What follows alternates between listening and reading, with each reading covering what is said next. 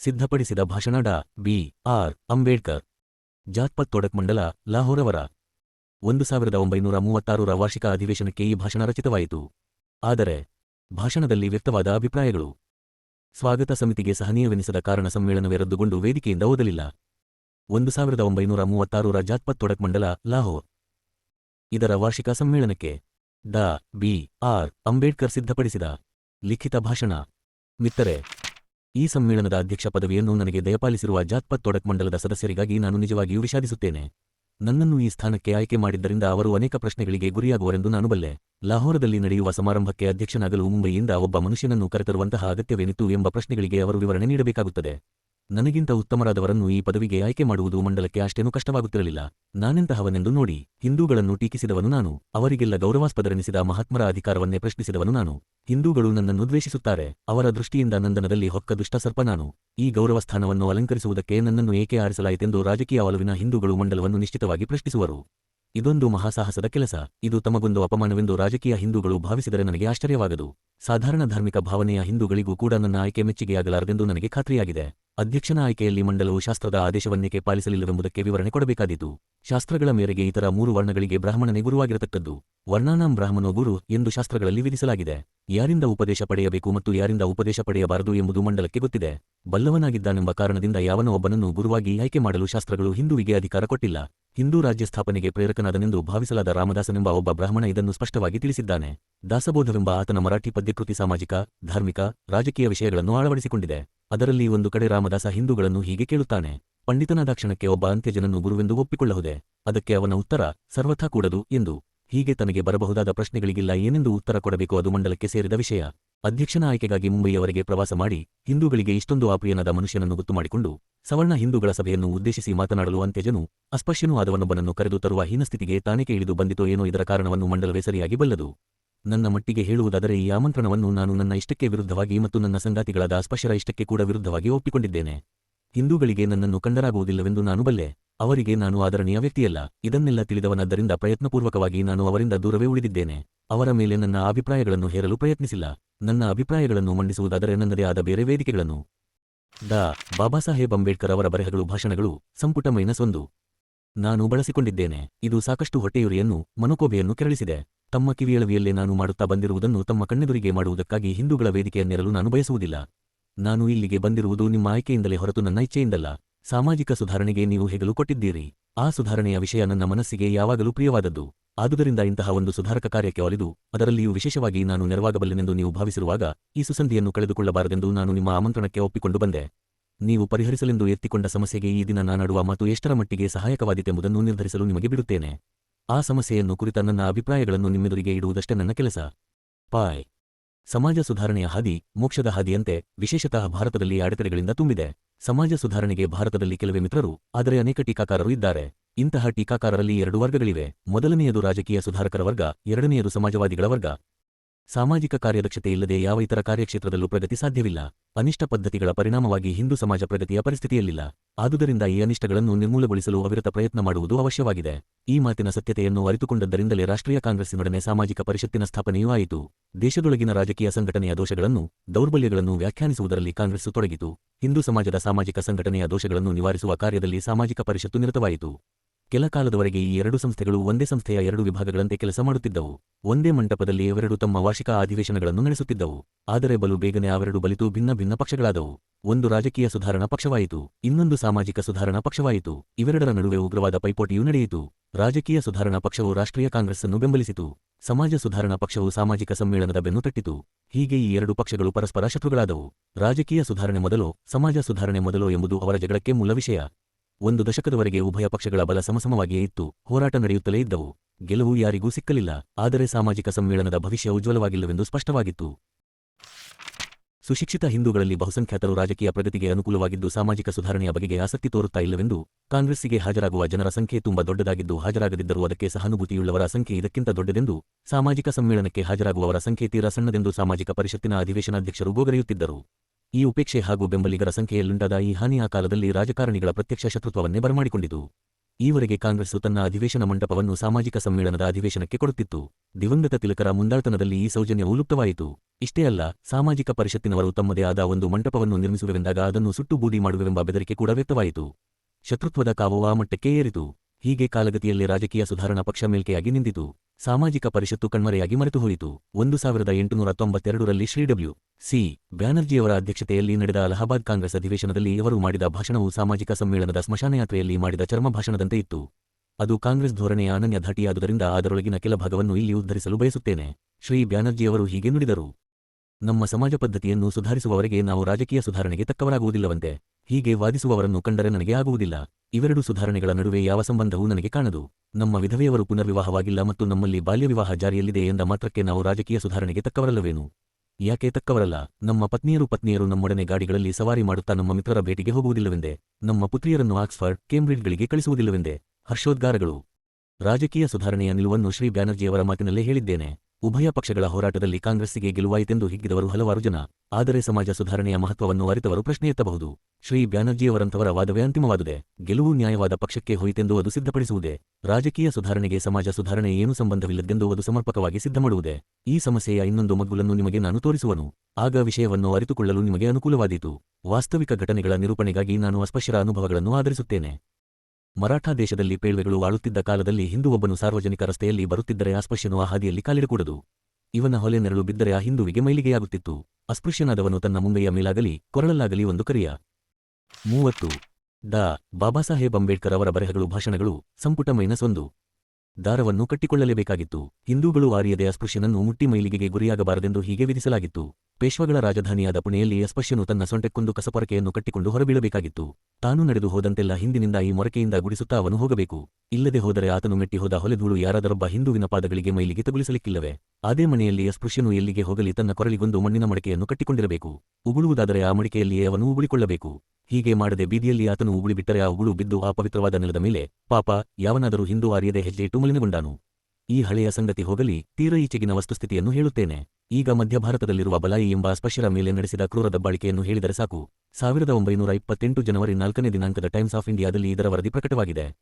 ಆ ಪತ್ರಿಕೆಯ ವರದಿಗಾರನು ದಾಖಲಿಸಿರುವಂತೆ ಇಂದೂರು ಸಂಸ್ಥಾನದ ಇಂದೂರು ಜಿಲ್ಲೆಯ ಕನರಿಯ, ಬಿಚೋಲಿ ಹಳ್ಳಿ, ಬಿಚೋಲಿ ಮರ್ದಾನ ಮತ್ತು ಆ ಜಿಲ್ಲೆಯ ಇತರ 15 ಹಳ್ಳಿಗಳ ಪಟವಾರಿಗಳನ್ನೊಳಗೊಂಡ ಕಲೋತ, ರಾಜಮತ್ತ ಮತ್ತು ಬ್ರಾಹ್ಮಣರೆಂಬ ಉಚ್ಚಜಾತಿಯ ಹಿಂದೂಗಳು ತಮ್ಮ ಹಳ್ಳಿಯ ಬಲಾಯಿಗಳಿಗೆ ಸಾರಿದ್ದೇನೆಂದರೆ ನೀವು ನಮ್ಮಲ್ಲಿ ಇರುವುದಾದರೆ ಈ ಕೆಳಗಿನ ವಿಧಿಗಳನ್ನು ಪಾಲಿಸತಕ್ಕದ್ದು. ಕ್ಯೂ 9:3:9 ಬಲಾಯಿಗಳು ಚಿನ್ನದ ಜರಿಯುಳ್ಳ ಪಗಡಿ ಧರಿಸಕೂಡದು. ಬಣ್ಣದ ಅಥವಾ ಅಲಂಕಾರದ ಅಂಚಿನ ಧೋತ್ರಗಳನ್ನು ಉಡಕೂಡದು. ಹಿಂದೂವೊಬ್ಬನು ಸತ್ತರೆ ಆಕೆಯ ಸಂಬಂಧಿಕರು ಎಷ್ಟೇ ದೂರದಲ್ಲಿ ವಾಸವಿದ್ದರೂ ಅವರಿಗೆ ಬಲಾಯಿಗಳು ಹೋಗಿ ಸುದ್ದಿ ಮುಟ್ಟಿಸತಕ್ಕದ್ದು. ಹಿಂದೂಗಳ ಎಲ್ಲಾ ಮದುವೆಗಳಲ್ಲಿ ಬಲಾಯಿಗಳು ಮೆರವಣಿಗೆಯ ಮುಂದೆ ಹಾಗೂ ಮದುವೆಯ ಸಮಯದಲ್ಲಿ ಕೂಡ ವಾದ್ಯಗಳನ್ನು ನುಡಿಸತಕ್ಕದ್ದು. ಬಲಾಯಿ ಹೆಂಗಸರು ಚಿನ್ನದ ಅಥವಾ ಬೆಳ್ಳಿಯ ಆಭರಣಗಳನ್ನು ಧರಿಸಕೂಡದು. ಅಲಂಕಾರದ ಕುಪ್ಪಸಗಳನ್ನಾಗಲಿ ಮೇಲುಡುಪೆನ್ನಾಗಲಿ ಧರಿಸತಕ್ಕದ್ದಲ್ಲ. ಹಿಂದೂ ಸ್ತ್ರೀಯರಿಗೆಲ್ಲ ಬಲಾಯಿ ಹೆಂಗಸರು ಸೂಲಗಿತ್ತಿ ಸೇವೆ ಸಲ್ಲಿಸಬೇಕು. ಬಲಾಯಿಗಳು ಪ್ರತಿಫಲವನ್ನು ಬೇಡದೆ ಸೇವೆ ಸಲ್ಲಿಸತಕ್ಕದ್ದು ಮತ್ತು ಹಿಂದೂಗಳು ಏನು ಕೊಟ್ಟರೂ ಸ್ವೀಕರಿಸತಕ್ಕದ್ದು.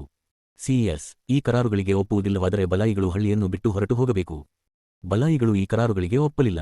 ಹಿಂದೂಗಳು ಅವರನ್ನು ಎದುರಿಸಿ ನಿಂತರು. ಬಲಾಯಿಗಳಿಗೆ ಹಳ್ಳಿಯ ಬಾವಿಗಳಿಂದ ನೀರು ತರಗೊಡಲಿಲ್ಲ. ಅವರ ದನಗಳನ್ನು ಮೇಯ್ಗೊಡಲಿಲ್ಲ. ಹಿಂದೂಗಳ ಹೊಲಗಳಲ್ಲಿ ದಾಟಿ ಹೋಗದಂತೆ ಬಲಾಯಿಗಳಿಗೆ ನಿರ್ಬಂಧಪಡಿಸಲಾಯಿತು. ಸುತ್ತಲೂ ಹಿಂದೂಗಳ ಹೊಲಗಳಿದ್ದರೆ ನಡುವಿದ್ದ ತನ್ನ ಹೊಲಕ್ಕೆ ಬಲಾಯಿ ಜಾತಿಯವನು ಹೋಗುವಂತಿಲ್ಲ. 30 ಹಿಂದೂಗಳು ತಮ್ಮ ದನಗಳನ್ನು ತಂದು ಬಲಾಯಿಗಳ ಹೊಲಗಳನ್ನೆಲ್ಲ ಮೇಯಿಸಿಬಿಟ್ಟರು. ಈ ಅನ್ಯಾಯವನ್ನು ಪ್ರತಿಭಟಿಸಿ ಬಲಾಯಿಗಳು ದರ್ಬಾರಕ್ಕೆ ಅರ್ಜಿ ಸಲ್ಲಿಸಿದರು. ಆದರೆ ಸಕಾಲಿಕವಾದ ಪರಿಹಾರ ದೊರೆಯಲಿಲ್ಲ. ಹಿಂದೂಗಳ ದಬ್ಬಾಳಿಕೆ ಮುಂದುವರಿಯಿತು.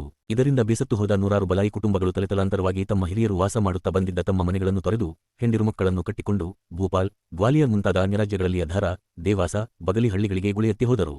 ಅವರು ಹುಡುಕಿಕೊಂಡು ಹೋದ ಈ ಹೊಸ ನೆಲೆಗಳಲ್ಲಿ ಅವರ ಗತಿ ಏನಾಯಿತೆಂಬುದು ಸದ್ಯಕ್ಕೆ ಅಪ್ರಸ್ತುತ. ಗುಜರಾತ್ ರಾಜ್ಯದ ಕವಿತಾ ಗ್ರಾಮದಲ್ಲಿ ಹೋದ ವರ್ಷವೇ ಒಂದು ಘಟನೆ ನಡೆಯಿತು. ಆ ಊರಲ್ಲೊಂದು ಸರಕಾರಿ ಶಾಲೆಯಿತ್ತು. ಸರ್ವರಿಗೂ ಸಮಾನಾವಕಾಶವುಳ್ಳ ಈ ಶಾಲೆಗೆ ನಮ್ಮ ಮಕ್ಕಳನ್ನು ಸೇರಿಸಿಕೊಳ್ಳಬೇಕೆಂದು ಹಠ ಹಿಡಿಯಕೂಡದು ಎಂಬುದಾಗಿ ಆ ಹಳ್ಳಿಯ ಹಿಂದೂಗಳು ಅಸ್ಪಶ್ಯರಿಗೆ ಆಜ್ಞಾಪಿಸಿದರು. ತಮಗಿರುವ ಹಕ್ಕನ್ನು ಹಿಂದೂಗಳ ಅಪೇಕ್ಷೆಗೆ ವಿರುದ್ಧವಾಗಿ ಚಲಾಯಿಸುವ ಧೈರ್ಯ ಮಾಡಿದುದಕ್ಕಾಗಿ ಕವಿತಾ ಗ್ರಾಮದ ಅಸ್ಪೃಶ್ಯರು ಎಂತಹ ಕಷ್ಟಗಳಿಗೆ ಗುರಿಯಾದರೆಂಬುದು ಸರ್ವವಿದಿತವಾಗಿರುವುದರಿಂದ ಅದನ್ನು ವಿವರಿಸಬೇಕಾಗಿಲ್ಲ. ಗುಜರಾತ್ನ ಅಹಮದಾಬಾದ್ ಜಿಲ್ಲೆಯ ಹಳ್ಳಿಯಾದ ಜನುವಿನಲ್ಲಿ ಇನ್ನೊಂದು ಪ್ರಕರಣ ಜರುಗಿತು. 1935 ನವೆಂಬರ್ ತಿಂಗಳಲ್ಲಿ ಅನುಕೂಲಸ್ಥರಾದ ಅಸ್ಪಶ್ಯ ಸ್ತ್ರೀಯರು ಕೆಲವರು ತಾಮ್ರ, ಹಿತ್ತಾಳೆ ಮೊದಲಾದ ಲೋಹದ ಕೊಡಗಳಲ್ಲಿ ನೀರು ತರುವುದಕ್ಕೆ ಆರಂಭಿಸಿದರು. ಇದು ತಮ್ಮ ಪ್ರತಿಷ್ಠೆಗೊಂದು ಅವಮಾನವೆಂದು ಹಿಂದೂಗಳು ಭಾವಿಸಿದರು. ಆ ಅಸ್ಪಶ್ಯ ಸ್ತ್ರೀಯರ ಉದ್ದಟತನಕ್ಕೆ ಶಾಸ್ತಿ ಮಾಡಲೆಂದು ಅವರನ್ನು ಹಿಡಿದು ಬಡಿದರು. ತೀರಾ ಇತ್ತೀಚಿನ ಪ್ರಸಂಗವೊಂದು ಜಯಪುರ ಸಂಸ್ಥಾನದ ಚೆಕ್ವಾರ ಗ್ರಾಮದಿಂದ ವರದಿಯಾಗಿದೆ.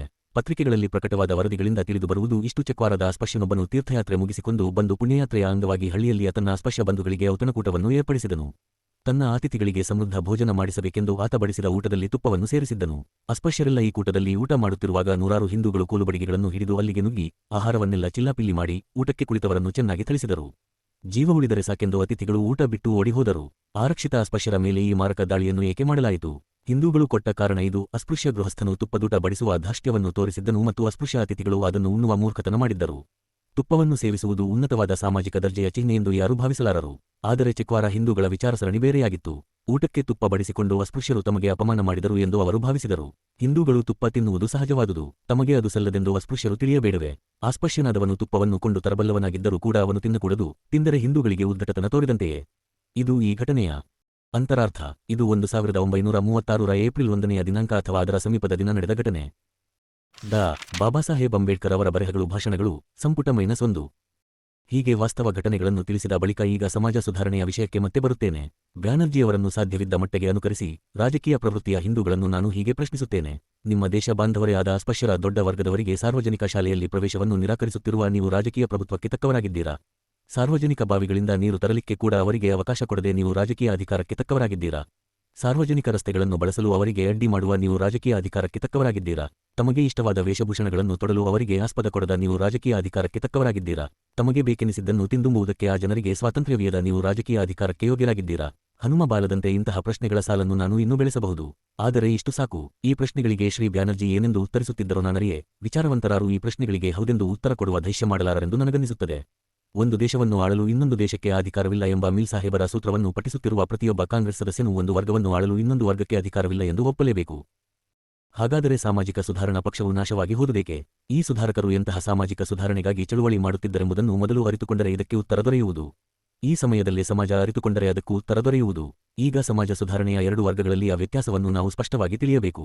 ಹಿಂದೂ ಕುಟುಂಬದ ಸುಧಾರಣೆಗೆ ಸೀಮಿತವಾದ ಸಮಾಜ ಸುಧಾರಣೆ ಒಂದು ವರ್ಗದ್ದು. ಸಮಗ್ರ ಹಿಂದೂ ಸಮಾಜದ ವಿಘಟನೆ ಹಾಗೂ ಪುನರ್ವ್ಯವಸ್ಥೆಯನ್ನು ಗುರಿಯಾಗಿಟ್ಟುಕೊಂಡ ಸಮಾಜ ಸುಧಾರಣೆ ಇನ್ನೊಂದು ವರ್ಗದ್ದು. ವಿಧವಾ ಪುನರ್ವಿವಾಹದ ಪ್ರತಿಪಾದನೆ, ಬಾಲ್ಯವಿವಾಹದ ವಿರೋಧ ಮುಂತಾದವು ಮೊದಲನೆಯ ವರ್ಗದ ವಿಷಯಗಳು. ಜಾತಿ ಪದ್ಧತಿಯ ನಿರ್ಮೂಲನೆ ಎರಡನೆಯ ವರ್ಗದ ವಿಷಯ. ಸಾಮಾಜಿಕ ಪರಿಷತ್ತು ಸವರ್ಣ ಹಿಂದೂ ಕುಟುಂಬದ ಸುಧಾರಣೆಯೊಂದನ್ನೇ ಮುಖ್ಯವಾಗಿ ಯೋಚಿಸುತ್ತಿತ್ತು. ಅದರ ಸದಸ್ಯರು ಹೆಚ್ಚಾಗಿ ಉಚ್ಚ ಜಾತಿಯ ಹಿಂದೂಗಳೇ ಆಗಿದ್ದರು. ಜಾತಿ ನಿರ್ಮೂಲನೆಯ ಅಗತ್ಯ ಅವರಿಗೆ ತಿಳಿದಿರಲಿಲ್ಲ, ಅಥವಾ ಅದರ ಬಗೆಗೆ ಚಳವಳಿ ನಡೆಸುವ ಧೈರ್ಯ ಅವರಿಗಿರಲಿಲ್ಲ. ಒತ್ತಾಯದ ವೈದ್ಯದ್ಯ ಪದ್ಧತಿ, ಬಾಲ್ಯವಿವಾಹ ಮೊದಲಾದ ಅನಿಷ್ಟಗಳ ಪರಿಣಾಮಗಳನ್ನು ಅವರು ಸ್ವತಃ ಅನುಭವಿಸುತ್ತಿದ್ದರು. ಆದುದರಿಂದ ಆ ಪಿಡುಗುಗಳ ಪರಿಣಾಮದಿಂದ ಅವರು ಬೇಸತ್ತುದು ಸಹಜವೇ. ಸಮಗ್ರ ಹಿಂದೂ ಸಮಾಜದ ಸುಧಾರಣೆಗೆ ಅವರು ಹೊರಡಲಿಲ್ಲ. ಜಾತಿ ಪದ್ಧತಿಯ ನಾಶಕ್ಕೆ ಅವರು ಪ್ರಯತ್ನಿಸಲಿಲ್ಲ. ಅದರ ಬಗೆಗೆ ವಿಚಾರ ಕೂಡ ಮಾಡಲಿಲ್ಲ. ಹೀಗಾಗಿ ಸಾಮಾಜಿಕ ಸುಧಾರಣಾ ಪಕ್ಷ ಸೋತು ಹೋಯಿತು. ಈ ವಾದವೇನೇ ಇದ್ದರೂ ರಾಜಕೀಯ ಸುಧಾರಣೆ ಮೇಲೆಯಾಯಿತೆಂಬುದನ್ನು ನಾವು ಅಲ್ಲಗಳೆಯುವಂತಿಲ್ಲ. ಆದರೆ ಅದರ ಗೆಲುವು ಎಷ್ಟು ಸೀಮಿತವಾದುದೆಂದು ಈ ವಾದ ತಿಳಿಸುತ್ತದೆ. 282. ಕುಟುಂಬ ಸುಧಾರಣೆ ಎನ್ನುವ ಸಂಕುಚಿತ ಅರ್ಥದಲ್ಲಿ ಈ ಸುಧಾರಣೆಯನ್ನು ಗ್ರಹಿಸುವುದಾದರೆ ರಾಜಕೀಯ ಸುಧಾರಣೆಗೆ ಮುನ್ನ ಅದೇನೂ ನಡೆಯಬೇಕಾಗಿಲ್ಲವೆನ್ನಬಹುದು. ಆದರೆ ಸಮಗ್ರ ಸಮಾಜದ ಪುನರ್ನಿರ್ಮಾಣ ಎಂದರ್ಥದಲ್ಲಿ ಸಮಾಜ ಸುಧಾರಣೆಯನ್ನು ಗ್ರಹಿಸಿದರೆ ರಾಜಕೀಯ ಸುಧಾರಣೆಗೆ ಆದ್ಯತೆ ದೊರೆಯಲಾರದು. ರಾಜಕೀಯ ಸಂವಿಧಾನಗಳನ್ನು ರೂಪಿಸುವವರು ಸಾಮಾಜಿಕ ಶಕ್ತಿಗಳನ್ನು ಗಮನಿಸಲೇಬೇಕು. ಈ ಅಂಶವನ್ನು ಹೇಳಿದವರು ಬೇರಾರೂ ಅಲ್ಲ, ಕಾರ್ಲ್ ಮಾರ್ಕ್ಸನ ಸಹೋದ್ಯೋಗಿಯೂ ಮಿತ್ರನೂ ಆಗಿದ್ದ ಫರ್ಡಿನಾಂಡ್ ಲಾಸಲ್. ಪರ್ಷಿಯಾದ ಒಂದು ಸಭೆಯಲ್ಲಿ ಮಾತಾಡುತ್ತಾ ಲಾಸಲ್ ಹೀಗೆಂದರು: ಸಂವಿಧಾನಾತ್ಮಕ ಪ್ರಶ್ನೆಗಳು ಮುಖ್ಯವಾಗಿ ಹಕ್ಕಿನ ಪ್ರಶ್ನೆಗಳಾಗಿರದೆ ಶಕ್ತಿಯ ಪ್ರಶ್ನೆಗಳಾಗಿರುತ್ತವೆ. ಪ್ರತ್ಯಕ್ಷವಾದ ಶಕ್ತಿ ಇದ್ದರೆ ಮಾತ್ರ ದೇಶದ ಸಂವಿಧಾನ ಬದುಕಬಲ್ಲದು. ಆದುದರಿಂದ ಒಂದು ಸಮಾಜದಲ್ಲಿ ಇರುವ ಶಕ್ತಿಗಳನ್ನು ಸಮರ್ಪಕವಾಗಿ ವ್ಯಕ್ತಪಡಿಸಿದಲ್ಲಿ ಮಾತ್ರ ರಾಜಕೀಯ ಸಂವಿಧಾನಕ್ಕೆ ಮೌಲ್ಯ ಮತ್ತು ಸ್ಥಿರತೆ ಇರುತ್ತದೆ. ಈ ಮಾತನ್ನು ಅರಿಯಲು ನಾವು ಪರ್ಷಿಯಾಕ್ಕೆ ಹೋಗಬೇಕಿಲ್ಲ. ನಮ್ಮ ದೇಶದಲ್ಲಿಯೇ ಅದಕ್ಕೆ ಪುರಾವೆಯಿದೆ. ಬೇರೆ ಬೇರೆ ವರ್ಗಗಳಿಗೆ ಹಾಗೂ ಜಾತಿಗಳಿಗೆ ಇಂತಿಷ್ಟು ಎಂದು ನಿಗದಿಪಡಿಸಿ ರಾಜಕೀಯ ಅಧಿಕಾರ ಕೊಟ್ಟ ಜಾತಿವಾರು ಐತೀರ್ಪಿನ ಕಮ್ಯುನಲ್ ಅವೋಟ್ ಅರ್ಥವೇನು? ರಾಜಕೀಯ ಸಂವಿಧಾನ ಸಾಮಾಜಿಕ ಸ್ವರೂಪವನ್ನು ಗಮನಿಸಲೇಬೇಕು. ಇದು ಆ ಐತೀರ್ಪಿನ ಅರ್ಥವೆಂದು ನಾನು ಭಾವಿಸಿದ್ದೇನೆ. ಭಾರತದಲ್ಲಿ ಸಾಮಾಜಿಕ ಸಮಸ್ಯೆಗೂ ರಾಜಕೀಯ ಸಮಸ್ಯೆಗೂ ಏನೂ ಸಂಬಂಧವಿಲ್ಲವೆಂದು ವಾದಿಸುತ್ತಿದ್ದ ರಾಜಕಾರಣಿಗಳು ದೇಶದ ಸಂವಿಧಾನವನ್ನು ನಿರ್ಮಿಸುವಾಗ ಸಾಮಾಜಿಕ ಸಮಸ್ಯೆಯನ್ನು ಪರಿಗಣಿಸಲೇಬೇಕಾಯಿತು. ಸಮಾಜ ಸುಧಾರಣೆಯನ್ನು ಎಷ್ಟೋ ಕಾಲದಿಂದ ಉಪೇಕ್ಷೆಗೆ ಗುರಿ ಮಾಡಲಾಗಿತ್ತು. ಆ ಅನ್ಯಾಯಕ್ಕೆ ಪ್ರಾಯಶ್ಚಿತ್ತರೂಪವಾಗಿಯೇ ಜಾತಿವಾರು ಐತೀರ್ಮ ಬಂದಿತೆನ್ನಬಹುದು. ಸಮಾಜ ಸುಧಾರಣಾ ಪಕ್ಷಕ್ಕೆ ಇದೊಂದು ಗೆಲುವು. ಆದರೆ ಈ ಅಭಿಪ್ರಾಯವನ್ನು ಅನೇಕರು ಒಪ್ಪುವುದಿಲ್ಲವೆಂದು ನಾನು ಬಲ್ಲೆ. ಜಾತಿವಾರು ಐತೀರ್ಪ ಸ್ವಾಭಾವಿಕವೆಂದು ಅಲ್ಪಸಂಖ್ಯಾತ ವರ್ಗಗಳೊಡನೆ ಸರ್ಕಾರ ದುಷ್ಟ ಒಪ್ಪಂದ ಮಾಡಿಕೊಂಡು ಇದನ್ನು ನಿರ್ಮಿಸಿದೆ ಎಂದು ಪ್ರಚಲಿತ ಅಭಿಪ್ರಾಯವಾಗಿದೆ. ನನ್ನ ವಾದಕ್ಕೆ ಈ ಐತೀರ್ಪನ್ನು ನಾನು ಆಧರಿಸುವುದಿಲ್ಲ. ಐರ್ಲೆಂಡ್ನತ್ತ ಸ್ವಲ್ಪ ದೃಷ್ಟಿ ಹೊರಳಿಸೋಣ. ಐರ್ಲೆಂಡಿನ ಹೋನ್ರೂಲ್ ಇತಿಹಾಸ ಏನು ತಿಳಿಸುತ್ತದೆ? ದಕ್ಷಿಣ ಐರ್ಲೆಂಡಿನ ಪ್ರತಿನಿಧಿಯಾದ ರೆಡ್ಕಂಡ್ ಅವರು ಸಮಗ್ರ ಐರ್ಲೆಸೊನ್ನೆಡಿಗೆ ಅನ್ವಯಿಸುವ ಹೋನ್ರೂಲ್ ಸಂವಿಧಾನದಲ್ಲಿ ಅಲ್ಸ್ಟರ್ ಪ್ರದೇಶವನ್ನು ಅಳವಡಿಸಬೇಕೆಂದು ಎರಡು ಪ್ರದೇಶಗಳಲ್ಲಿ ಸಂಧಾನ ನಡೆಸುತ್ತಾ ಇದ್ದ ಆಲ್ಸ್ಟರ್ ಪ್ರತಿನಿಧಿಗಳಿಗೆ ಹೀಗೆ ನುಡಿದರು: ನಿಮಗೆ ಯಾವ ರಾಜಕೀಯ ರಕ್ಷಣೆ ಬೇಕಾದರೂ ಕೇಳಿಕೊಡುವೆವು. ಅದಕ್ಕೆ ಆಲ್ಸ್ಟರ್ವರು ಕೊಟ್ಟ ಉತ್ತರವೇನು ಗೊತ್ತೇ? ನಿಮ್ಮ ರಕ್ಷಣೆ ಹಾಳಾಗಲಿ, ಯಾವುದೇ ರೀತಿಯಾದ ನಿಮ್ಮ ಆಳ್ವಿಕೆಗೆ ಒಳಪಡಲು ನಾವು ಬಯಸುವುದಿಲ್ಲ. ಆಲ್ಸ್ಟರ್ನವರಂತೆ ಭಾರತದಲ್ಲಿಯ ಅನೇಕ ಅಲ್ಪಸಂಖ್ಯಾತ ವರ್ಗಗಳು ನಿಲುವು ತಾಳಿದ್ದರೆ ಬಹುಸಂಖ್ಯಾತರ ರಾಜಕೀಯ ಆಕಾಂಕ್ಷೆಗಳ ಗತಿ ಏನಾಗುತ್ತಿತ್ತು? ಅಲ್ಪಸಂಖ್ಯಾತರನ್ನು ದೂರುವ ಜನರು ಇದನ್ನು ಆಲೋಚಿಸಬೇಕು. ಅದು ಹೋಗಲಿ, ಆಲ್ಸ್ಟರ್ ಈ ನಿಲುವೇಕೆ ತಾಳಿತು? ಇದು ಮುಖ್ಯ ಪ್ರಶ್ನೆ. ಆಲ್ಸ್ಟರ್ ಮತ್ತು ದಕ್ಷಿಣ ಐರ್ಲೆಂಡ್ಗಳ ನಡುವೆ ಒಂದು ಸಾಮಾಜಿಕ ಸಮಸ್ಯೆಯಿತ್ತು. ಕ್ಯಾಥೋಲಿಕ್ ಮತ್ತು ಪ್ರೊಟೆಸ್ಟೆಂಟ್ ಪಂಗಡಗಳ ಸಮಸ್ಯೆ ಅಂದರೆ ಒಂದರ್ಥದಲ್ಲಿ ಜಾತಿಯದೇ ಸಮಸ್ಯೆ. ಡಾ. ಬಾಬಾಸಾಹೇಬ್ ಅಂಬೇಡ್ಕರ್ ಅವರ ಬರೆಹಗಳು ಭಾಷಣಗಳು ಸಂಪುಟ -1.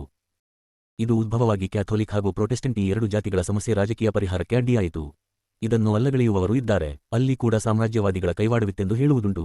ಆದರೆ ನನ್ನ ಪುರಾವೆಗಳನ್ನು ಮುಗಿದಿಲ್ಲ. ರೋಮ್ನ ಇತಿಹಾಸವನ್ನು ನೋಡೋಣ. ಇಲ್ಲಿ ಯಾವುದೋ ಒಂದು ದುಷ್ಟಶಕ್ತಿಯ ಕೈವಾಡವಿದ್ದಿತೆಂದು ಯಾರೂ ಹೇಳಲಾರರು. ರೋಮ್ನ ರಿಪಬ್ಲಿಕ್ ಸಂವಿಧಾನದಲ್ಲಿ ಜಾತಿವಾರು ಐತೀರ್ಪನ್ನು ಹೋಲುವ ಅಂಶಗಳಿದ್ದವು. ರೋಮ್ ಚರಿತ್ರೆಯನ್ನು ಅಭ್ಯಾಸ ಮಾಡಿದವರಿಗೆ ಇದು ತಿಳಿಯುವುದು.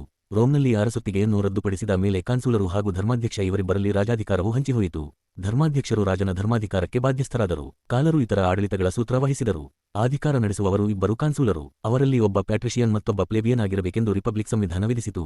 ಆದೇ ಮೇರೆಗೆ ಧರ್ಮಾಧಿಕಾರಿಯ ಕೈಕೆಳಗಿರುವ ಅರ್ಧದಷ್ಟು ಜನ ಪ್ಲೇಬಿಯನ್ನರು, ಇನ್ನರ್ಧದಷ್ಟು ಪ್ಯಾಟ್ರಿಷಿಯನ್ನರು ಇರಬೇಕೆಂದು ವಿಧಿಸಲಾಗಿತ್ತು. ಜಾತಿವಾರು ಐತೀರ್ಪನ್ನು ಬಹುಮಟ್ಟಿಗೆ ಹೋಲುವ ಈ ಬಗೆಯ ವಿಧಿಗಳನ್ನು ರೋಮ್ನ ರಿಪಬ್ಲಿಕ್ನ ಸಂವಿಧಾನದಲ್ಲಿ ಯಾಕೆ ಅಳವಡಿಸಲಾಗಿತ್ತು?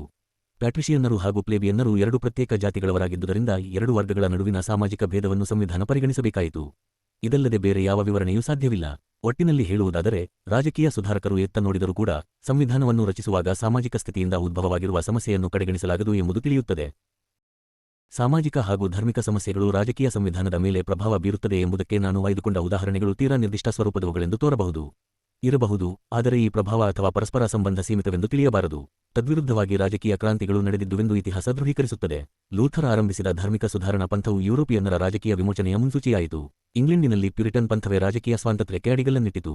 ಅಮೆರಿಕದ ಸ್ವಾತಂತ್ರ್ಯ ಯುದ್ಧವನ್ನು ಗೆದ್ದದ್ದು ಪ್ಯೂರಿಟನ್ ಪಂಥವೇ.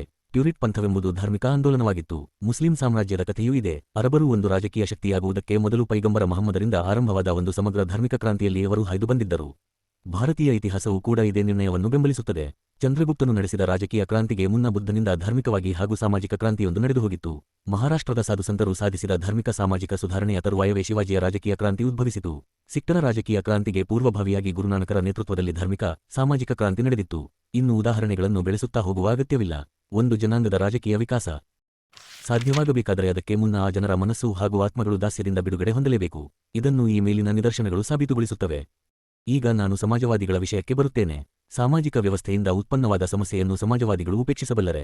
ಭಾರತೀಯ ಸಮಾಜವಾದಿಗಳು ಯುರೋಪ್ನಲ್ಲಿ ತಮ್ಮ ವೈಚಾರಿಕ ಬಾಂಧವರನ್ನು ಅನುಕರಿಸುತ್ತಾರೆ. ಭಾರತದಲ್ಲಿರುವ ವಸ್ತುಸ್ಥಿತಿಯನ್ನು ಅರಿತುಕೊಳ್ಳದೆ ಇತಿಹಾಸವನ್ನು ಆರ್ಥಿಕ ದೃಷ್ಟಿಯಿಂದಲೇ ಅರ್ಥೈಸಲು ಹೆಣಗುತ್ತಾರೆ. ಮನುಷ್ಯ ಆರ್ಥಿಕ ಜೀವಿ. ಅವನ ಆಶೋತ್ತರಗಳು, ಕೆಲಸ ಕಾರ್ಯಗಳು ಆರ್ಥಿಕ ವಾಸ್ತವವನ್ನು ಅವಲಂಬಿಸಿರುತ್ತದೆ. ಶಕ್ತಿಯ ಏಕಮೇವ ಮೂಲವೆಂದರೆ ಆಸ್ತಿ. ಇದು ಅವರ ವಾದ. ಆದುದರಿಂದ ಅವರು ಹೇಳುವುದೇನೆಂದರೆ ರಾಜಕೀಯ ಹಾಗೂ ಸಾಮಾಜಿಕ ಸುಧಾರಣೆಗಳು ಅದ್ಭುತವಾದ ಭ್ರಾಂತಿಗಳು. ಇತರ ಯಾವುದೇ ಸುಧಾರಣೆಗೆ ಮುನ್ನ ಆಸ್ತಿಯನ್ನು ಸರ್ವರಲ್ಲಿ ಸಮಾನವಾಗಿ ಹಂಚಿ ಆರ್ಥಿಕ ಸುಧಾರಣೆ ಮಾಡುವುದು ಅತ್ಯವಶ್ಯ. ಸಮಾಜವಾದಿಗಳ ಈ ವಾದದ ಪ್ರತಿಯೊಂದು ಅಂಶವನ್ನು ಅದರ ಆಧಾರವನ್ನು ಪ್ರಶ್ನಿಸಬೇಕಾಗುತ್ತದೆ. ಮನುಷ್ಯನ ಚಟುವಟಿಕೆಗಳಿಗೆಲ್ಲ ಆರ್ಥಿಕ ಉದ್ದೇಶವೊಂದೇ ಪ್ರೇರಕವೆಂಬುದನ್ನು ನಾವು ಅಂಗೀಕರಿಸಲಾಗುವುದಿಲ್ಲ. ಆರ್ಥಿಕ ಶಕ್ತಿಯೊಂದೇ ಶಕ್ತಿ, ಬೇರಾವುದೂ ಶಕ್ತಿಯಲ್ಲ ಎಂಬುದನ್ನು ಮಾನವ ಸಮಾಜದ ಅಭ್ಯಾಸ ಎಂದು ಒಪ್ಪಿಕೊಳ್ಳಲಾರದು. ಮನುಷ್ಯನಿಗಿರುವ ಸಾಮಾಜಿಕ ದರ್ಜೆ ಅಥವಾ ಸ್ಥಾನವೇ ಎಷ್ಟೋ ಸಲ ಶಕ್ತಿಯ ಹಾಗೂ ಅಧಿಕಾರದ ಮೂಲವಾಗಿರುತ್ತದೆ. ಜನಸಾಮಾನ್ಯರ ಮೇಲೆ ಅನೇಕ ಮಹಾತ್ಮರು ಪ್ರಭಾವ ಬೀರಿದ್ದು ಹೀಗೆಯೇ. ಭಾರತದಲ್ಲಿನ ಲಕ್ಷಾಧೀಶರು ಎಂದೋ ನಿಧನರಾದ ಸಾಧು ಫಕೀರರಿಗೆ ವಿಧೇಯರಾಗುವುದೇಕೆ? ತಮ್ಮ ಸರ್ವಸ್ವವಾದ ಒಡವೆ ವಸ್ತುಗಳನ್ನು ಮಾರಿ ವಾರಣಾಸಿಗೋ, ಮೆಕ್ಕಾ ಯಾತ್ರೆಗೋ ಲಕ್ಷ ಲಕ್ಷ ಸಂಖ್ಯೆಯ ಬಡವರು ಹೋಗುತ್ತಾರಲ್ಲ, ಅದೇಕೆ? ಧರ್ಮವೆಂಬುದು ಶಕ್ತಿಮೂಲವೆಂದು ಭಾರತದಲ್ಲಿ ಇತಿಹಾಸ ನಿದರ್ಶಿಸುತ್ತದೆ. ಯಾವ ನ್ಯಾಯಾಧೀಶನಿಗಿಂತಲೂ ಹೆಚ್ಚಿನ ಅಧಿಕಾರವನ್ನು ಧರ್ಮಗುರು ಜನಸಾಮಾನ್ಯರ ಮೇಲೆ ಚಲಾಯಿಸುತ್ತಾನೆ. ಮುಷ್ಕರಗಳು, ಚುನಾವಣೆಗಳಂತಹ ವಿಷಯಗಳು ಕೂಡ ಧಾರ್ಮಿಕ ಅಂಶಗಳಾಗಿ ಪರಿವರ್ತನೆ ಹೊಂದುತ್ತವೆ. ಧರ್ಮದ ಅಥವಾ ಮತೀಯ ಅಂಶವೇ ಮೇಲೆಯಾಗುತ್ತದೆ. ಮನುಷ್ಯನ ಮೇಲೆ ಧರ್ಮಪ್ರಭಾವವನ್ನು ತಿಳಿಯಲು ಇನ್ನೊಂದು ನಿದರ್ಶನವಾಗಿ ರೋಮ್ನ ಪ್ಲೇಬಿಯನ್ನರ ಪ್ರಕರಣವನ್ನೇ ನೋಡಬಹುದು. ರೋಮ್ ರಿಪಬ್ಲಿಕ್ನ ಅತ್ಯುನ್ನತ ಅಧಿಕಾರದಲ್ಲಿ ತಮಗೆ ಪಾಲು ಬೇಕೆಂದು ಹೋರಾಡಿ ಪ್ಲೇಬಿಯನ್ನರು ತಮ್ಮ ಸಂಘವಾದ ಕಮಿಟಿಯ ಸೆಂಚುರಿಯೇಟಾದಿಂದ ಪ್ರತ್ಯೇಕವಾಗಿ ನಿರ್ಮಿಸಲ್ಪಟ್ಟ ಮತದಾರ ಕ್ಷೇತ್ರದಿಂದ ಒಬ್ಬ ಫೆಬಿಯನ್ ಕಾನ್ಸೂಲನ್ನು ನಿಯಮಿಸುವುದರಲ್ಲಿ ಜಯಶಾಲಿಯಾಗಿದ್ದರು. ಅವರಿಗೆ ತಮ್ಮವನೇ ಒಬ್ಬ ಕಾನ್ಸೂಲ್ನಾಗುವುದು ಬೇಕಾಗಿತ್ತು. ಏಕೆಂದರೆ ಪ್ಯಾಟ್ರಿಷಿಯನ್ ಕಾನ್ಸೂಲ್ಗಳು ಆಡಳಿತದಲ್ಲಿ ಪ್ಲೇಬಿಯನ್ನರಿಗೆ ಭೇದಭಾವ ತೋರುತ್ತಾರೆಂದು ಅವರಿಗೆ ಅನ್ನಿಸಿತ್ತು. ಅವರು ಗಳಿಸಿದ್ದು ದೊಡ್ಡ ವಿಜಯ. ಯಾಕೆಂದರೆ ರೋಮ್ನ ರಿಪಬ್ಲಿಕ್ನ ಸಂವಿಧಾನದ ಮೇರೆಗೆ ಒಬ್ಬ ಕಾನ್ಸೂಲ್ ಮಾಡಿದ್ದನ್ನು ನಿರಾಕರಿಸುವುದಕ್ಕೆ ಇನ್ನೊಬ್ಬ ಕಾನ್ಸೂಲ್ನಿಗೆ ಅಧಿಕಾರವಿತ್ತು. ಆದರೆ ವಸ್ತುತಃ ಇದರಿಂದ ಪ್ಲೇಬಿಯನ್ನರಿಗೆ ಲಾಭವಾಯಿತೆ? ಎಂದೂ ಆಗಲಿಲ್ಲ. ಪ್ಯಾಟ್ರಿಷಿಯನ್ ಕಾನ್ಸೂಲ್ನನ್ನು ಡಾ. ಬಾಬಾಸಾಹೇಬ್ ಅಂಬೇಡ್ಕರ್ ಅವರ ಬರೆಹಗಳು ಭಾಷಣಗಳು ಸಂಪುಟ -1 ಬಿಟ್ಟು ಸ್ವತಂತ್ರವಾಗಿ ವರ್ತಿಸಬಲ್ಲಂಥ ಬಲಿಷ್ಠ ಪ್ಲೇಬಿಯನ್ ಕಾನ್ಸೂಲ್ ಆ ಜನಕ್ಕೆ ಎಂದು ದೊರೆಯಲಿಲ್ಲ. ಪ್ರತ್ಯೇಕವಾದ ಮತದಾರ ಕ್ಷೇತ್ರವಿದ್ದುದರಿಂದ ತಮ್ಮವನೇ ಆದೊಬ್ಬ ಬಲಿಷ್ಠ ಕಾನ್ಸೂಲನ್ನು ಅವರು ಆಯ್ಕೆ ಮಾಡಬಹುದಾಗಿತ್ತು. ಆದರೆ ಹಾಗೆ ಮಾಡಲು ಅವರಿಗೆ ಏಕೆ ಸಾಧ್ಯವಾಗಲಿಲ್ಲ? ಮನುಷ್ಯರ ಮನಸ್ಸಿನ ಮೇಲೆ ಧರ್ಮವು ಸ್ಥಾಪಿಸಿಕೊಂಡು ಬಂದಿರುವ ಪ್ರಭುತ್ವವೆಂಥವೆಂಬುದನ್ನು ಈ ಪ್ರಶ್ನೆಯ ಉತ್ತರ ಪ್ರಕಟಿಸುತ್ತದೆ. ಡೆಲ್ಲಿಯ ದೈವವಾಣಿ ಯಾರನ್ನು ದೇವಿಗೆ ಸಮ್ಮತವೆಂದು ಸಾರುತ್ತಿತ್ತೋ ಅಂತಹವರು ಮಾತ್ರ ಅಧಿಕಾರಿಯಾಗಿ ಆಡಳಿತವನ್ನು ಕೈಗೊಳ್ಳಬಹುದಿತ್ತಲ್ಲದೆ ಬೇರೆ ಯಾರಿಗೂ ಹಾಗೆ ಮಾಡಲು ಸಾಧ್ಯವಿರಲಿಲ್ಲ. ಇದು ಸಮಸ್ತ ರೋಮ್ನ ಜನತೆಯಲ್ಲಿ ರೂಢಿಯಲ್ಲಿದ್ದ ನಂಬಿಕೆ. ಡೆಲ್ಲಿ ದೇವಸ್ಥಾನದ ಸೂತ್ರಧಾರಿಗಳಾಗಿದ್ದವರೆಲ್ಲ ಪ್ಯಾಟಿಷಿಯನ್ನರೇ ಆಗಿದ್ದರು. ಡೆಲ್ಲಿ ಹೀಗಿದ್ದುದರಿಂದ ಪ್ಲೇಬಿಯನ್ನರು ಬಲಿಷ್ಠನಾದೊಬ್ಬ ತಮ್ಮವನನ್ನು ಕಾನ್ಸೂಲ್ನೆಂದು ಆಯ್ಕೆ ಮಾಡಿದಾಗಲೆಲ್ಲ ಅವನು ಪ್ಯಾಟ್ರಿಷಿಯನ್ನರಿಗೆ ವಿರೋಧಿಯೆಂದು ತಿಳಿದು ದೇವಿಗೆ ಈತನು ಸಂಮತನಾಗಲಿಲ್ಲವೆಂದು ದೇವವಾಣಿ ಸಾರುತ್ತಿತ್ತು. ಈ ಕಾರಣದಿಂದ ಪ್ಲೇಬಿಯನ್ನರಿಗೆ ತನ್ನ ಹಕ್ಕನ್ನು ಚಲಾಯಿಸಲಾಗಲೇ ಇಲ್ಲ. ಆದರೆ ಇದರಲ್ಲಿ ಗಮನಿಸಬೇಕಾದ ಒಂದಂಶವೆಂದರೆ ಪ್ಲೇಬಿಯನ್ನರು ಈ ಮೋಸಕ್ಕೆ ಒಳಗಾಗಲು ಸಮ್ಮತಿಸುತ್ತಲೇ ಬಂದರೆಂಬುದು. ಪ್ಯಾಟ್ರಿಷಿಯನ್ನರಂತೆ ಪ್ಲೇಬಿಯನ್ನರು ಕೂಡ ದೇವವಾಣಿಯ ಅಧಿಕಾರಕ್ಕೆ ತೆಪ್ಪಗೆ ತಲೆಬಾಗುತ್ತಿದ್ದರು. ಜನತೆ ಆಯ್ಕೆ ಮಾಡಿದರೆ ಸಾಲದು, ದೇವತೆ ಒಪ್ಪುವುದು ಅದಕ್ಕಿಂತ ಮುಖ್ಯವೆಂದು ಅವರು ನಂಬಿದ್ದರು.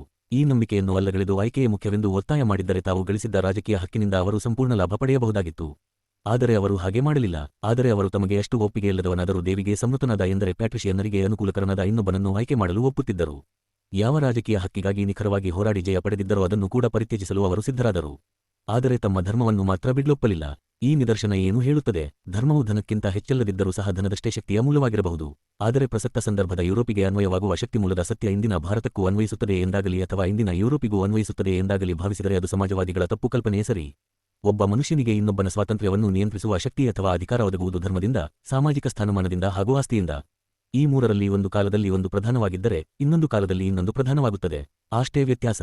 ಸ್ವಾತಂತ್ರ್ಯವೇ ಆದರ್ಶವಾಗಿದ್ದ ಪಕ್ಷದಲ್ಲಿ ಒಬ್ಬನೂ ಇನ್ನೊಬ್ಬನ ಮೇಲೆ ಅಧಿಕಾರ ನಡೆಸಲು ಆಸ್ಪದವಿಲ್ಲದಂತೆ ಮಾಡುವುದೇ ಸ್ವಾತಂತ್ರ್ಯವೆಂದು ಅರ್ಥವಿರುವುದಾದರೆ ಆರ್ಥಿಕ ಸುಧಾರಣೆಯೊಂದೇ ನಾವು ಸಾಧಿಸಬೇಕಾದ ಗುರಿ ಎಂದು ಹೇಳಲಾಗದು. ಯಾವುದೇ ನಿರ್ದಿಷ್ಟ ಕಾಲದಲ್ಲಿ ಅಥವಾ ನಿರ್ದಿಷ್ಟ ಸಮಾಜದಲ್ಲಿ ಶಕ್ತಿಯ ಅಥವಾ ಅಧಿಕಾರದ ಮೂಲವು ಸಾಮಾಜಿಕ ಮತ್ತು ಧಾರ್ಮಿಕವಾಗಿದ್ದರೆ ಆಗ ಅಂಥ ಪ್ರಸಕ್ತಿಯಲ್ಲಿ ಅಗತ್ಯ ನಡೆಯಬೇಕಾದುದು ಸಾಮಾಜಿಕ ಹಾಗೂ ಧಾರ್ಮಿಕ ಸುಧಾರಣೆಯೆಂದು ನಾವು ಒಪ್ಪಿಕೊಳ್ಳಬೇಕಾಗುತ್ತದೆ. ಭಾರತೀಯ ಸಮಾಜವಾದಿಗಳು ಇತಿಹಾಸವನ್ನು ಆರ್ಥಿಕ ದೃಷ್ಟಿಯಿಂದಲೇ ವಿವರಿಸುತ್ತಾರೆ.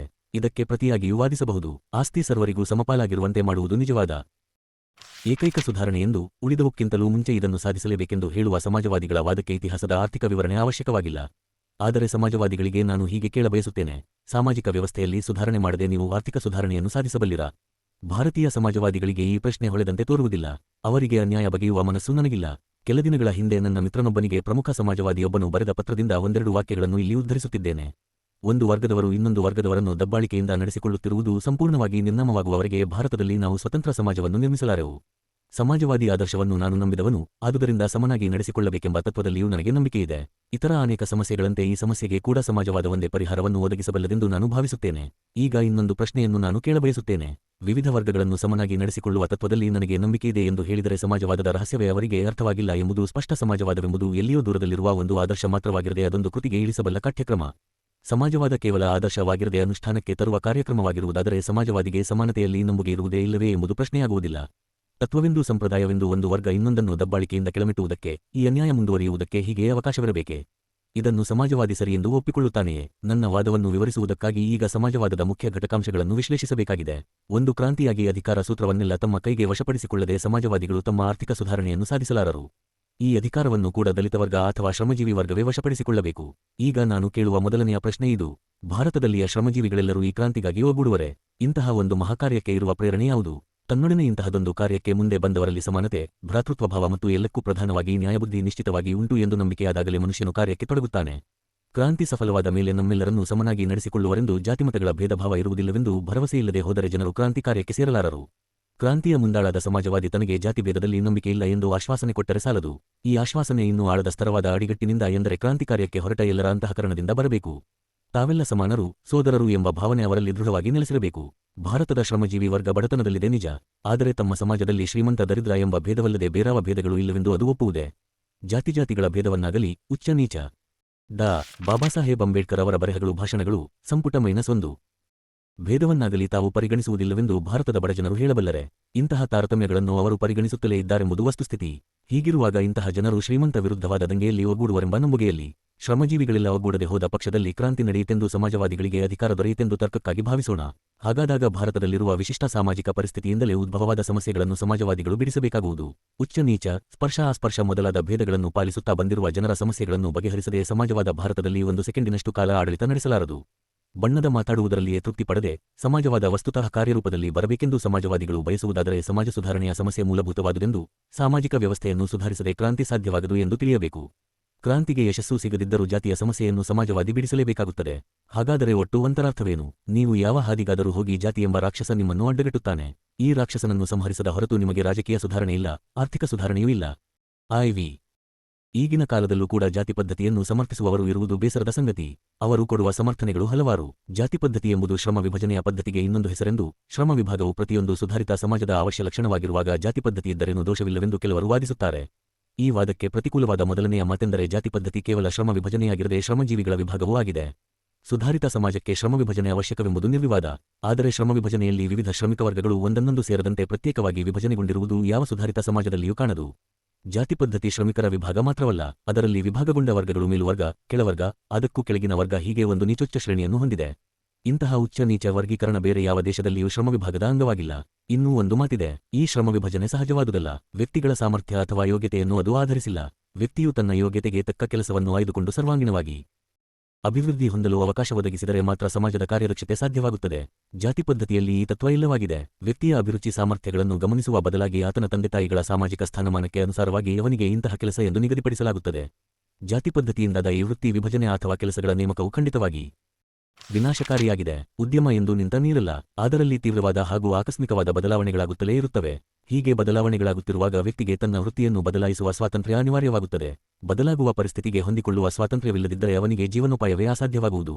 ಜಾತಿ ಪದ್ಧತಿಯಲ್ಲಿ ಇಂತಹ ಸ್ವಾತಂತ್ರ್ಯವಿಲ್ಲ. ತನ್ನ ಜಾತಿಗೆ ಹೊಸದಾದ ವೃತ್ತಿಯನ್ನು ಕೈಗೊಳ್ಳುವ ಬದಲಾಗಿ ಉಪವಾಸ ಬೀಳುವುದೇ ಹಿಂದುವಿನ ಗತಿಯಾಗಿದ್ದರೆ ಅದಕ್ಕೆ ಮೂಲ ಕಾರಣ ಜಾತಿಯೇ ಆಗಿದೆ. ವೃತ್ತಿಗಳನ್ನು ವ್ಯಕ್ತಿಗಳಿಗೆ ಅವರ ಸಾಮರ್ಥ್ಯಕ್ಕನುಸಾರವಾಗಿ ಹೊಂದಿಸುವುದಕ್ಕೆ ಜಾತಿ ಆಸ್ಪದ ಕೊಡುವುದಿಲ್ಲ. ದೇಶದಲ್ಲಿ ನಾವು ಕಾಣುವ ನಿರುದ್ಯೋಗಕ್ಕೆ ಬಹುಮಟ್ಟಿಗೆ ಜಾತಿಯೇ ಕಾರಣವಾಗಿದೆ. ಇದಲ್ಲದೆ ಇನ್ನೂ ಒಂದು ದೋಷವಿದೆ. ಜಾತಿಯಿಂದ ಉಂಟಾದ ಶ್ರಮವಿಭಾಗ ಶ್ರಮಿಕರ ಆಯ್ಕೆಯಿಂದ ಆದುದಲ್ಲ. ವೈಯಕ್ತಿಕ ಭಾವನೆಗಾಗಲಿ ಅಥವಾ ವೈಯಕ್ತಿಕವಾಗಿ ಈ ಕೆಲಸಕ್ಕೆ ಯಾರು ಹೆಚ್ಚು ಯೋಗ್ಯರೆಂಬ ವಿವೇಚನೆಗಾಗಲಿ ಅಲ್ಲಿ ಆಸ್ಪದವೇ ಇಲ್ಲ. ಪೂರ್ವಕರ್ಮದ ಫಲವೆಂಬ ತತ್ವವೇ ಮುಖ್ಯ ಆಧಾರವಾಗುತ್ತದೆ. ಸಾಮಾಜಿಕ ಕಾರ್ಯ ಸಾಮರ್ಥ್ಯದ ದೃಷ್ಟಿಯಿಂದ ನೋಡಿದಾಗ ಔದ್ಯಮಿಕ ಪದ್ಧತಿಯ ಅತ್ಯಂತ ಭೀಕರ ಅನಿಷ್ಟ ಯಾವುದು? ಬಡತನವಲ್ಲ, ಬಡತನದಿಂದ ಉಂಟಾದ ದುಃಖ ಪರಂಪರೆಯೂ ಅಲ್ಲ. ಆದರೆ ಕೆಲಸ ಮಾಡುತ್ತಿರುವ ಇಷ್ಟೊಂದು ಜನರಿಗೆ ತಾವು ಮಾಡುವ ಕೆಲಸ ಯಾವ ಮನಸಂತೋಷವನ್ನು ಒದಗಿಸುತ್ತಿಲ್ಲವೆಂಬುದು ಸತ್ಯ. ವಸ್ತುಸ್ಥಿತಿಯ ಈ ಅನಿಷ್ಟ ಇಂತಹ ಕೆಲಸ ಅಥವಾ ವೃತ್ತಿಗಳು ಕೆಲಸಗಾರರಲ್ಲಿ ಉಪೇಕ್ಷೆಯನ್ನು, ದ್ವೇಷವನ್ನು, ಹೊಣೆಯಿಂದ ತಪ್ಪಿಸಿಕೊಳ್ಳುವ ಮನೋವೃತ್ತಿಯನ್ನು ಕೆರಳಿಸುತ್ತವೆ. ಭಾರತದಲ್ಲಿ ಹಿಂದೂಗಳು ಹೀನವೆಂದು ಪರಿಗಣಿಸುವ ಅನೇಕ ವೃತ್ತಿಗಳಿವೆ. ಅವು ಹೀನವೆಂಬ ಭಾವನೆ ಇರುವುದರಿಂದ ಅವುಗಳಲ್ಲಿ ತೊಡಗಿರುವ ಕೆಲಸಗಾರರು ಕೂಡ ತಮ್ಮ ಕೆಲಸವನ್ನು ಹೀನವೆಂದು ಕಾಣುತ್ತಾರೆ. ಈ ವೃತ್ತಿಗಳಿಂದ ತಪ್ಪಿಸಿಕೊಳ್ಳುವ ಬಯಕೆ ಅವರಿಗೆ ಸತತವಾಗಿರುತ್ತದೆ. ಅವುಗಳಲ್ಲಿ ತೊಡಗಿರುವ ಇತರರಲ್ಲಿಯೂ ಅದನ್ನು ಅವರು ಪ್ರೇರೇಪಿಸುತ್ತಾರೆ. ಹಿಂದೂ ಧರ್ಮ ಈ ವೃತ್ತಿಗಳಿಗೆ ಆರೋಪಿಸಿದ ತಿರಸ್ಕಾರ ಹಾಗೂ ಕಳಂಕ ಇದಕ್ಕೆ ಕಾರಣವಾಗಿದೆ. ತಮ್ಮ ಕೆಲಸದಲ್ಲಿ ಜನರಿಗೆ ಮನಸ್ಸೇ ಇಲ್ಲದಿರುವ ಪದ್ಧತಿ ಇದ್ದರೆ ಕಾರ್ಯ ಸಮರ್ಪಕವಾದೀತೆ. ಮನುಷ್ಯನ ಸ್ವಾಭಾವಿಕ ಅಭಿರುಚಿ ಹಾಗೂ ಸಾಮರ್ಥ್ಯಗಳನ್ನು ಕಡೆಗಣಿಸಿ ಸಮಾಜದ ಸಾಂಪ್ರದಾಯಿಕ ನಿಯಮಗಳಿಗೆ ಆಸೊನ್ನೆಟ್ಟಿಕೊಳ್ಳುವುದು ಜಾತಿಯ ಕಾರ್ಯವಾಗಿದೆ. ಹೀಗಿರುವುದರಿಂದ ಆರ್ಥಿಕ ವ್ಯವಸ್ಥೆಯ ದೃಷ್ಟಿಯಿಂದ ಜಾತಿ ಪದ್ಧತಿ ಅಪಾಯಕರ ಪದ್ಧತಿಯಾಗಿದೆ. ಜಾತಿ ಪದ್ಧತಿಯ ಸಮರ್ಥನೆಗಾಗಿ ಕೆಲವರು ವಂಶಶುದ್ಧಿಯ ತತ್ವವನ್ನು ಬಳಸಿಕೊಂಡಿದ್ದಾರೆ. ಒಂದು ಜನಾಂಗದ ಅಥವಾ ವಂಶದ ಶುದ್ಧತೆಯನ್ನು ಕಾಪಾಡುವುದೇ ಜಾತಿಯ ಉದ್ದೇಶವೆಂದು ವಾದಿಸಲಾಗುತ್ತದೆ. ವಂಶಶಾಸ್ತ್ರಜ್ಞರ ಮೇರೆಗೆ ಜಗತ್ತಿನಲ್ಲಿ ಈಗ ಎಲ್ಲಿಯೂ ಶುದ್ಧ ವಂಶವೆಂಬುದು ಉಳಿದಿಲ್ಲ. ಎಲ್ಲ ಕಡೆಯೂ ವಂಶಗಳು ಸಂಕರವಾಗಿ ಹೋಗಿವೆ. ಭಾರತದಲ್ಲಿ ಈ ಸಂಕರ ವಿಶೇಷವಾಗಿ ನಡೆದಿದೆ. ಹಿಂದೂ ಜನತೆಯಲ್ಲಿ ಪರಕೀಯ ಅಂಶಗಳು ಎಂಬ ತಮ್ಮ ಲೇಖನದಲ್ಲಿ ಶ್ರೀ ಡಿ. ಆರ್. ಭಂಡಾಕರ್ ಅವರು ಹೀಗೆ ಹೇಳಿದ್ದಾರೆ: ಪರಕೀಯ ಅಂಶ ಬೆರೆಯದಂತಹ ಒಂದು ವರ್ಗವಾಗಲಿ ಜಾತಿಯಾಗಲಿ ಭಾರತದಲ್ಲಿ ಉಳಿದಿಲ್ಲ. ಡಾ. ಬಾಬಾಸಾಹೇಬ್ ಅಂಬೇಡ್ಕರ್ ಅವರ ಬರೆಹಗಳು ಭಾಷಣಗಳು ಸಂಪುಟ -1. ರಜಪೂತ, ಮರಾಠ ಮೊದಲಾದ ಕ್ಷತ್ರಿಯ ವರ್ಗಗಳಲ್ಲಿ ಮಾತ್ರವಲ್ಲ, ತಾವು ಸಂಪೂರ್ಣ ಶುದ್ಧರೆಂದು ಭ್ರಮಿಸಿಕೊಂಡಿರುವ ಬ್ರಾಹ್ಮಣರಲ್ಲೂ ಕೂಡ ಪರಕೀಯ ರಕ್ತಸಂಕರವಾಗಿದೆ. ವಂಶಸಂಕರವನ್ನು ತಡೆಯುವ ಅಥವಾ ರಕ್ತಶುದ್ಧಿಯನ್ನು ರಕ್ಷಿಸಿಕೊಳ್ಳುವ ಮಾರ್ಗವಾಗಿಯೇ ಜಾತಿ ಪದ್ಧತಿ ಬೆಳೆಯಿತೆಂದು ಹೇಳಲಾಗದು. ವಾಸ್ತವವಾಗಿ ನೋಡಿದರೆ ಭಾರತದ ವಿವಿಧ ಜನಾಂಗಗಳಲ್ಲಿ ಪರಸ್ಪರ ರಕ್ತ ಸಂಬಂಧ ಹಾಗೂ ಸಂಸ್ಕೃತಿ ಸಮನ್ವಯ ನಡೆದುಹೋಗಿ ಎಷ್ಟೋ ಕಾಲದ ನಂತರ ಜಾತಿ ಪದ್ಧತಿ ಹುಟ್ಟಿಕೊಂಡಿತು. ಜಾತಿಭೇದಗಳನ್ನು ಜನಾಂಗ ಭೇದಗಳೆಂದು ಭ್ರಮಿಸಿ ಹಾಗೆ ನಡೆದುಕೊಳ್ಳುವುದೆಂದರೆ ವಸ್ತುಸ್ಥಿತಿಯ ವಿಪರ್ಯಾಸ. ಪಂಜಾಬ್ ಬ್ರಾಹ್ಮಣನಿಗೂ ಮದ್ರಾಸಿ ಬ್ರಾಹ್ಮಣನಿಗೂ ನಡುವೆ ಯಾವ ವಂಶ ಸಂಬಂಧವಿದೆ? ಬಂಗಾಳದ ಅಸ್ಪೃಶ್ಯನಿಗೆ ಮದ್ರಾಸಿ ಅಸ್ಪೃಶ್ಯನೊಡನೆ ಯಾವ ವಂಶೀಯ ಸಂಬಂಧವಿದೆ? ಪಂಜಾಬದ ಬ್ರಾಹ್ಮಣನಿಗೂ ಪಂಜಾಬದ ಚಮ್ಮಾರನಿಗೂ ಯಾವ ವಂಶೀಯ ಭೇದವಿದೆ? ಮದ್ರಾಸಿ ಬ್ರಾಹ್ಮಣನಿಗೂ ಮದ್ರಾಸಿ ಚಂಡಾಲನಿಗೂ ಯಾವ ವಂತಭೇದವಿದೆ? ಪಂಜಾಬದ ಬ್ರಾಹ್ಮಣ ಹಾಗೂ ಚಮ್ಮಾರ ಇಬ್ಬರು ಒಂದೇ ವಂಶಕ್ಕೆ ಸೇರಿದವರು. ಇದೇ ಮಾತು ಮದ್ರಾಸಿಗಳಿಗೂ ಅನ್ವಯಿಸುತ್ತದೆ. ಜಾತಿ ಪದ್ಧತಿ ವಂಶಭೇದವನ್ನು ಗುರುತಿಸುವುದಿಲ್ಲ. ಒಂದೇ ವಂಶದವರಲ್ಲಿ ಸಾಮಾಜಿಕ ಭೇದಗಳನ್ನು ಮಾತ್ರ ಜಾತಿ ಪದ್ಧತಿ ಉಂಟುಮಾಡಿದೆ. ಒಂದು ವೇಳೆ ಜಾತಿಭೇದ ವಂಶಭೇದವೆಂದೇ ಇದ್ದಿತೆಂದು ಭಾವಿಸೋಣ. ಹಾಗಿದ್ದಾಗ ಅಂತರ್ಜಾತೀಯ ವಿವಾಹಗಳ ಮೂಲಕ ವಂಶಗಳು ಸಂಕರವಾದರೆ ತಪ್ಪೇನಾಯಿತು? ಮನುಷ್ಯರಿಗೂ ಇತರ ಪ್ರಾಣಿಗಳಿಗೂ ಇರುವ ಅಂತರ ತುಂಬ ದೊಡ್ಡದು. ಆದುದರಿಂದ ವಿಜ್ಞಾನಿಗಳು ಮನುಷ್ಯರನ್ನು ಹಾಗೂ ಪ್ರಾಣಿಗಳನ್ನು ಎರಡು ಪ್ರತ್ಯೇಕ ವರ್ಗಗಳಾಗಿ ವಿಂಗಡಿಸಿದ್ದಾರೆ. ಜನಾಂಗಭೇದವು ಜೀವಿಗಳ ವರ್ಗಭೇದವೆಂದು ವಿಜ್ಞಾನಿಗಳು ಒಪ್ಪುವುದಿಲ್ಲ. ವಿವಿಧ ಜನಾಂಗಗಳು ಒಂದೇ ವರ್ಗದ ವಿವಿಧ ಶಾಖೆಗಳು ಮಾತ್ರ. ಹೀಗಿರುವುದರಿಂದ ಈ ವಿವಿಧ ಜನಾಂಗಗಳು ರಕ್ತಸಂಬಂಧ ಮಾಡಿದ್ದಲ್ಲಿ ಹುಟ್ಟುವ ಜೀವಿಗಳು ವಂಶಾಭಿವೃದ್ಧಿಗೆ ಸಮರ್ಥವಾಗಿ ಇರುವವಲ್ಲದೆ ನಮಂಸಕವಾಗಲಾರವು. ಜಾತಿ ಪದ್ಧತಿಯನ್ನು ಸಮರ್ಥಿಸುವುದಕ್ಕಾಗಿ ವಂಶಪರಂಪರೆ, ಉತ್ತಮ ಸಂತಾನ ಮುಂತಾಗಿ ಹೇರಳವಾದ ಹುಚ್ಚು ಮಾತುಗಳನ್ನು ಆಡಲಾಗುತ್ತಿದೆ. ಜಾತಿ ಪದ್ಧತಿ ಉತ್ತಮ ಸಂತಾನ ತತ್ವಕ್ಕೆ ಬದ್ಧವಾಗಿಯೇ ಇದ್ದ ಪಕ್ಷದಲ್ಲಿ ಅದನ್ನು ಯಾರೂ ವಿರೋಧಿಸಲಾರರು. ಆದರೆ ಜಾತಿ ಪದ್ಧತಿ ಉತ್ತಮ ಗಂಡು ಹಾಗೂ ಉತ್ತಮ ಹೆಣ್ಣುಗಳ ದಾಂಪತ್ಯಕ್ಕೆ ಸಹಾಯಕವಾಗಿದೆಯೇ? ಜಾತಿ ಪದ್ಧತಿ ನಿಷೇಧಾತ್ಮಕವಾಗಿದೆ. ಅಂತರ್ಜಾತೀಯ ದಾಂಪತ್ಯವನ್ನು ಅದು ಪ್ರತಿಬಂಧಿಸುತ್ತದೆ. ಜಾತಿ ಎಂಬುದು ಉತ್ತಮ ಸಂತಾನ ದೃಷ್ಟಿಯಿಂದ ಹುಟ್ಟಿದ್ದಲ್ಲ. ಜಾತಿ ಜನಾಂಗವೆಂದಾದರೆ ಉಪಜಾತಿಗಳು ಜನಾಂಗಭೇದಗಳಾಗವು. ಏಕೆಂದರೆ ಒಂದೇ ಜನಾಂಗದ ಉಪಭೇದಗಳಾದುದರಿಂದ ಅದು ಅದೇ ಜನಾಂಗಕ್ಕೆ ಸೇರಿರುತ್ತದೆ. ಹೀಗಿರುವುದರಿಂದ ಅಂತರ್ಜಾತೀಯ ವಿವಾಹಕ್ಕೆ ಹಾಗೂ ಅಂತರ್ಜಾತೀಯ ಭೋಜನಕ್ಕೆ ಪ್ರತಿಬಂಧವೇಕೆ? ಜನಾಂಗದ ಅಥವಾ ವಂಶದ ಶುದ್ಧಿಯನ್ನು ಕಾಪಾಡುವುದು ಇದರ ಉದ್ದೇಶವಲ್ಲ ಎಂದಾಯಿತು. ಜಾತಿ ಉಪಜಾತಿಗಳ ಸಹಭೋಜನವನ್ನು ಪ್ರತಿಬಂಧಿಸುವ ಉದ್ದೇಶವೇನು? ಸಹಭೋಜನದಿಂದ ವಂಶ ಹಾಳಾಗಲಾರದು, ಉತ್ತಮವೂ ಆಗಲಾರದು. ಇದನ್ನೆಲ್ಲ ನೋಡಿದಾಗ ಜಾತಿಭೇದ ವೈಜ್ಞಾನಿಕವಲ್ಲವೆಂದು ಸಿದ್ಧವಾಗುತ್ತದೆ. ಉತ್ತಮ ಸಂತಾನ ತತ್ವವನ್ನು ಬಳಸಿಕೊಂಡು ಜಾತಿಯನ್ನು ಸಮರ್ಥಿಸುವುದೆಂದರೆ ಅವೈಜ್ಞಾನಿಕ ವಿಷಯಕ್ಕೆ ವೈಜ್ಞಾನಿಕ ಸಮರ್ಥನೆಯನ್ನು ನೀಡಿದಂತೆಯೇ ಸರಿ. ವಂಶದಲ್ಲಿ ಪಿತ್ರಾರ್ಜಿತ ಅಂಶ ಯಾವ ನಿಯಮಗಳನ್ನು ಅನುಸರಿಸುತ್ತದೆಂಬುದು ನಿಖರವಾಗಿ ನಮಗೆ ಇನ್ನೂ ತಿಳಿದಿಲ್ಲ. ಆದುದರಿಂದ ಉತ್ತಮ ಸಂತಾನದ ಯೋಜನೆ ವ್ಯವಹಾರ ಯೋಗ್ಯವೆಂದು ಹೇಳಲಾಗದು. ಮಂಡಲನ ಆನುವಂಶಿಕ ತತ್ವಗಳು ಎಂಬ ಗ್ರಂಥವನ್ನು ಕುರಿತು ಬೇಟ್ಸನ್ ಹೀಗೆನ್ನುತ್ತಾರೆ: ಉಚ್ಚ ತರಗತಿಯ ಮಾನಸಿಕ ಗುಣಗಳು ಆನುವಂಶಿಕವಾಗಿ ಬಂದರೆ ಅವು ಯಾವುದೇ ಒಂದು ನಿಯಮಕ್ಕೆ ಅರ್ಥಕ್ಕೆ ಕ್ರಮಕ್ಕೆ ಒಳಪಟ್ಟು ಬರುತ್ತವೆ ಎಂದು ತೋರುವುದಿಲ್ಲ. ದೈಹಿಕ ವೈಶಿಷ್ಟ್ಯಗಳು ಮಾನಸಿಕ ಗುಣಗಳು ಅನೇಕ ಘಟಕಗಳ ಯೋಗಾಯೋಗದಿಂದ ಉತ್ಪನ್ನವಾಗುವುದೇ ಹೊರತಾಗಿ ಒಂದು ನಿರ್ದಿಷ್ಟ ಸಂತಾನ ಮೂಲದಿಂದಲೇ ಆದುವೆಂದು ಹೇಳಲಾಗದು. ಜಾತಿ ಪದ್ಧತಿ ಉತ್ತಮ ಸಂತಾನಶಾಸ್ತ್ರ ದೃಷ್ಟಿಯಿಂದ ನಿರ್ಮಿತವಾಯಿತೆಂದು ಹೇಳಿದರೆ ಇಂದಿನ ವಿಜ್ಞಾನಿಗಳಿಗೆ ಕೂಡ ಇಲ್ಲದ ಜ್ಞಾನವನ್ನು ಈಗಿನ ಹಿಂದೂಗಳ ಪೂರ್ವಜರು ಪಡೆದಿದ್ದರೆಂದು ಹೇಳಿದಂತಾಗುತ್ತದೆ. ಹಣ್ಣುಗಳನ್ನು ನೋಡಿ ಮರದ ಬೆಲೆ ಕಟ್ಟಬೇಕು. ಸಂತಾನಶಾಸ್ತ್ರಕ್ಕನುಸಾರವಾಗಿ ಜಾತಿ ಪದ್ಧತಿ ಇರುವುದಾಗಿದ್ದರೆ ಅದು ಎಂತಹ ಉತ್ಕೃಷ್ಟ ಜನಾಂಗವನ್ನು ಹುಟ್ಟಿಸಬೇಕಾಗಿತ್ತು. ವಾಸ್ತವಿಕವಾಗಿ ನೋಡಿದರೆ ಹಿಂದೂಗಳು C3 ವರ್ಗಕ್ಕೆ ಸೇರಿದ ಜನರು. ಮೈಕಟ್ಟಿನಲ್ಲಿ ದುರ್ಬಲರಾದ ಮತ್ತು ದೈಹಿಕವಾಗಿ ತಾಣವಿಲ್ಲದ ಕುಬ್ಬರ ವರ್ಗಕ್ಕೆ ಇವರು ಸೇರಿದ್ದಾರೆ. 100ಕ್ಕೆ 90ರಷ್ಟು ಮಂದಿ ಸೈನಿಕ ಸೇವೆಗೆ ಅನರ್ಹರಾದ ಜನರ ರಾಷ್ಟ್ರ ನಮ್ಮದು. ಹೀಗಾದರೆ ಉತ್ತಮ ಸಂತಾನ ತತ್ವ ಎಲ್ಲಿ ಬಂದಿತು? ಸ್ವಾರ್ಥಿಗಳೂ ದುರಹಂಕಾರಿಗಳೂ ಆದ ಕೆಲವರು ಹಿಂದೂಗಳು ತಮ್ಮ ಸಾಮಾಜಿಕ ಸ್ಥಾನಬಲದಿಂದ ಈ ಜಾತಿಭೇದಗಳನ್ನು ನಿರ್ಮಿಸಿ ದುರ್ಬಲ ವರ್ಗಗಳ ಮೇಲೆ ಅವುಗಳನ್ನು ಒತ್ತಾಯದಿಂದ ಹೇರಿದರು. ಜಾತಿಯಿಂದ ಆರ್ಥಿಕ ಕಾರ್ಯಸಾಮರ್ಥ್ಯ ಉತ್ತಮವಾಗುವುದಿಲ್ಲ. ಜಾತಿ ಜನಾಂಗವನ್ನು ಉತ್ತಮಗೊಳಿಸಿಲ್ಲ, ಉತ್ತಮಗೊಳಿಸಲು ಅದಕ್ಕೆ ಸಾಧ್ಯವೂ ಇಲ್ಲ. ಆದರೆ ಅದು ಒಂದನ್ನು ಮಾತ್ರ ಸಾಧಿಸಿದೆ. ಜಾತಿಯು ಹಿಂದೂಗಳನ್ನು ಪ್ರತ್ಯೇಕ ಗುಂಪುಗಳಾಗಿ ವಿಂಗಡಿಸಿ ನೀತಿಗೆಡಿಸಿದೆ. ಹಿಂದೂ ಸಮಾಜವೆಂಬುದು ಮಿಥ್ಯಾಪದ. ಇದು ಎಲ್ಲಕ್ಕಿಂತ ಮುಂಚೆ ಒಪ್ಪಿಕೊಳ್ಳಬೇಕಾದ ಮಾತು. ಹಿಂದೂ ಎಂಬ ಈ ಹೆಸರೇ ವಿದೇಶೀಯವಾಗಿದೆ. ಹೊರಗಿನಿಂದ ಬಂದ ಮಹಮ್ಮದೀಯರು ತಮ್ಮಿಂದ ಬೇರೆಯಾದ ಇಲ್ಲಿಯ ನಿವಾಸಿಗಳನ್ನು ಈ ಹೆಸರಿನಿಂದ ಗುರುತಿಸಿದರು. ಮಹಮ್ಮದೀಯ ದಾಳಿಗಳಿಗೆ ಮುಂಚಿನ ಯಾವ ಸಂಸ್ಕೃತ ಗ್ರಂಥದಲ್ಲಿಯೂ ಈ ಪದದ ಉಲ್ಲೇಖವಿಲ್ಲ. ಎಲ್ಲ ಜನರಿಗೂ ಸಾಮಾನ್ಯವಾದೊಂದು ಹೆಸರಿನ ಅಗತ್ಯವಿದೆ ಎಂದು ಹಿಂದೂಗಳಿಗೆ ಅನ್ನಿಸಲಿಲ್ಲ. ಏಕೆಂದರೆ ಒಂದು ಸುಸಂಘಟಿತ ಸಮುದಾಯದ ಕಲ್ಪನೆಯೇ ಅವರಿಗೆ ಇರಲಿಲ್ಲ. ಹಿಂದೂ ಸಮಾಜ ಎಂಬುದು ಅಸ್ತಿತ್ವದಲ್ಲಿಲ್ಲ. ಅದು ಅನೇಕ ಜಾತಿಗಳ ಒಂದು ಸಮೂಹ. ಪ್ರತಿಯೊಂದು ಜಾತಿಗೂ ತನ್ನ ಅಸ್ತಿತ್ವದ ಎಚ್ಚರವಿದೆ. ತಾನು ಉಳಿಯಬೇಕು, ಇಷ್ಟೇ ಅದರ ಸರ್ವಸ್ವ. ಈ ಜಾತಿಗಳು ಒಂದು ಸಂಯುಕ್ತ ಪದ್ಧತಿಯ ಸಂಘಟನೆಯನ್ನು ಮಾಡಿಕೊಂಡಿಲ್ಲ. ಹಿಂದೂ ಮುಸ್ಲಿಂ ದಂಗೆಯಾದ ಪ್ರಸಂಗವನ್ನು ಬಿಟ್ಟರೆ ಉಳಿದ ಯಾವ ಕಾಲದಲ್ಲಿ ಆದರೂ ಒಂದು ಜಾತಿಗೂ ಇನ್ನೊಂದು ಜಾತಿಗೂ ಏನೂ ಸಂಬಂಧವಿದ್ದಂತೆ ತೋರುವುದಿಲ್ಲ. ಇತರ ಜಾತಿಗಳಿಗಿಂತ ತಾನು ಬೇರೆ ಎಂದು ವಿಶಿಷ್ಟವೆಂದು ತೋರಿಸಿಕೊಳ್ಳಲು ಪ್ರತಿಯೊಂದು ಜಾತಿ ಪ್ರಯತ್ನಿಸುತ್ತದೆ. ಸಹಭೋಜನವಾಗಲಿ ಮದುವೆಯಾಗಲಿ ಒಂದು ಜಾತಿಯವರು ತಮ್ಮ ಜಾತಿಯವರೊಡನೆ ಮಾತ್ರ ಮಾಡತಕ್ಕದ್ದು. ಇಷ್ಟೇ ಅಲ್ಲ, ತಮ್ಮ ಜಾತಿಗೆ ಇಂತಹದೇ ಉಡುಗೆ ತೊಡುಗೆ ಎಂಬ ನಿರ್ಬಂಧ ಕೂಡ. ಬಾಬಾಸಾಹೇಬ್ ಅಂಬೇಡ್ಕರ್ ಅವರ ಬರೆಹಗಳು ಭಾಷಣಗಳು ಸಂಪುಟ -1 ಇದೆ. ವಿದೇಶಿ ಪ್ರವಾಸಿಗರಿಗೆ ವಿನೋದವನ್ನೊದಗಿಸುವಂತೆ ಅಸಂಖ್ಯವಾದ ಉಡುಗೆ ತೊಡುಗೆಗಳು ಭಾರತದಲ್ಲಿ ಕಂಡುಬರುವುದಕ್ಕೆ ಇದಕ್ಕಿಂತ ಬೇರೆ ಕಾರಣವೇನಿದೆ? ಆದರ್ಶ ಹಿಂದೂವೆಂಬುವನು ಹೊರಗಿನ ಯಾರ ಸಂಪರ್ಕವೂ ಇಲ್ಲವೆಂದು ತನ್ನ ಬಿಲದೊಳಗೆ ಹುದುಗಿಕೊಂಡಿರುವ ಒಂದು ಇಲಿಯಾಗಿರಬೇಕು. ಸಮಾಜಶಾಸ್ತ್ರಜ್ಞರು ಹೇಳುವ ಸ್ವಸಮುದಾಯ ಪ್ರಜ್ಞೆ ಹಿಂದೂಗಳಲ್ಲಿ ಒಂದಿಷ್ಟೂ ಇಲ್ಲ. ಪ್ರತಿಯೊಬ್ಬ ಹಿಂದೂವಿನಲ್ಲಿ ಇರುವ ಪ್ರಜ್ಞೆ ಒಂದೇ, ಅದು ತನ್ನ ಜಾತಿಯ ಪ್ರಜ್ಞೆ. ಆದುದರಿಂದ ಹಿಂದೂಗಳದೇ ಒಂದು ಸಮಾಜವಾಗಲಿ ರಾಷ್ಟ್ರವಾಗಲಿ ಸಾಧ್ಯವಾಗಿಲ್ಲ. ಭಾರತೀಯರು ಒಂದು ರಾಷ್ಟ್ರವಲ್ಲವೆಂಬ ಮಾತನ್ನು ಒಪ್ಪುವುದಕ್ಕೆ ಎಷ್ಟೋ ಜನರ ದೇಶಾಭಿಮಾನ ಅಡ್ಡ ಬರುತ್ತದೆ. ಹೊರಗೆ ತೋರುವ ಈ ವೈವಿಧ್ಯದ ಒಡಲಲ್ಲಿ ಮೂಲಭೂತವಾದ ಒಂದು ಐಕ್ಯತೆಯಿದ್ದು ಹಿಂದೂಗಳೆಲ್ಲ ಒಂದಾಗಿದ್ದಾರೆಂದು ಅವರು ವಾದಿಸುತ್ತಾರೆ. ಸಂಪ್ರದಾಯಗಳಲ್ಲಿ, ನಂಬಿಕೆಗಳಲ್ಲಿ, ವಿಚಾರಗಳಲ್ಲಿ ಸಮಗ್ರ ಭರತಖಂಡದಲ್ಲೆಲ್ಲ ಸಾಮ್ಯತೆ ಕಾಣುವುದೆಂದು ಹೇಳುತ್ತಾರೆ. ಈ ಸಾಮ್ಯತೆ ಇರುವುದೇನೋ ನಿಜವೇ, ಆದರೆ ಇಷ್ಟರಿಂದಲೇ ಹಿಂದೂಗಳು ಒಂದು ಸಮಾಜವೆಂಬ ನಿರ್ಣಯ ಮಾಡುವುದು ಸರಿಯಲ್ಲ. ಹೀಗೆ ನಿರ್ಣಯಿಸುವವರಿಗೆ ಸಮಾಜದ ಅರ್ಥವೇ ತಿಳಿಯದು.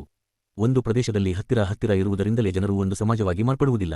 ಅದರಂತೆ ಉಳಿದವರಿಂದ 100 ಮೈಲು ದೂರ ಇರುವುದರಿಂದಲೇ ಸಮಾಜಕ್ಕೆ ಹೊರತಾಗುವುದಿಲ್ಲ. ಎರಡನೆಯದಾಗಿ, ರೂಢಿ, ಸಂಪ್ರದಾಯ, ನಂಬಿಕೆ, ವಿಚಾರ ಮೊದಲಾದವುಗಳಲ್ಲಿ ಸಾಮ್ಯತೆಯೊಂದರಿಂದ ಸಮಾಜ ರೂಪುಗೊಳ್ಳುವುದಿಲ್ಲ. ಇಟ್ಟಿಗೆಗಳಂತೆ ವಿಷಯಗಳನ್ನು ಒಬ್ಬರಿಂದೊಬ್ಬರಿಗೆ ಸಾಗಿಸಬಹುದು. ಅದೇ ರೀತಿಯಾಗಿ ಒಂದು ಗುಂಪಿನ ಸಂಪ್ರದಾಯ, ವಿಚಾರ, ಶ್ರದ್ಧೆಗಳು ಕೂಡ ಇನ್ನೊಂದು ಗುಂಪಿಗೆ ಸಾಗಿ ಇವೆರಡರಲ್ಲಿ ಸಾಮ್ಯತೆ ತೋರಬಹುದು. ಸಂಸ್ಕೃತಿ ಹೀಗೆ ಪ್ರಸಾರವಾಗುತ್ತದೆ. ಅದರ ಪರಿಣಾಮವಾಗಿ ಸಾಮ್ಯತೆ ಕಂಡುಬರುತ್ತದೆ. ಈ ಸಾಮ್ಯತೆಯ ಆಧಾರದಿಂದ ಆ ಪ್ರಾಚೀನ ಬುಡಕಟ್ಟುಗಳೆಲ್ಲ ಒಂದೇ ಸಮಾಜವಾಗಿದ್ದವೆಂದು ಯಾರೂ ಹೇಳಲಾರರು. ಮನುಷ್ಯರು ಸಮಾಜವಾಗಿ ಸಂಘಟಿತವಾಗಬೇಕಾದರೆ ಸಮಾನಾಧಿಕಾರದ ಕೆಲವಂಶವನ್ನು ಅವರು ಪಡೆದಿರಬೇಕು. ಸಮಾನ ವಸ್ತುಗಳನ್ನು ಅಥವಾ ವಿಷಯಗಳನ್ನು ಹೊಂದಿರುವುದು ಬೇರೆ, ಇತರರೊಡನೆ ಕೆಲವಂಶಗಳನ್ನು ಸಮಾನವಾಗಿ ಹಂಚಿಕೊಳ್ಳಲು ಸಾಧ್ಯವಾಗುವುದು ಪರಸ್ಪರ ಸಂಪರ್ಕದಿಂದಲೇ. ಬೇರೆ ಮಾತುಗಳಲ್ಲಿ ಹೇಳುವುದಾದರೆ, ಸಮಾಜ ಮುಂದುವರಿಯುವುದು ಅದರ ಸದಸ್ಯರಲ್ಲಿರುವ ಪರಸ್ಪರ ನಿಕಟ ಸಂಪರ್ಕದ ಮೂಲಕವೇ ಎಂದಾಯಿತು. ಆದರೆ ಸದೃಶವಾಗಿರುವುದೊಂದೇ ಸಾಲದು. ಉದಾಹರಣೆಗಾಗಿ ನೋಡಿ, ಹಿಂದೂಗಳ ವಿವಿಧ ಜಾತಿಗಳು ಆಚರಿಸುವ ಹಬ್ಬಗಳು ಒಂದೇ, ಭಿನ್ನವಾಗಿಲ್ಲ.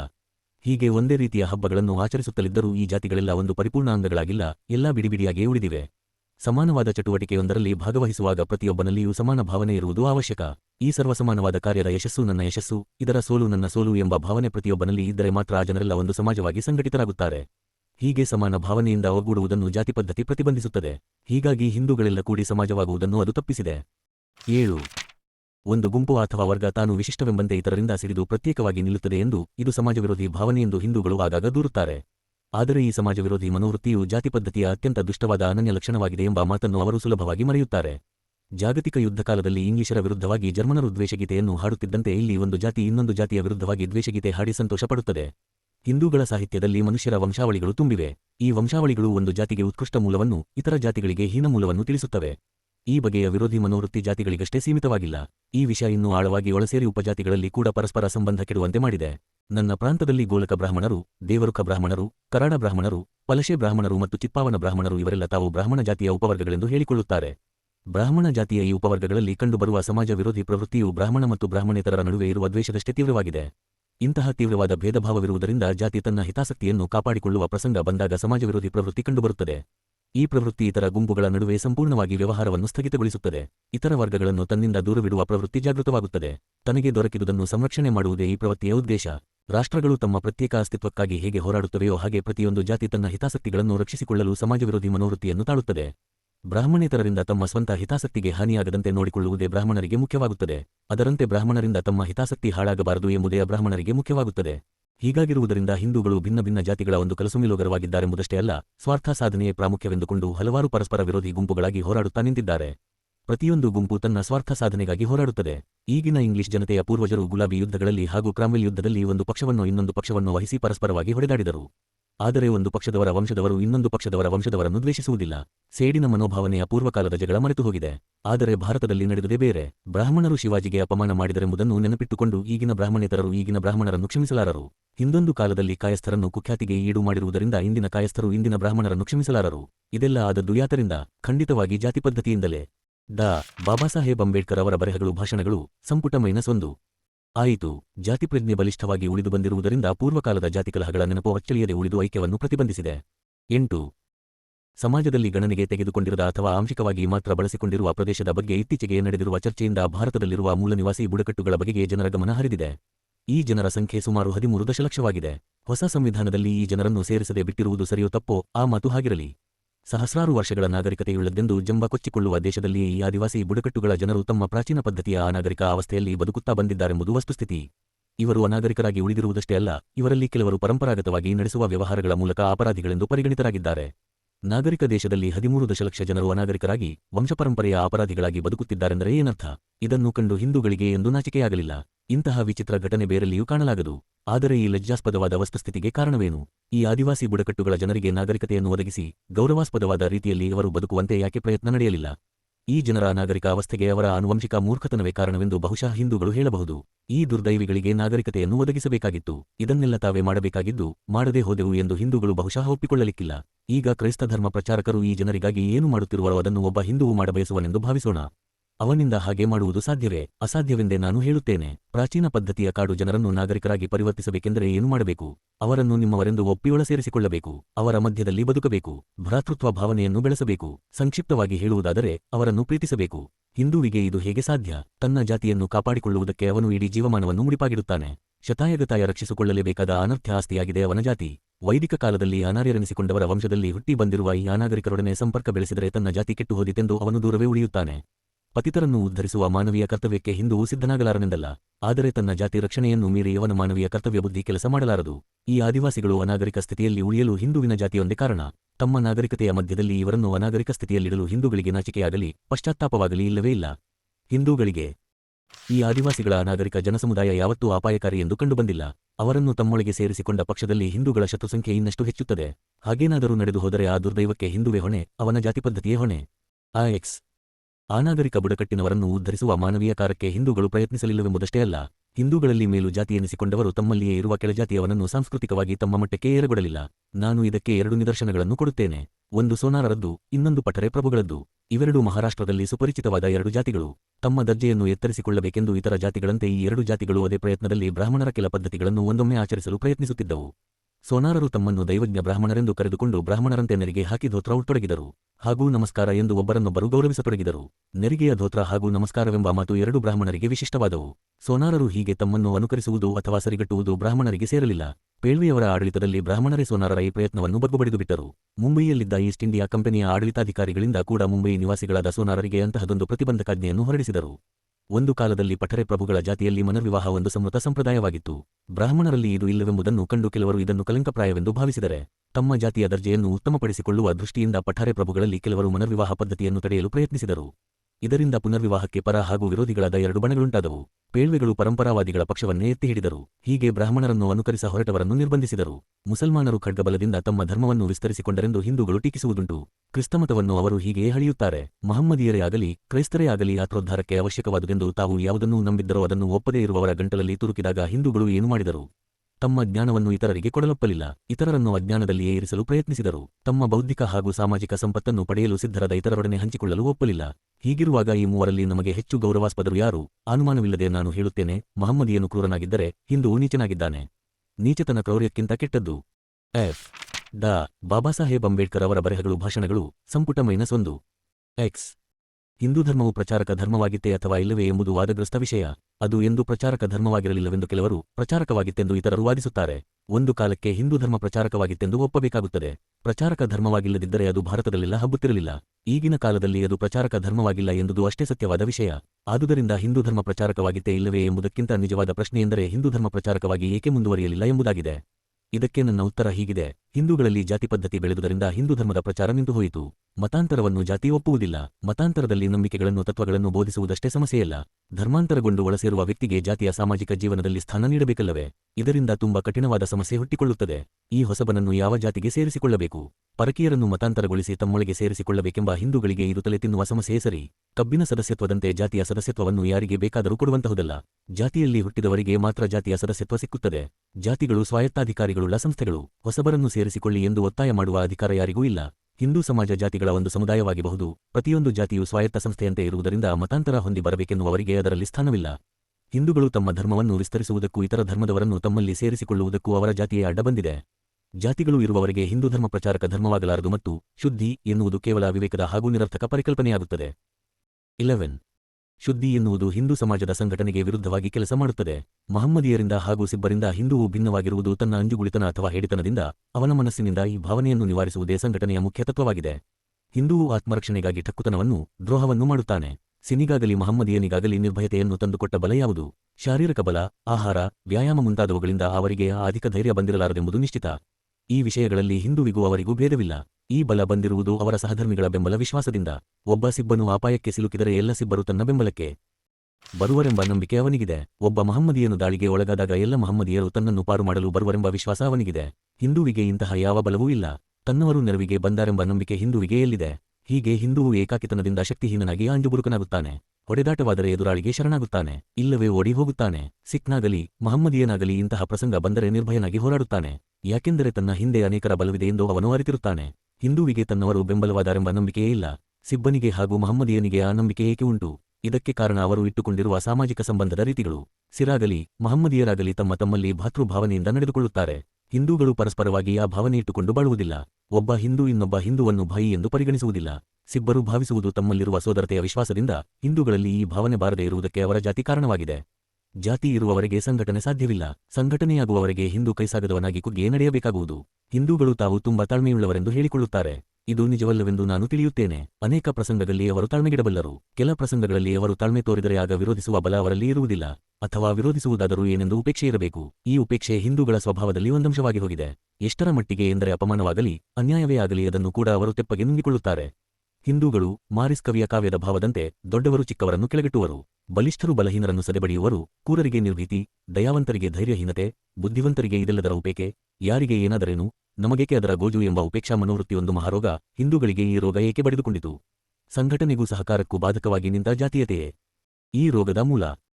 ಸಾಮೂಹಿಕ ಸಂಪ್ರದಾಯ, ಅಧಿಕಾರ ಮತ್ತು ಹಿತಗಳನ್ನು ಮೀರಿ ತನ್ನ ಸ್ವಂತ ಅಭಿಪ್ರಾಯ ಮತ್ತು ನಂಬಿಕೆಗಳನ್ನು ಸ್ವತಂತ್ರವಾಗಿ ಒಬ್ಬ ವ್ಯಕ್ತಿ ಹೇಳ್ತೊಡಗುವುದೇ ಎಲ್ಲ ಬಗೆಯ ಸುಧಾರಣೆಗಳ ಆರಂಭ. ಈ ಸುಧಾರಣೆ ಮುಂದುವರಿಯುವುದೋ ಇಲ್ಲವೋ ಎನ್ನುವುದು ಆ ಸಮೂಹ ಆತನಿಗೆ ಒದಗಿಸುವ ಅವಕಾಶವನ್ನು ಅವಲಂಬಿಸುತ್ತದೆ. ಸಮೂಹ ಅಥವಾ ಸಮಾಜ ತಾಳ್ಮೆಯಿಂದ ನ್ಯಾಯಬುದ್ಧಿಯಿಂದ ಇಂತಹ ವ್ಯಕ್ತಿಗಳನ್ನು ನೋಡಿಕೊಂಡರೆ ಆ ವ್ಯಕ್ತಿಗಳು ತಮ್ಮ ಅಭಿಪ್ರಾಯಗಳನ್ನು ಮುಂದುವರಿಸುತ್ತಾ ಸಾಗಿ ಕೊನೆಗೆ ಅವರನ್ನೆಲ್ಲ ಮನವೊಲಿಸಿ ತಮ್ಮ ಹೊಸ ವಿಚಾರಗಳಿಗೆ ಒಪ್ಪಿಸುವುದು ಸಾಧ್ಯ. ಸಮೂಹಕ್ಕೆ 20. ಡಾ ಬಾಬಾಸಾಹೇಬ್ ಅಂಬೇಡ್ಕರ್ ಅವರ ಬರೆಹಗಳು ಭಾಷಣಗಳು ಸಂಪುಟ -1. ಬೇಡವಾದರೆ ಆ ವ್ಯಕ್ತಿಗಳನ್ನು ಹತ್ತಿಕ್ಕಬಹುದು. ಹಾಗಾದಾಗ ಸುಧಾರಣೆಯ ಪ್ರಯತ್ನ ಸತ್ತು ಹೋಗುತ್ತದೆ. ಜಾತಿಯ ಕೈಯಲ್ಲಿ ಬಹಿಷ್ಕಾರವೆಂಬುದೊಂದು ಬಲಿಷ್ಠವಾದ ಹಕ್ಕು ಇದೆ. ಅದನ್ನು ಯಾರೂ ಪ್ರಶ್ನಿಸುವಂತಿಲ್ಲ. ಜಾತಿಯ ನಿಯಮಗಳನ್ನು ಮೀರಿದವನಿಗೆ ಕೊಡುವ ತೀವ್ರತರವಾದ ಶಿಕ್ಷೆಯೆಂದರೆ ಈ ಬಹಿಷ್ಕಾರ. ಬಹಿಷ್ಕೃತ ವ್ಯಕ್ತಿ ತನ್ನ ಜಾತಿಯ ಯಾವನೊಂದಿಗೂ ಸಂಬಂಧವಿಟ್ಟುಕೊಳ್ಳುವಂತಿಲ್ಲ. ಹೀಗೆ ಎಲ್ಲರಿಗೂ ಬೇಡವಾಗಿ ಬದುಕುವುದೆಂದರೆ ಸತ್ತಂತೆಯೇ ಸರಿ. ಈ ಬಹಿಷ್ಕಾರದ ಭಯ ಬಲವಾಗಿರುವುದರಿಂದ ಯಾವ ಹಿಂದೂವಾದರೂ ಜಾತಿ ನಿಯಮಕ್ಕೆ ವಿರೋಧವಾಗಿ ತನ್ನ ಸ್ವಂತ ಅಭಿಪ್ರಾಯಗಳನ್ನು ಹೇಳುವ ಧೈರ್ಯ ಮಾಡಲಾರನು. ಸಮಾಜವನ್ನು ಬಿಟ್ಟು ಮನುಷ್ಯ ಬದುಕಲಾರ. ತಾನು ಹೇಳಿದಂತೆ ಅದು ಕೇಳದಿದ್ದರೆ ಅದು ಹೇಳಿದಂತೆ ತಾನು ಕೇಳಬೇಕು. ಸಂಪೂರ್ಣವಾಗಿ ಅದಕ್ಕೆ ಶರಣಾಗುವ ಪ್ರಸಂಗ ಬಂದರೂ ಪರವಾಗಿಲ್ಲ. ವ್ಯಕ್ತಿಯ ಈ ದೌರ್ಬಲ್ಯದ ಲಾಭ ಪಡೆದುಕೊಳ್ಳಲು ಜಾತಿ ಯಾವಾಗಲೂ ಸಿದ್ಧವಾಗಿರುತ್ತದೆ. ಸುಧಾರಕನ ಜೀವನವನ್ನೊಂದು ನರಕವಾಗಿಸಬಲ್ಲ ಕುತಂತ್ರ ಜಾತಿಯಿಂದ ನಡೆಯಬಹುದು. ಕುತಂತ್ರ ಒಂದು ಅಪರಾಧವಾಗಿದ್ದ ಪಕ್ಷದಲ್ಲಿ ಧೈರ್ಯಶಾಲಿಯೊಬ್ಬನು ಜಾತಿಗೆ ವಿರೋಧವಾಗಿ ನಿಂತನೆಂದು ಅವನನ್ನು ಬಹಿಷ್ಕರಿಸುವ ಈ ದುಷ್ಟಕೃತ್ಯವನ್ನು ಕಾನೂನು ರೀತಿಯಲ್ಲಿ ಶಿಕ್ಷಾರ್ಹವೆಂದು ಏಕೆ ಪರಿಗಣಿಸಬಾರದೋ ನಾನರಿಯೆ. ಆದರೆ ಕಾನೂನು ಆಯಾ ಜಾತಿಗೆ ಅದರದರ ನಿಯಮಗಳ ಸ್ವಾತಂತ್ರ್ಯವಿತ್ತಿದೆ. ತಪ್ಪಿತಸ್ಥರಿಗೆ ಬಹಿಷ್ಕಾರ ಹಾಕುವ ಸ್ವಾತಂತ್ರ್ಯವನ್ನು ಪ್ರಶ್ನಿಸುವುದಿಲ್ಲ. ಸಂಪ್ರದಾಯಬದ್ಧ ಜನರ ಕೈಯಲ್ಲಿ ಜಾತಿ ಒಂದು ಬಲಿಷ್ಠ ಆಯುಧವಾಗಿದ್ದು ಅದರಿಂದ ಸುಧಾರಕನನ್ನು ಸುಧಾರಣೆಗಳನ್ನು ಅದು ನಿರ್ಮೂಲನೆಗೊಳಿಸಬಲ್ಲದು. ಜಾತಿಯಿಂದಾಗಿ ಹಿಂದೂಗಳ ನೈತಿಕತೆ ಶೋಚನೀಯ ಅವಸ್ಥೆಗೆ ಮುಟ್ಟಿದೆ. ಜಾತಿ ಸಾರ್ವಜನಿಕ ಭಾವನೆಯನ್ನು ನಾಶಗೊಳಿಸಿ ಹೃದಯ ವೈಶಾಲ್ಯವನ್ನು ಹಾಳುಮಾಡಿದೆ. ಸಾರ್ವಜನಿಕ ಅಭಿಪ್ರಾಯಗಳಿಗೆ ಅವಕಾಶವಿಲ್ಲದಂತೆ ಮಾಡಿದೆ. ಹಿಂದೂವಿನ ಸಮಾಜ ಹಾಗೂ ಹೊಣೆಗಾರಿಕೆ ಅವನ ಜಾತಿಗೆ ಸೀಮಿತವಾದುದು. ಅವನ ನಿಷ್ಠೆ ಜಾತಿಗೆ ಪರಿಮಿತವಾಗಿದೆ. ಸದ್ಗುಣ ಹಾಗೂ ನೀತಿ ಎರಡೂ ಜಾತೀಯತೆಯ ಮುಷ್ಟಿಯಲ್ಲಿ ಸಿಕ್ಕಿಕೊಂಡಿದೆ. ಸಹಾನುಭೂತಿ ಯಾರಿಗೆ ಅವಶ್ಯಕವೋ ಅವನಿಗೆ ಅದು ಸಿಕ್ಕುತ್ತಿಲ್ಲ. ಶ್ಲಾಘತೆ ದೊರೆಯಬೇಕಾದವರಿಗೆ ಅದು ದೊರೆಯುತ್ತಿಲ್ಲ. ದಾನಧರ್ಮ ಬೇಡುವವರಿದ್ದಾರೆ, ಅವರಿಗೆ ಕೊಡುವವರು ಇಲ್ಲ. ಸಂಕಷ್ಟಗಳನ್ನು ಕೇಳುವವರಿಲ್ಲ. ದಯೆದಾನ ಇಲ್ಲವೆಂದೇನೂ ಅಲ್ಲ, ಆದರೆ ಅದು ಜಾತಿಯನ್ನು ದಾಟಿ ಹೋಗಲಾರದು. ಸಹಾನುಭೂತಿ ತಮ್ಮ ಜಾತಿಯವರಿಗೆ ಮಾತ್ರ ಉಂಟು, ಇತರರಿಗೆ ಇಲ್ಲ. ಸದ್ಗುಣಿಯಾದ ಮಹಾಪುರುಷನು ನೇಕಾರನಾಗಿ ಬಂದರೆ ಹಿಂದುವು ಅವನನ್ನು ಅನುಸರಿಸುವನೆ. ಆತನು ಮಹಾತ್ಮನೇ ಆಗಲಿ, ಅವನನ್ನು ಮುಂದಾಳೆಂದು ಒಪ್ಪಿಕೊಳ್ಳಬೇಕಾದರೆ ಅವನು ತಮ್ಮ ಜಾತಿಯವನೇ ಆಗಿರತಕ್ಕದ್ದು. ಮುಂದಾಳು ಬ್ರಾಹ್ಮಣನಾಗಿದ್ದರೆ ಮಾತ್ರ ಬ್ರಾಹ್ಮಣರು ಅವನ ಅನುಯಾಯಿಯಾಗುತ್ತಾರೆ. ಕ್ಷತ್ರಿಯರು ಮುಂದಾಳಾದರೆ ಮಾತ್ರ ಕ್ಷತ್ರಿಯರು ಅವನ ಅನುಯಾಯಿಗಳಾಗುತ್ತಾರೆ. ಇತರ ಜಾತಿಗಳಿಗೂ ಈ ಮಾತು ಹೀಗೆ ಅನ್ವಯಿಸುತ್ತದೆ.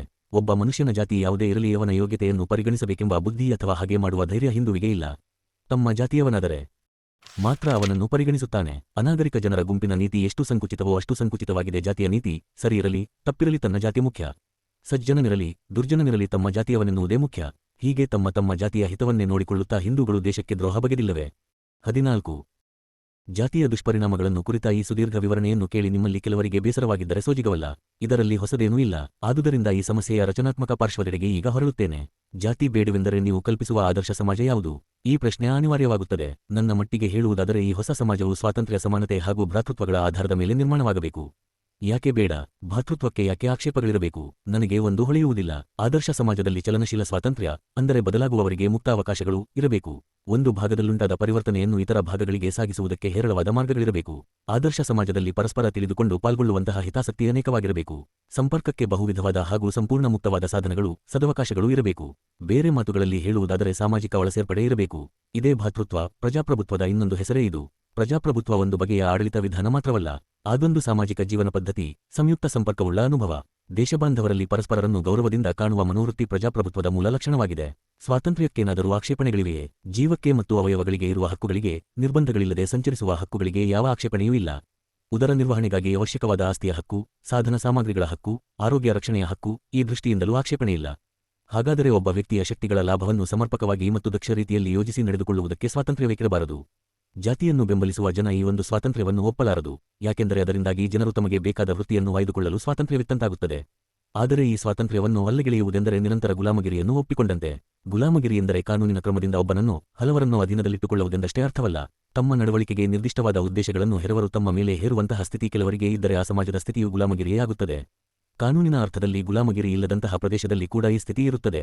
ಜಾತಿ ಪದ್ಧತಿ ಮೇರೆಗೆ ಕೆಲವರು ತಮ್ಮ ಇಷ್ಟಕ್ಕೆ ವಿರುದ್ಧವಾದ ವೃತ್ತಿಗಳನ್ನು ಕೈಗೊಳ್ಳಲೇಬೇಕಾಗುತ್ತದೆ. ಅವರ 20. ಡಾ. ಬಾಬಾಸಾಹೇಬ್ ಅಂಬೇಡ್ಕರ್ ಅವರ ಬರೆಹಗಳು, ಭಾಷಣಗಳು, ಸಂಪುಟ -1 ಮೇಲೆ ಆ ವೃತ್ತಿಗಳನ್ನು ಹೇರಲಾಗುತ್ತದೆ. ಇನ್ನು ಸಮಾನತೆಗೆ ಆಕ್ಷೇಪಣೆಗಳಿವೆಯೇ? ಫ್ರೆಂಚ್ ಕ್ರಾಂತಿಯ ಧ್ಯೇಯವಾಕ್ಯದಲ್ಲಿ ಈ ಪದವೇ ವಿವಾದಾಸ್ಪದವಾಗಿದೆ. ಸಮಾನತೆಯನ್ನು ಆಕ್ಷೇಪಿಸುವುದು ಸರಿಯಾಗಿರಬಹುದು, ಎಲ್ಲರೂ ಸಮಾನರಲ್ಲ ಎಂಬುದನ್ನು ನಾನು ಒಪ್ಪಬೇಕಾದೀತು. ಸಮಾನತೆ ಕೇವಲ ಒಂದು ಭ್ರಾಂತಿಯಾಗಿರಬಹುದು, ಆದರೆ ಅದೇನಿದ್ದರೂ ವ್ಯವಹಾರದ ದೃಷ್ಟಿಯಿಂದ ಸಮಾನತೆಯನ್ನು ಸ್ವೀಕರಿಸಲೇಬೇಕಾಗುತ್ತದೆ. ಮನುಷ್ಯನ ಶಕ್ತಿ ಅವಲಂಬಿಸುವುದು ಈ ಕೆಳಗಿನ ಮೂರನ್ನು: 1. ದೈಹಿಕ ಅನುವಂಶೀಯತೆ, 2. ತಾಯ್ತಂದೆಯರ ಆರೈಕೆ, ಶಿಕ್ಷಣ, ವೈಜ್ಞಾನಿಕ ಸಂಪತ್ತಿನ ಲಾಭ ಇತ್ಯಾದಿಯಾಗಿ ನಾಗರಿಕನಿಗಿಂತ ಹೆಚ್ಚು ಚೆನ್ನಾಗಿ ಬದುಕಲು ಸಹಾಯಕವಾದ ಎಲ್ಲ ಸಾಧನ ಸಂಪತ್ತುಗಳ ರೂಪವಾಗಿ ದೊರೆತ ಸಾಮಾಜಿಕ ಬಳುವಳಿ, ಮತ್ತು ಕೊನೆಯದಾಗಿ 3. ಆ ವ್ಯಕ್ತಿಯ ಸ್ವಂತ ಪ್ರಯತ್ನಗಳು. ಈ 3 ವಿಷಯಗಳಲ್ಲಿ ಮನುಷ್ಯರು ಸಮಾನರಾಗಿರುವುದಿಲ್ಲ. ಆದರೆ ಈಗಿರುವ ಪ್ರಶ್ನೆಯೆಂದರೆ ಮನುಷ್ಯರೆಲ್ಲ ಅಸಮಾನರಾಗಿರುವುದರಿಂದ ಅವರನ್ನು ಅಸಮನೆಂದೇ ನಡೆಸಿಕೊಳ್ಳಬೇಕೆ? ವೈಯಕ್ತಿಕ ದೃಷ್ಟಿಯಿಂದ ವಿಚಾರಿಸಿದರೆ ಪ್ರತಿಯೊಬ್ಬ ವ್ಯಕ್ತಿಯ ಪ್ರಯತ್ನವು ಬೇರೆಯಾಗಿರುವುದರಿಂದ ಎಲ್ಲರನ್ನೂ ಒಂದೇ ಸಮ ಎನ್ನಲಾಗದು. ವ್ಯಕ್ತಿಯ ಅಂತರ್ಶಕ್ತಿಗಳ ಸಂಪೂರ್ಣ ವಿಕಾಸಕ್ಕೆ ಸಂಪೂರ್ಣ ಪ್ರೋತ್ಸಾಹ ಒದಗಿಸುವುದು ಅಪೇಕ್ಷಣೀಯ. ಆದರೆ ಮೊದಲೆರಡರ ದೃಷ್ಟಿಯಿಂದ ಮನುಷ್ಯರನ್ನು ಅಸಮನೆಂದು ಪರಿಗಣಿಸಿದರೆ ಆಗುವ ಪರಿಣಾಮವೇನು? ಜನ್ಮ, ಶಿಕ್ಷಣ, ಮನೆತನದ ಹೆಸರು, ವ್ಯವಹಾರ, ಉದ್ಯೋಗಗಳ ಸಂಬಂಧ, ಪೂರ್ವಾರ್ಜಿತ ಶ್ರೀಮಂತಿಕೆ ಇವುಗಳನ್ನೆಲ್ಲ ಪಡೆದವರು ಸಹಜವಾಗಿ ಮೇಲ್ಕೆಯಾಗುತ್ತಾರೆ. ಆದರೆ ಇಂತಹ ಸ್ಥಿತಿಯಲ್ಲಿ ಆಯ್ಕೆಯು ಅರ್ಹತೆಯ ಆಯ್ಕೆಯಾಗುವುದಿಲ್ಲ, ಅದು ಅನುಕೂಲತೆಯುಳ್ಳವರ ಆಯ್ಕೆಯಾಗುತ್ತದೆ. ಆದುದರಿಂದ ಇಲ್ಲಿ ಸಾಧ್ಯವಿದ್ದ ಮಟ್ಟಿಗೆ ಎಲ್ಲರೂ ಸಮಾನರೆಂದೇ ಪರಿಗಣಿಸಬೇಕಾಗುತ್ತದೆ.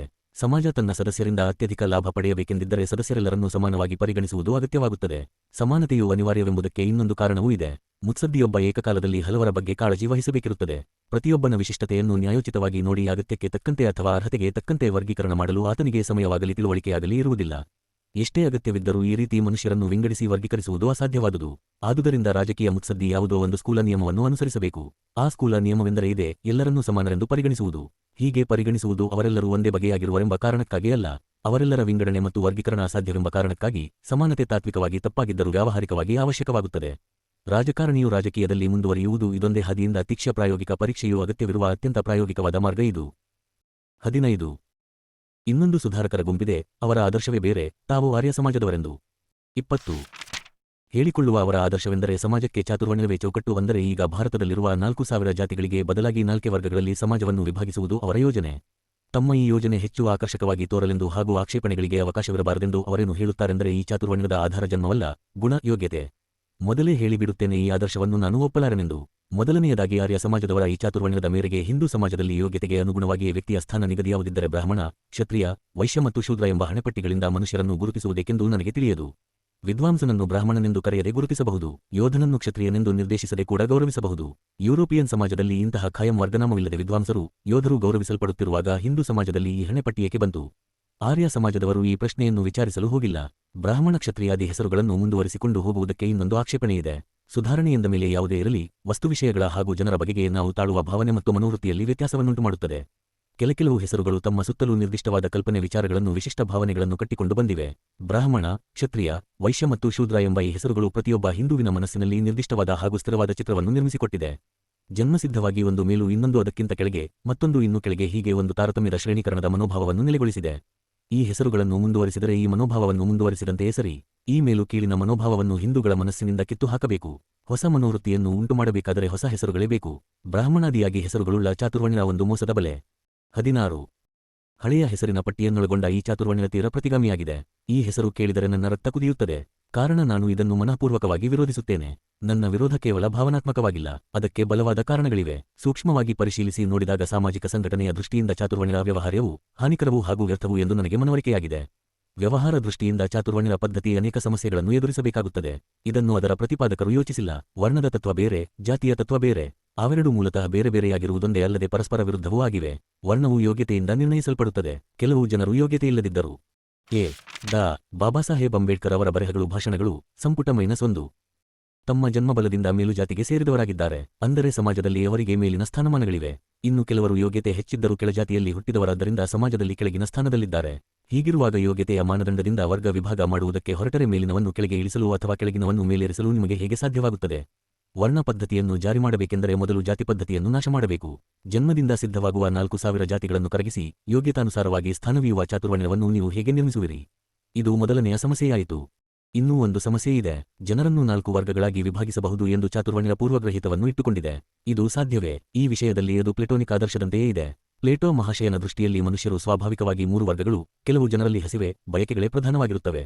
ಇವರನ್ನು ಶ್ರಮಿಕರು ಹಾಗೂ ವ್ಯಾಪಾರ ವರ್ಗಕ್ಕೆ ಅವನು ಸೇರಿಸಿದನು. ಇನ್ನು ಕೆಲವರು ಹಸಿವು, ಬಯಕೆಗಳಿಗಿಂತ ಹೆಚ್ಚಾಗಿ ಧೈರ್ಯ ಸ್ವಭಾವ ಪ್ರಧಾನರಾಗಿರುತ್ತಾರೆ. ಇವರನ್ನು ಯುದ್ಧ ಹಾಗೂ ಆಂತರಿಕ ಕ್ರಾಂತಿ ಹಾಗೂ ರಕ್ಷಣೆಗೆ ಮೀಸಲಾದ ವರ್ಗಕ್ಕೆ ಅವನು ಸೇರಿಸಿದನು. ಉಳಿದವರು ಸರ್ವ ವಸ್ತು ವಿಷಯಗಳ ಒಳಗಿರುವ ತತ್ವವಿಚಾರ ಸಮರ್ಥರು. ಪ್ಲೇಟೋ ಇವರನ್ನು ಜನತೆಗೆ ವಿಧಿನಿಷೇಧಗಳನ್ನು ಒದಗಿಸುವವರ ವರ್ಗಕ್ಕೆ ಸೇರಿಸಿದನು. ಪ್ಲೇಟೋನ ರಿಪಬ್ಲಿಕ್ ಯಾವ ಟೀಕೆಗೆ ಒಳಗಾಗಿದೆಯೋ ಅದೇ ಟೀಕೆಗೆ ಚಾತುರ್ವರ್ಣ್ಯವೂ ಈಡಾಗುತ್ತದೆ. ವ್ಯಕ್ತಿಗಳನ್ನು ಹೆಡೆಮುರಿ ಕಟ್ಟಿದಂತೆ 3 ವರ್ಗಗಳಲ್ಲಿ ಸೇರಿಸಿಬಿಡುವುದೆಂದರೇನು? ಮನುಷ್ಯನ ಶಕ್ತಿಗಳ ಪರಿಜ್ಞಾನವಿದ್ದವನು ಹೀಗೆ ಮಾಡಲಾರನು. ಪ್ರತಿಯೊಬ್ಬ ವ್ಯಕ್ತಿ ವಿಶಿಷ್ಟವಾಗಿರುತ್ತಾನೆ. ಇತರರಂತೆ ಅವನನ್ನು ಅಳೆಯಲಾಗದು. ಒಬ್ಬೊಬ್ಬ ವ್ಯಕ್ತಿಯೂ ಒಂದು ಬೇರೆ ವರ್ಗವೇ ಆಗಿರುತ್ತಾನೆ.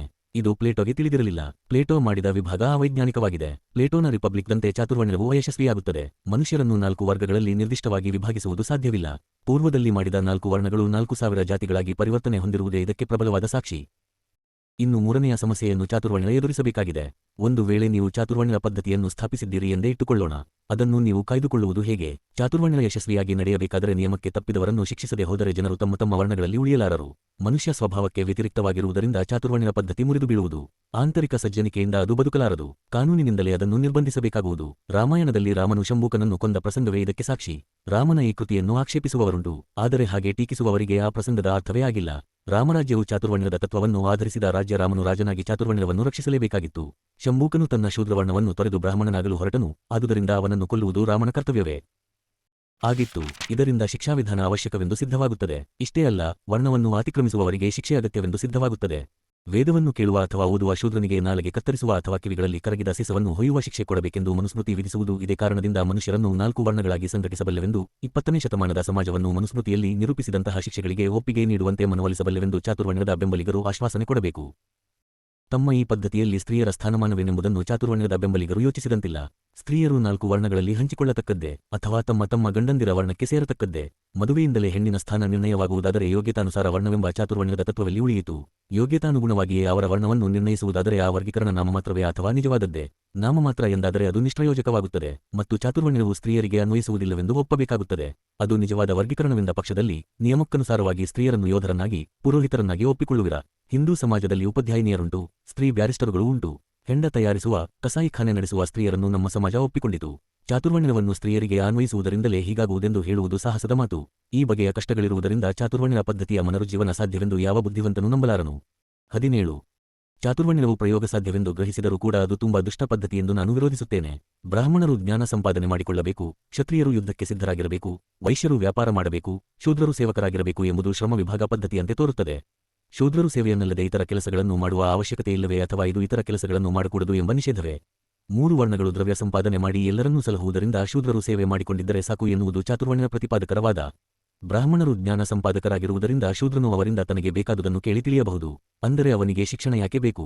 ರಕ್ಷಣೆ ಮಾಡಲು ಕತ್ತಿಯರು ಸಿದ್ಧರಾಗಿರುವುದರಿಂದ ಶೂದ್ರನು ಶಸ್ತ್ರ ಹಿಡಿಯಬೇಕಾಗಿಲ್ಲ. ಈ ವಾದದ ಮೇರೆಗೆ ಮೇಲಿನ 3 ವರ್ಣಗಳು ಪಾಲಕರು ಮತ್ತು ಶೂದ್ರ ಅವರ ಪಾಲನೆಯಲ್ಲಿ ವತ ಎಂದಾಗುತ್ತದೆ. ಹೀಗೆ ಈ ವಾದ ಸರಳ ಮತ್ತು ಆಕರ್ಷಕವಾಗಿ ಗೋಚರಿಸುತ್ತದೆ. ಆದರೆ ಇದು ಮೋಸಕ್ಕೆ ಅಥವಾ ಅನ್ಯಾಯ ಪ್ರಮಾದಗಳಿಗೆ ಅವಕಾಶ ಕೊಡಲಾರದೆಂದು ನನಗೆ ತೋರದು. ಬ್ರಾಹ್ಮಣರು, ಕ್ಷತ್ರಿಯರು ಹಾಗೂ ವೈಶ್ಯರು.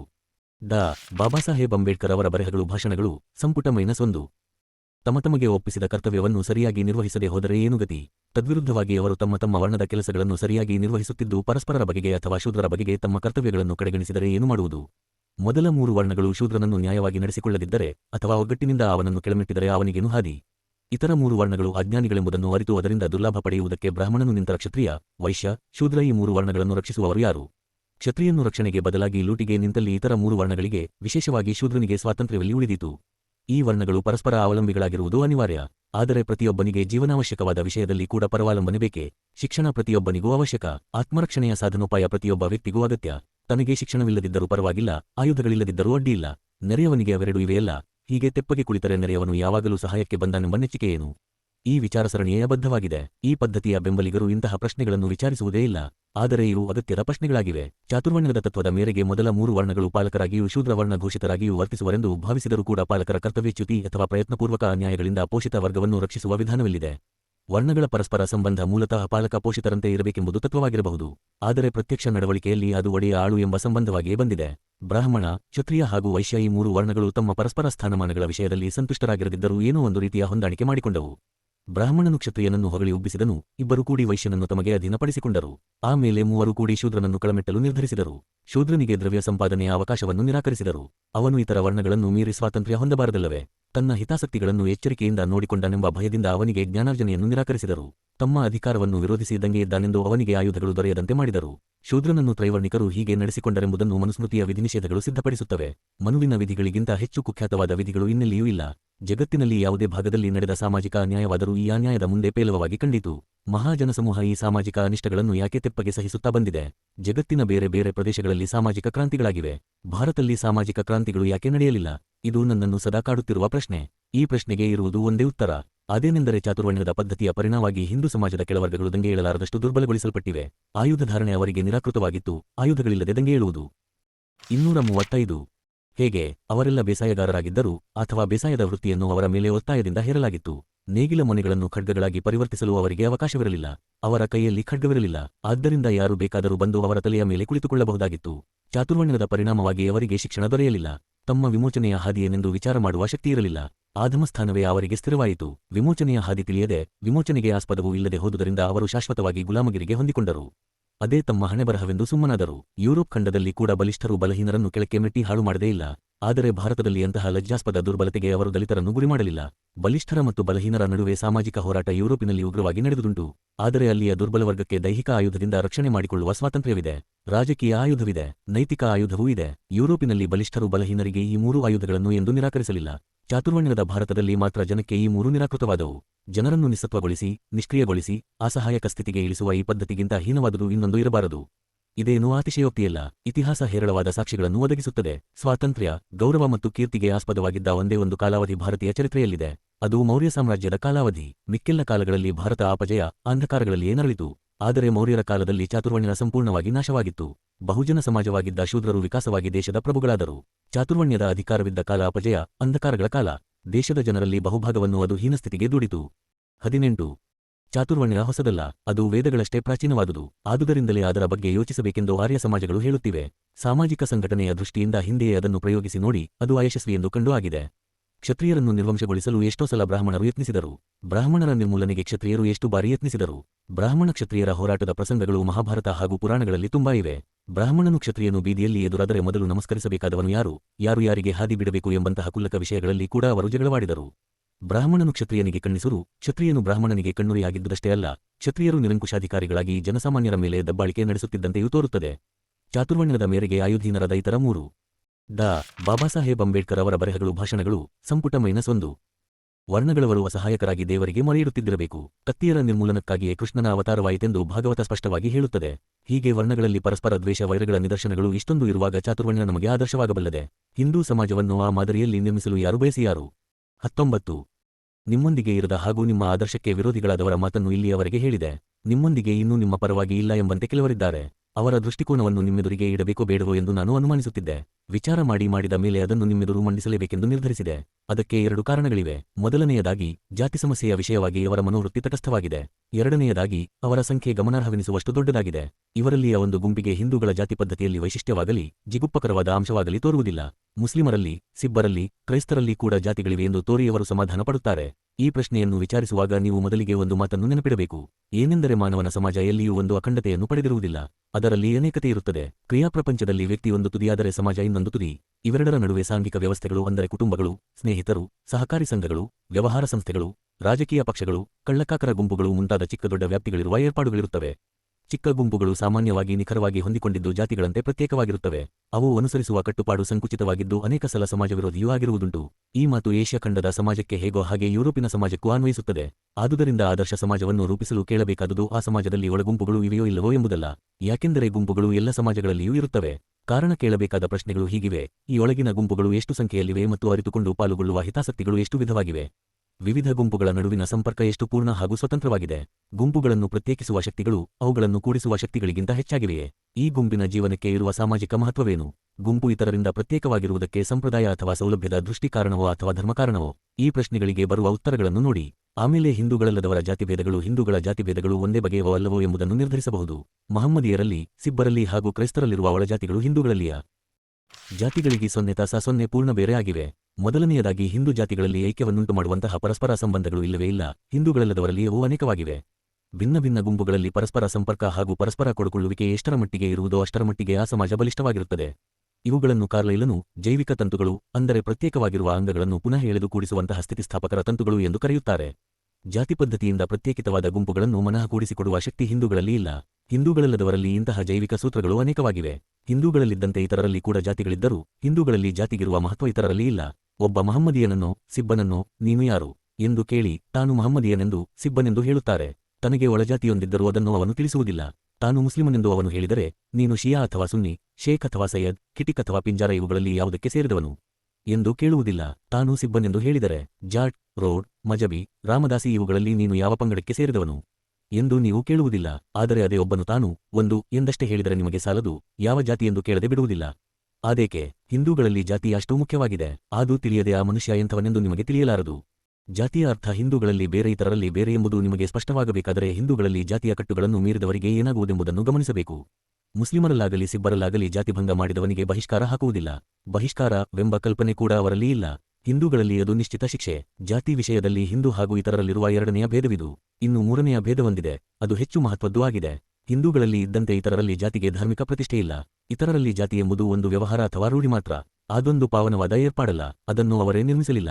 ಹೇಗೂ ಹಿಂದಿನಿಂದ ಉಳಿದುಕೊಂಡು ಬಂದ ಒಂದು ಅಂಶವದು. ಅದನ್ನೊಂದು ಧಾರ್ಮಿಕ ವಿಧಿಯೆಂದು ಅವರು ಪರಿಗಣಿಸುವುದಿಲ್ಲ. ಹಿಂದೂಗಳಲ್ಲಾದರೆ ಜಾತಿಗಳನ್ನು ಪ್ರತ್ಯೇಕವಾಗಿರಿಸುವಂತೆ ಧರ್ಮ ವಿಧಿಸುತ್ತದೆ. ಅದೊಂದು ಸದಾಚಾರವೆಂದು ಹೇಳುತ್ತದೆ. ಹಿಂದೂಗಳಲ್ಲಿ ಜಾತಿಯನ್ನು ಮೀರಿದರೆ ಧರ್ಮವನ್ನು ಮೀರಿದಂತೆಯೇ. ಇತರರಲ್ಲಿ ಹಾಗೇನೂ ಅಲ್ಲ. ಇತರರಲ್ಲಿಯೂ ಜಾತಿಗಳಿರುವುದರಿಂದ ನಮ್ಮಲ್ಲಿ ಜಾತಿಗಳಿರುವುದೇನು ಮಹಾ ಎಂದುಕೊಳ್ಳುವುದು ಅಪಾಯಕರವಾದ ಭ್ರಾಂತಿ. ಹಿಂದೂಗಳು ಈ ಭ್ರಾಂತಿಯಿಂದ ಎಷ್ಟು ಬೇಗನೆ ಮುಕ್ತರಾಗುವವರೋ ಅಷ್ಟು ಒಳ್ಳೆಯದು. ಇನ್ನೂ ಕೆಲವರಿದ್ದಾರೆ, ಅವರ ಅಭಿಪ್ರಾಯದಲ್ಲಿ ಜಾತಿಯ ಪ್ರಶ್ನೆಗೆ ಮಹತ್ವವೇ ಇಲ್ಲ. ಇಷ್ಟೆಲ್ಲ ಜಾತಿಗಳಿದ್ದರೂ ಹಿಂದೂ ಧರ್ಮ ಇನ್ನೂ ಉಳಿದಿಲ್ಲವೇ? ಇನ್ನು ಮುಂದೆ ಕೂಡ ಉಳಿಯುವುದಕ್ಕೆ ಅದು ಸಮರ್ಥವಾಗಿದೆಯೇ? 0 ಬುದಕ್ಕೆ ಅದರ ಈವರೆಗಿನ ಇತಿಹಾಸವೇ ಸಾಕ್ಷಿ ಎಂದು ಅವರು ವಾದಿಸುತ್ತಾರೆ. ಈ ಅಭಿಪ್ರಾಯವನ್ನು ಪ್ರೊ. ಎಸ್. ರಾಧಾಕೃಷ್ಣನ್ ಅವರು ತಮ್ಮ ಹಿಂದೂ ಜೀವನ ದೃಷ್ಟಿ ಎಂಬ ಗ್ರಂಥದಲ್ಲಿ 22 ಡಾ. ಬಾಬಾಸಾಹೇಬ್ ಅಂಬೇಡ್ಕರ್ ಅವರ ಬರೆಹಗಳು ಭಾಷಣಗಳು ಸಂಪುಟ -1 ಹೀಗೆ ತಿಳಿಸಿದ್ದಾರೆ. ಈ ನಾಗರಿಕತೆ ಬಾಳಿ ಬಂದ ಅವಧಿ ಅಲ್ಪವಾಗಿಲ್ಲ.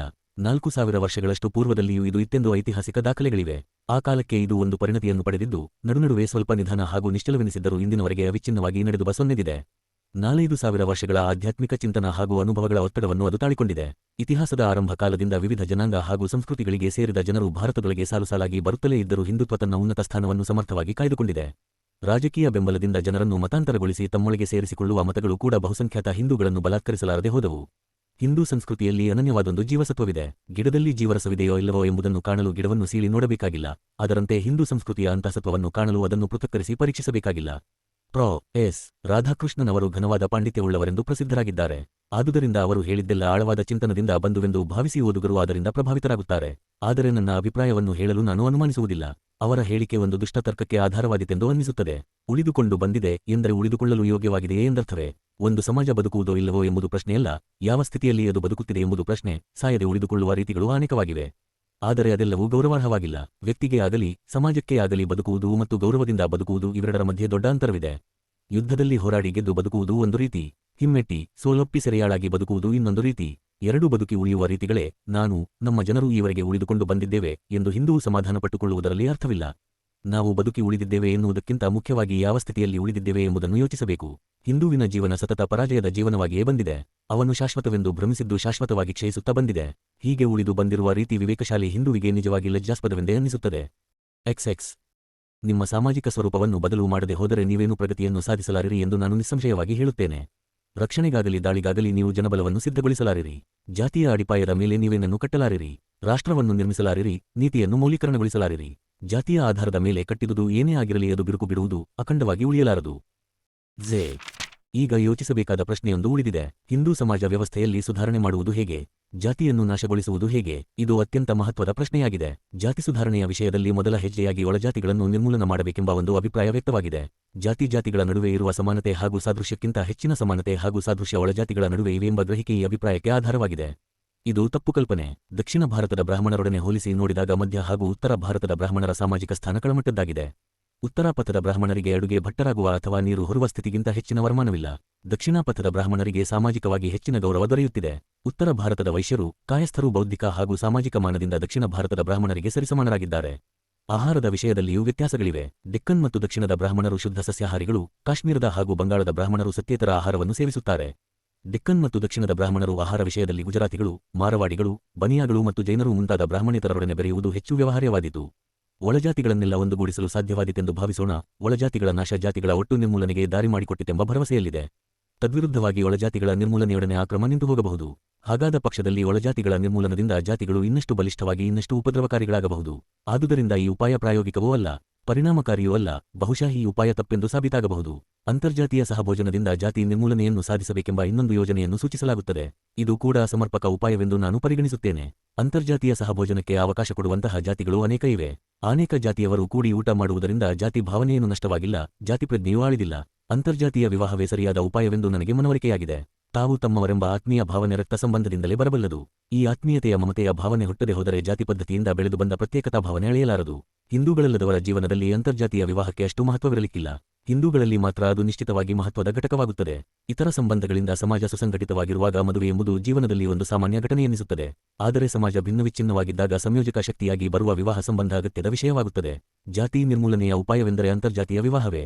ಬೇರೆ ಯಾವುದರಿಂದಲೂ ಜಾತಿ ಸಮಸ್ಯೆ ಪರಿಹಾರವಾಗುವುದಿಲ್ಲ. ನಿಮ್ಮ ಜಾತ್ಪತ್ತೋಡಕ ಮಂಡಲವು ಈ ಮಾರ್ಗವನ್ನೇ ಕೈಗೊಂಡಿದೆ. ನೀವು ನೇರವಾಗಿ ಎದುರಿಂದಲೇ ದಾಳಿ ಮಾಡಿದ್ದೀರಿ. ಸಮಸ್ಯೆಯನ್ನು ಸಮರ್ಪಕವಾಗಿ ಡಾ. ಬಾಬಾಸಾಹೇಬ್ ಅಂಬೇಡ್ಕರ್ ಅವರ ಬರೆಹಗಳು ಭಾಷಣಗಳು ಸಂಪುಟ -1 ಅರಿತುಕೊಂಡಿದ್ದುದಕ್ಕಾಗಿ, ಅದಕ್ಕಿಂತ ಹೆಚ್ಚಾಗಿ ಹಿಂದೂಗಳಿಗೆ ಅವರ ತಪ್ಪನ್ನು ಎತ್ತಿ ತೋರಿಸುವ ಧೈರ್ಯ ಮಾಡಿದ್ದಕ್ಕಾಗಿ ನಿಮ್ಮನ್ನು ನಾನು ಅಭಿನಂದಿಸುತ್ತೇನೆ. ಸಾಮಾಜಿಕ ದಬ್ಬಾಳಿಕೆಯ ಮುಂದೆ ರಾಜಕೀಯ ದಬ್ಬಾಳಿಕೆ ತೀರಾ ಅಲ್ಪವೆನಿಸುತ್ತದೆ. ಸರ್ಕಾರವನ್ನು ಧಿಕ್ಕರಿಸುವ ರಾಜಕಾರಣಿಗಿಂತಲೂ ಸಮಾಜವನ್ನು ಧಿಕ್ಕರಿಸಿ ನಿಲ್ಲುವ ಸುಧಾರಕನು ಹೆಚ್ಚಿನ ಧೈರ್ಯಶಾಲಿಯಾಗಿರುತ್ತಾನೆ. ಅಂತರ್ಜಾತೀಯ ಸಹಭೋಜನ ಹಾಗೂ ಅಂತರ್ಜಾತೀಯ ವಿವಾಹಗಳು ತೀರಾ ಸಾಮಾನ್ಯ ವ್ಯವಹಾರಗಳೆಂಬ ಸ್ಥಿತಿ ಉಂಟಾದಾಗಲೇ ಜಾತಿ ತನ್ನ ಬಲವನ್ನು ಕಳೆದುಕೊಳ್ಳುವುದು. ಈ ನಿಮ್ಮ ಅಭಿಪ್ರಾಯ ಸರಿಯಾಗಿದೆ. ಈ ರೋಗ ನಿದಾನವನ್ನು ಸರಿಯಾಗಿ ಮಾಡಿದ್ದೀರಿ. ಆದರೆ ರೋಗಕ್ಕೆ ನೀವು ಸೂಚಿಸಿದ ಚಿಕಿತ್ಸೆ ಸರಿಯಾದುದೇ. ಈಗ ನೀವೇ ಈ ಮುಂದಿನ ಪ್ರಶ್ನೆಯನ್ನು ಕೇಳಿಕೊಳ್ಳಿ. ಅಂತರ್ಜಾತೀಯ ಸಹಭೋಜನ ಹಾಗೂ ಅಂತರ್ಜಾತೀಯ ವಿವಾಹಗಳಿಗೆ ಬಹುಸಂಖ್ಯಾತ ಹಿಂದೂಗಳು ಏಕೆ ಒಪ್ಪುತ್ತಿಲ್ಲ? ನಿಮ್ಮ ಯೋಜನೆ ಏಕೆ ಜನಪ್ರಿಯವಾಗಿಲ್ಲ? ಇದಕ್ಕೆ ಸಾಧ್ಯವಿರುವ ಉತ್ತರ ಒಂದೇ ಒಂದು. ಅದೇನೆಂದರೆ ಅಂತರ್ಜಾತೀಯ ಭೋಜನ, ವಿವಾಹಗಳು ಹಿಂದೂಗಳ ದೃಷ್ಟಿಯಲ್ಲಿ ಪಾವಿತ್ರ್ಯಭಂಗವೆನಿಸುತ್ತವೆ. ಅವರ ನಂಬಿಕೆ ಹಾಗೂ ತತ್ವಗಳು ಹಾಗಿವೆ. ಜಾತಿ ಎಂಬುದು ಇಟ್ಟಿಗೆಗಳ ಒಂದು ಗೋಡೆಯಲ್ಲ ಅಥವಾ ಮುಳ್ಳುತಂತಿಯ ಬೇಲಿಯಲ್ಲ. ಆದುದರಿಂದ ಅದನ್ನು ಕೈಯಿಂದ ಕಿತ್ತುಹಾಕುವಂತಿಲ್ಲ.